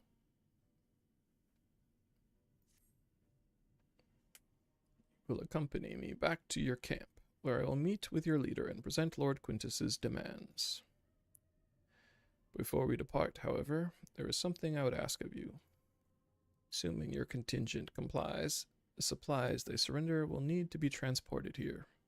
That task falls to Legionnaires Marcellinus and Octavia, who will pilot Magitech armor to your headquarters. You are to inform them that we are leaving shortly.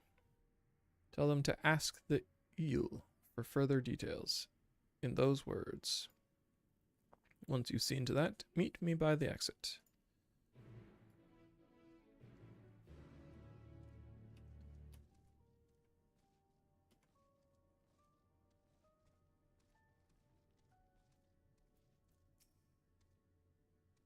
You again. Ask the eel, he said.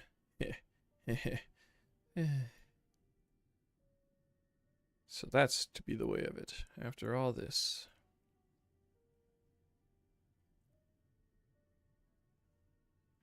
How ironic that you should be the one to deliver the news. If those are my orders, then so be it, for the glory of Garlemald.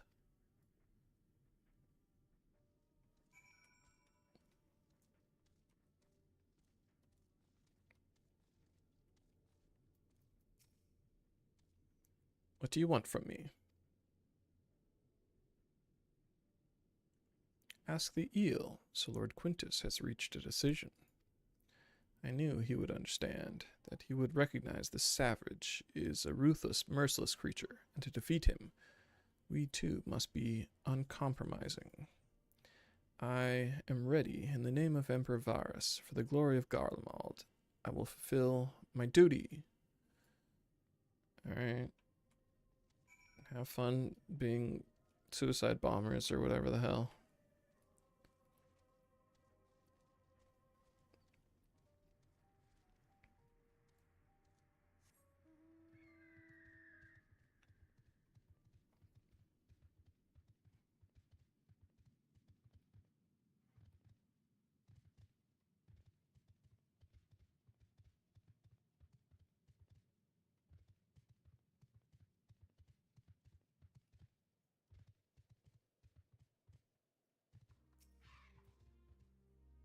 Have you done as instructed?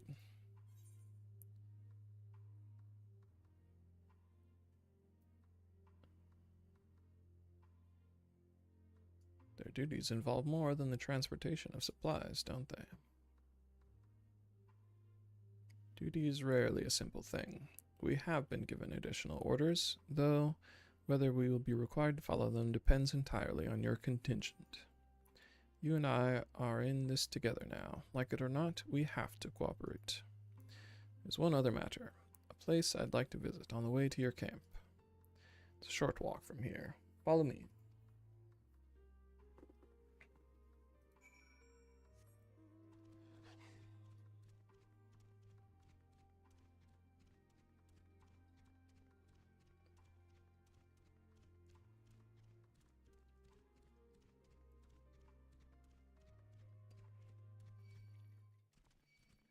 Orozco.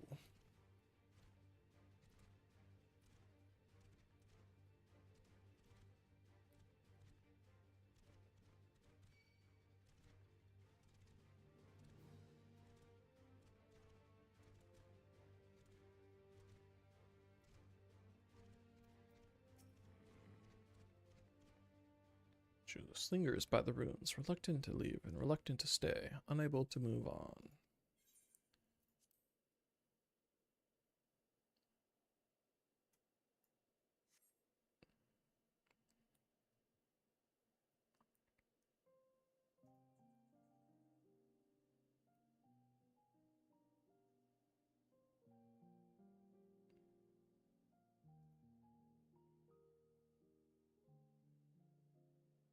This is my home. Our home. At least it was, until that night. I was with Lord Quintus when the capital fell, and thus spared. My family, who did not own a radio, were less fortunate. When dawn came, I made my way here. My parents, my little brother and sister, they were still inside. But they weren't themselves, and they tried to. And I had to.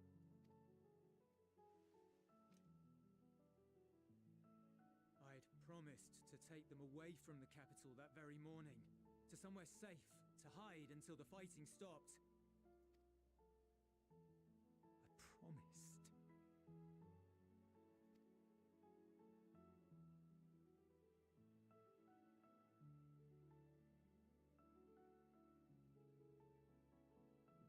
Flag bears a chain the bonds between our countrymen.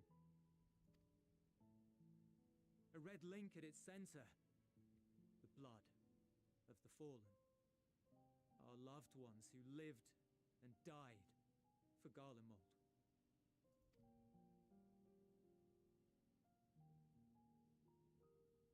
But if she too fell, who would be left to remember them and their sacrifice?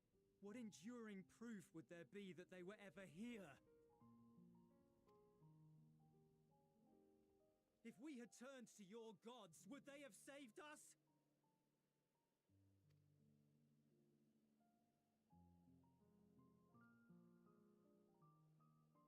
I'm sorry, forget I spoke.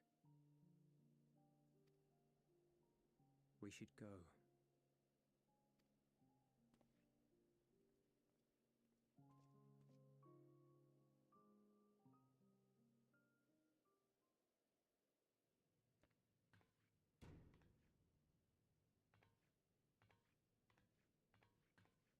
It's no use. Believe me, I do not enjoy being here any more than you. But he wanted us to play along, so that is what we will do.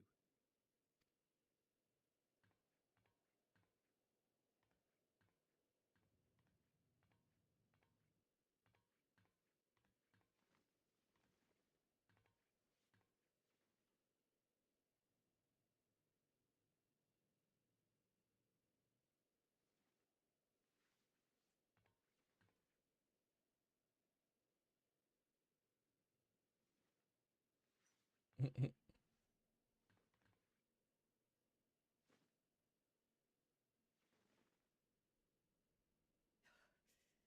so cold.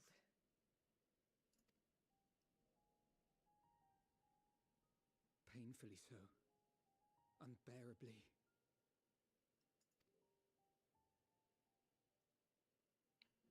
I've been thinking about what Quintus said. About why no one would accept Garlean rule. Irreconcilable differences. When coexistence isn't an option, only conquest remains. Varus at Gimlet said much the same. Only by uniting the world beneath a single standard would we rid ourselves of the Ascians. United as one people, one race cleansed of imperfections. A cold and unforgiving vision. And when we fail to live up to their standards, what place is there for us in their world? But the truly sad, truly frustrating thing is how damnably similar it all is to the lofty ideals of Father and the Forum. Non-intervention. Always non-intervention. Protect our knowledge and our people, and to hells with the rest of you. And yet, I can see how it happened. Varus and Father looked to their elders for guidance and took their virtues as their own. But for this world was of their making. In who else could they place their trust? All of us lost in a sea of chaos, searching desperately for purpose and meaning. But it shouldn't just be an extension of another's. It has to be ours. It has to be. We all have a stake in this world. No one should be silenced. I won't deny that we lack the experience of people such as Father or Quintus. Perhaps they've come to see the world as a series of problems, and the most efficient way of solving them, to reduce everything to fundamental forms.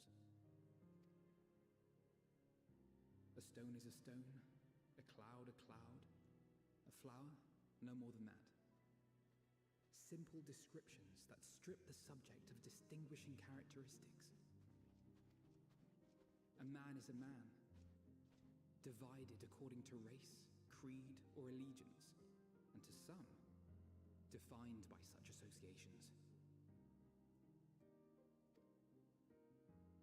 Is that what you think? In my misbegotten youth.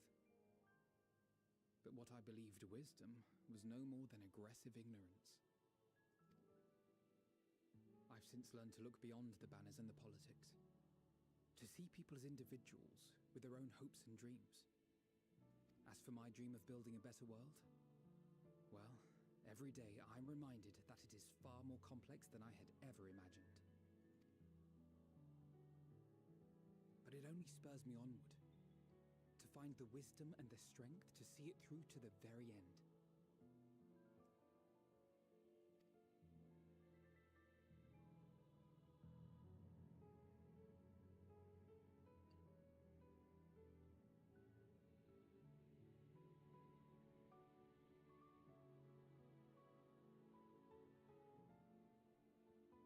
All of our supplies and an immediate withdrawal. These are your conditions? Demands. And you forgot about the airship. Once again, you will leave one behind. It will be used to return the prisoners. Their collars will be removed prior to the exchange.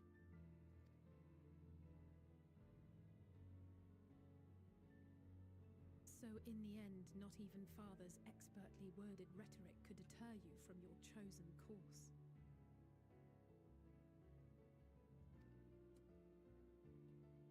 Huh? Not that I thought for a moment that it would. I've no love for violence, of course, but ours is a cause worth fighting for. I just wish he'd realize it too.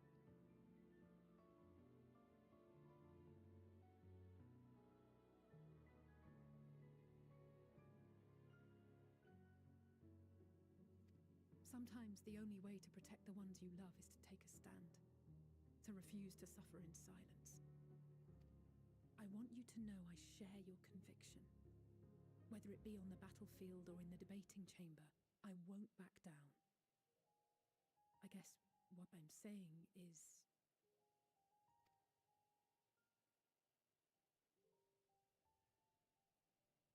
You've found your own reason to fight.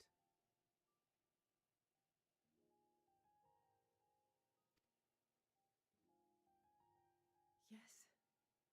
Yes, I have.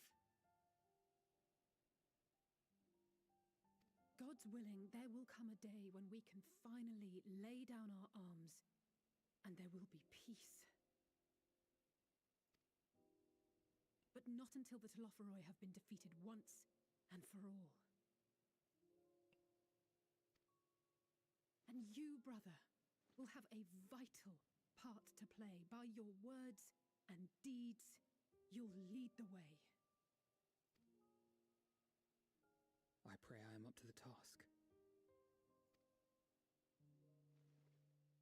There'll always be naysayers.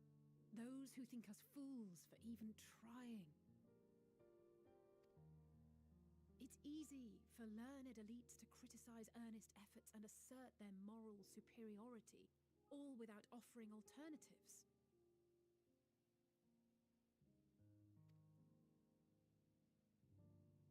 Not that their sophistry has ever wounded you. So stubborn and strong. Stronger than you even know.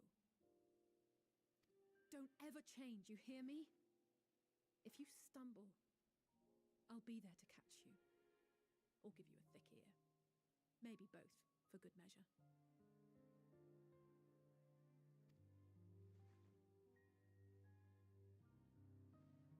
Thank you, Alisaie.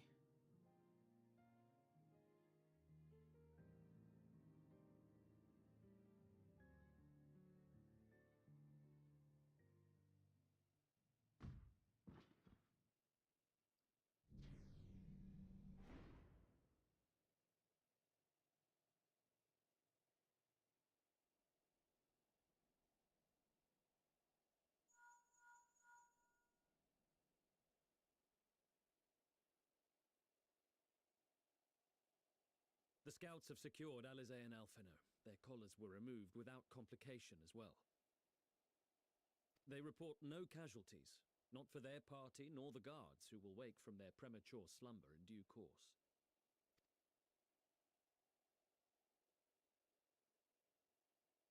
It would appear the situation has changed.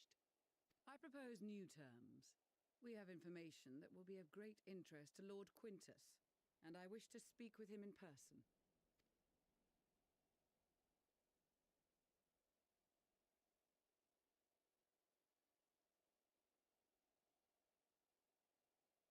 No. In the event you rejected our first proposal, we came prepared with a second.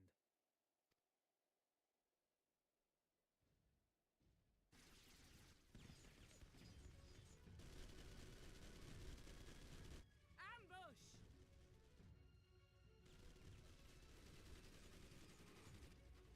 More are coming! Make ready!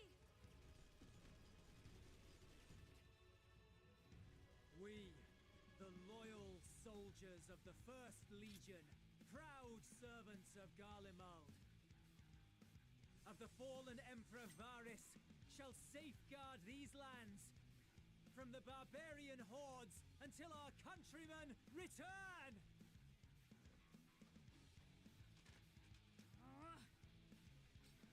Stop! Both of you!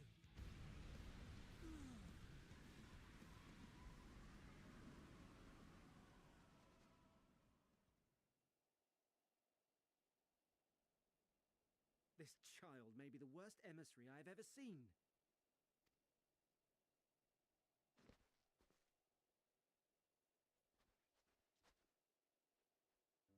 We received an urgent communication from the Grand Company of Eorzea. Envoys from the Imperial Army, led by members of the 10th Legion, came to Ala Mhigo and requested an audience. They explained that their efforts to coordinate the reclamation of the capital with the aid of the 4th, 5th, 8th, and 12th had ended in failure. Communication between most legions has broken down entirely. Most of the 10th's conscripts have deserted, leaving their forces severely depleted. That is why, unable to continue the fight on their own, they and their allies turned to the Grand Company of Eorzea for aid. Lies! Every word! It is the truth, and I have not finished. The 10th has requested that we deliver a message to Lord Quintus. Have the ill stand down.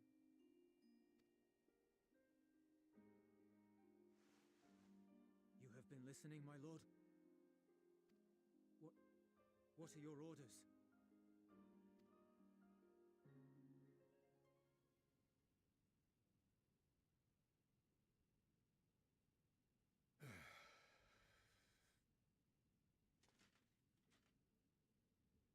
Inform her that we will honor the 10th's decision.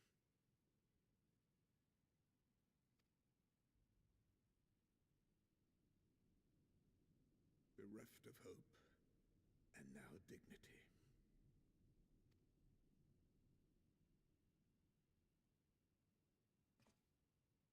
I release you from your duty.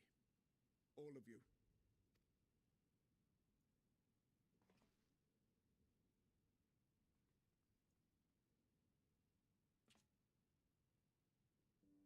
I take solace, your radiance, in the knowledge you are not here to witness our debasement. 'Twas a grand, glorious dream we shared. Of a world united, of peace and prosperity.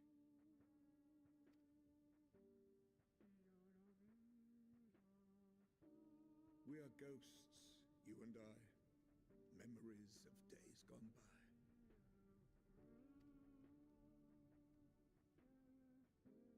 Bonds forged in blood that I will not see tarnished.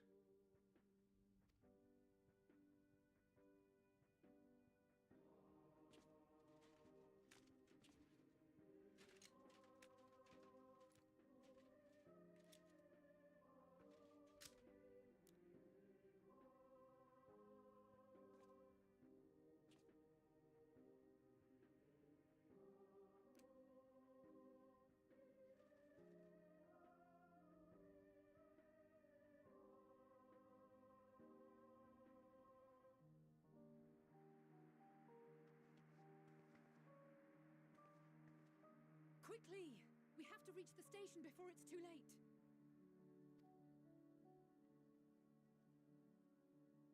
If there is still a chance that Quintus will agree to a truce, we must take it. I just hope we get there before he and his men do something rash.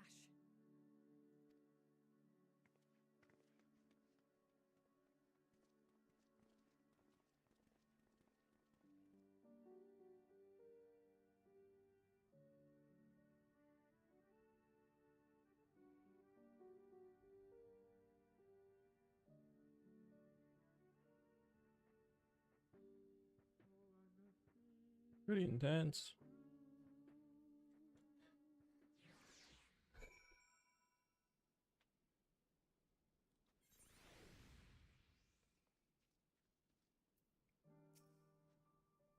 Much and more has occurred since last we met. As for determining what comes next, we must speak with Lord Quintus.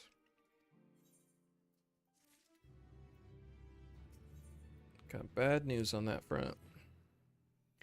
Before we proceed, tell me what you know of the First Legion and the disposition of their forces.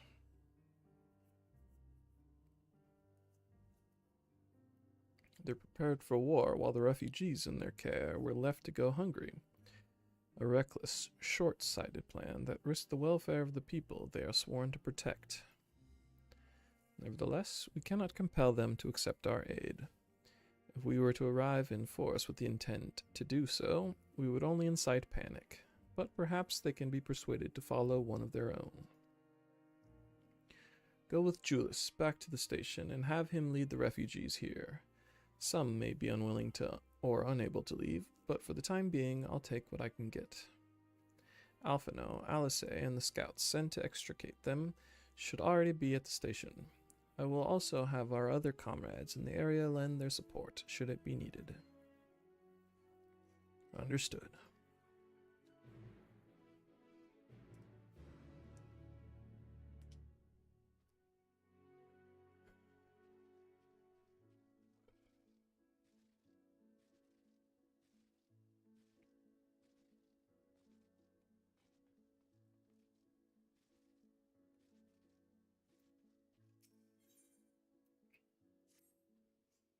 Just who I was looking for. Allow me to introduce myself. I am Rimelnald of Ishgard. I've been put in charge of our arrangement with Tapper's Den, you see. Oops. However, something, they wish for our help in getting Juturna Platform G up and running. The very same platform that's at the head of the Imperial's primary energy pipeline. Once more, he's a Garlean. I was convinced the only engineers left in Tapper's Den were from conquered territories. In any case, not qualified to judge the motives of the man, I'd feel much more at ease if I had someone of your experience helping to make the call. I thank you for your willingness to assist. Let us go and speak with the Tapper in question. Then, he's a man by the name of Appius.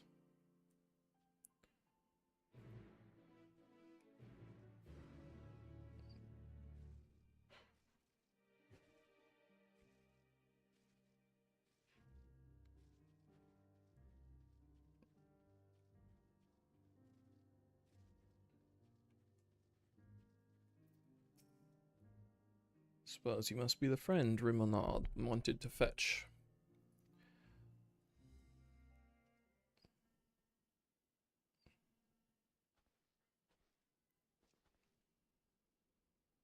You have my thanks for getting him to agree to my proposal. Do not misunderstand. I have yet to agree to any such thing. I merely wanted someone else present during our talk. Very well, though I do believe my proffered deal would be a boon to us and to Ilsabard contingent alike. I used to work on Juturna Platform G, you see, so I know more than most about the facility and its operation. That may be so, but your relationship to the facility notwithstanding, why should a Garlean such as yourself still be taking refuge in Tapper's Den? We've been led to believe that the former workers residing there were from other territories. You're right on the technicality. I was a supervisor. rather than your typical staff. When the platform went down, it only seemed right that I stay with my crew. I always thought we were close, but living alongside them in Tapper's Den has made me realize that I took them and their skills for granted, and that's to say nothing of the blind eye I turned to their struggles. That's why I came to you. It's high time I be of some real use to them, and everyone else, if we're lucky. If we manage to get the platform back in working order, it'll dramatically increase our capacity to pump and refine ceruleum for everyone in the region. Sadly, we're more than a few hands short of a full workforce, not to mention the lack of supplies. Which is precisely where you come in. Help us get things up and running again, and you'll have your share of the ceruleum coming out of the rig. Couldn't come up with a more mutually beneficial arrangement if you'd tried. So he says, what do you think? Seems trustworthy to me. Fuck it. Yes, I'd been leaning the same way myself. Ultimately, what he says about the potential benefits is true. Nevertheless, I doubt the higher-ups would assent to this. Suppose that is how it goes when you're dealing with military types. For what it's worth, I do understand the hesitancy to throw your lot in with someone from a hostile nation. Thus, part 2 of my proposal. I shall do you a service to prove myself worthy of the contingent's trust. I had a look around the fringes of your camp here before you arrived, and I've spotted a few ceruleum engines in need of repair. If I fix them up, your superiors would have no reason to suspect that I want to see you driven out. Less reason, in any case. Assisting us with use of local technology would go a long way, I'd imagine. That said, I've not heard anything about the ceruleum engines we've scavenged breaking down. It's not as if they're entirely useless yet, but I guarantee they're not running as they should. Give me the opportunity, and I can have them working more efficiently and safely. You're welcome to accompany while I do so. That way, you can ensure that I don't get up to anything suspect, and then vouch for me when you're with your superiors. I have no objections. I trust you will sense anything amiss. Let us begin with a proper inspection then. We can work as soon as you're ready, Fluffy.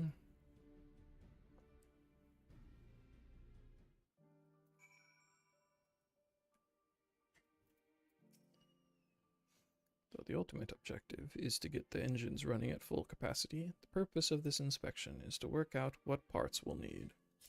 However, I would hate to fumble something and be accused of sabotage, so I'd appreciate it if you could be the one to lay hands on the devices. Never fear, I'll be right behind you, telling you what to look for.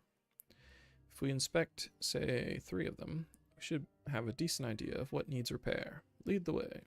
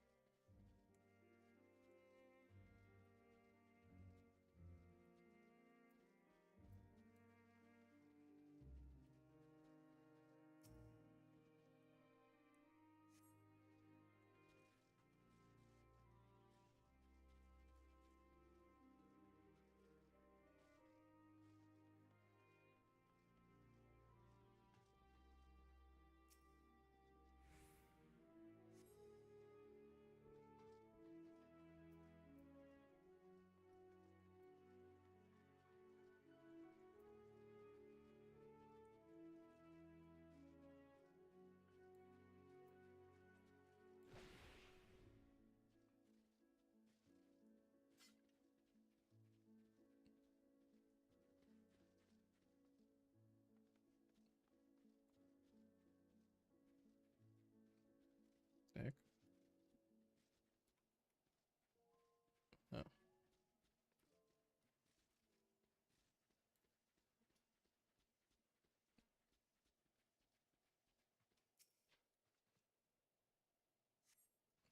Praise be to your deft hands. I have an idea of what our next step ought to be, though perhaps it would be best to apprise Rumnod of our progress first.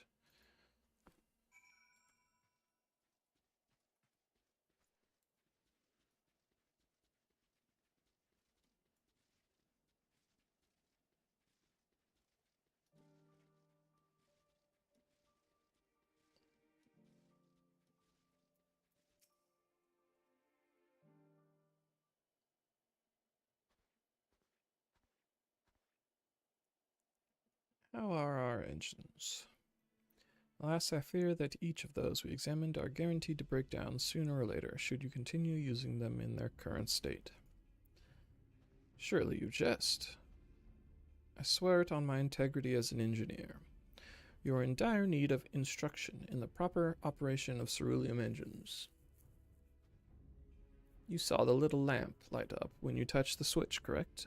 That only illuminates when there's an issue with the engine. They were switched off for want of fuel when the settlement was abandoned, no doubt, which prevented them burning out, only to let them freeze solid instead, ere your lot turned them on. From the state they're in, I can only assume it didn't occur to you to warm them up first. I noticed you have heating technology of your own. Will it do you no good should the engines to power them break? Now, will it? You have nothing to lose and everything to gain from my assistance. I'm a machinist from Frozen Climes myself, and what you say sounds plausible enough. Very well. On behalf of the camp, I formally ask you to repair the ceruleum engines. Suppose that means I'll be taking responsibility if anything goes wrong, so you may as well use your own two hands this time. That's the spirit. I knew you'd come around.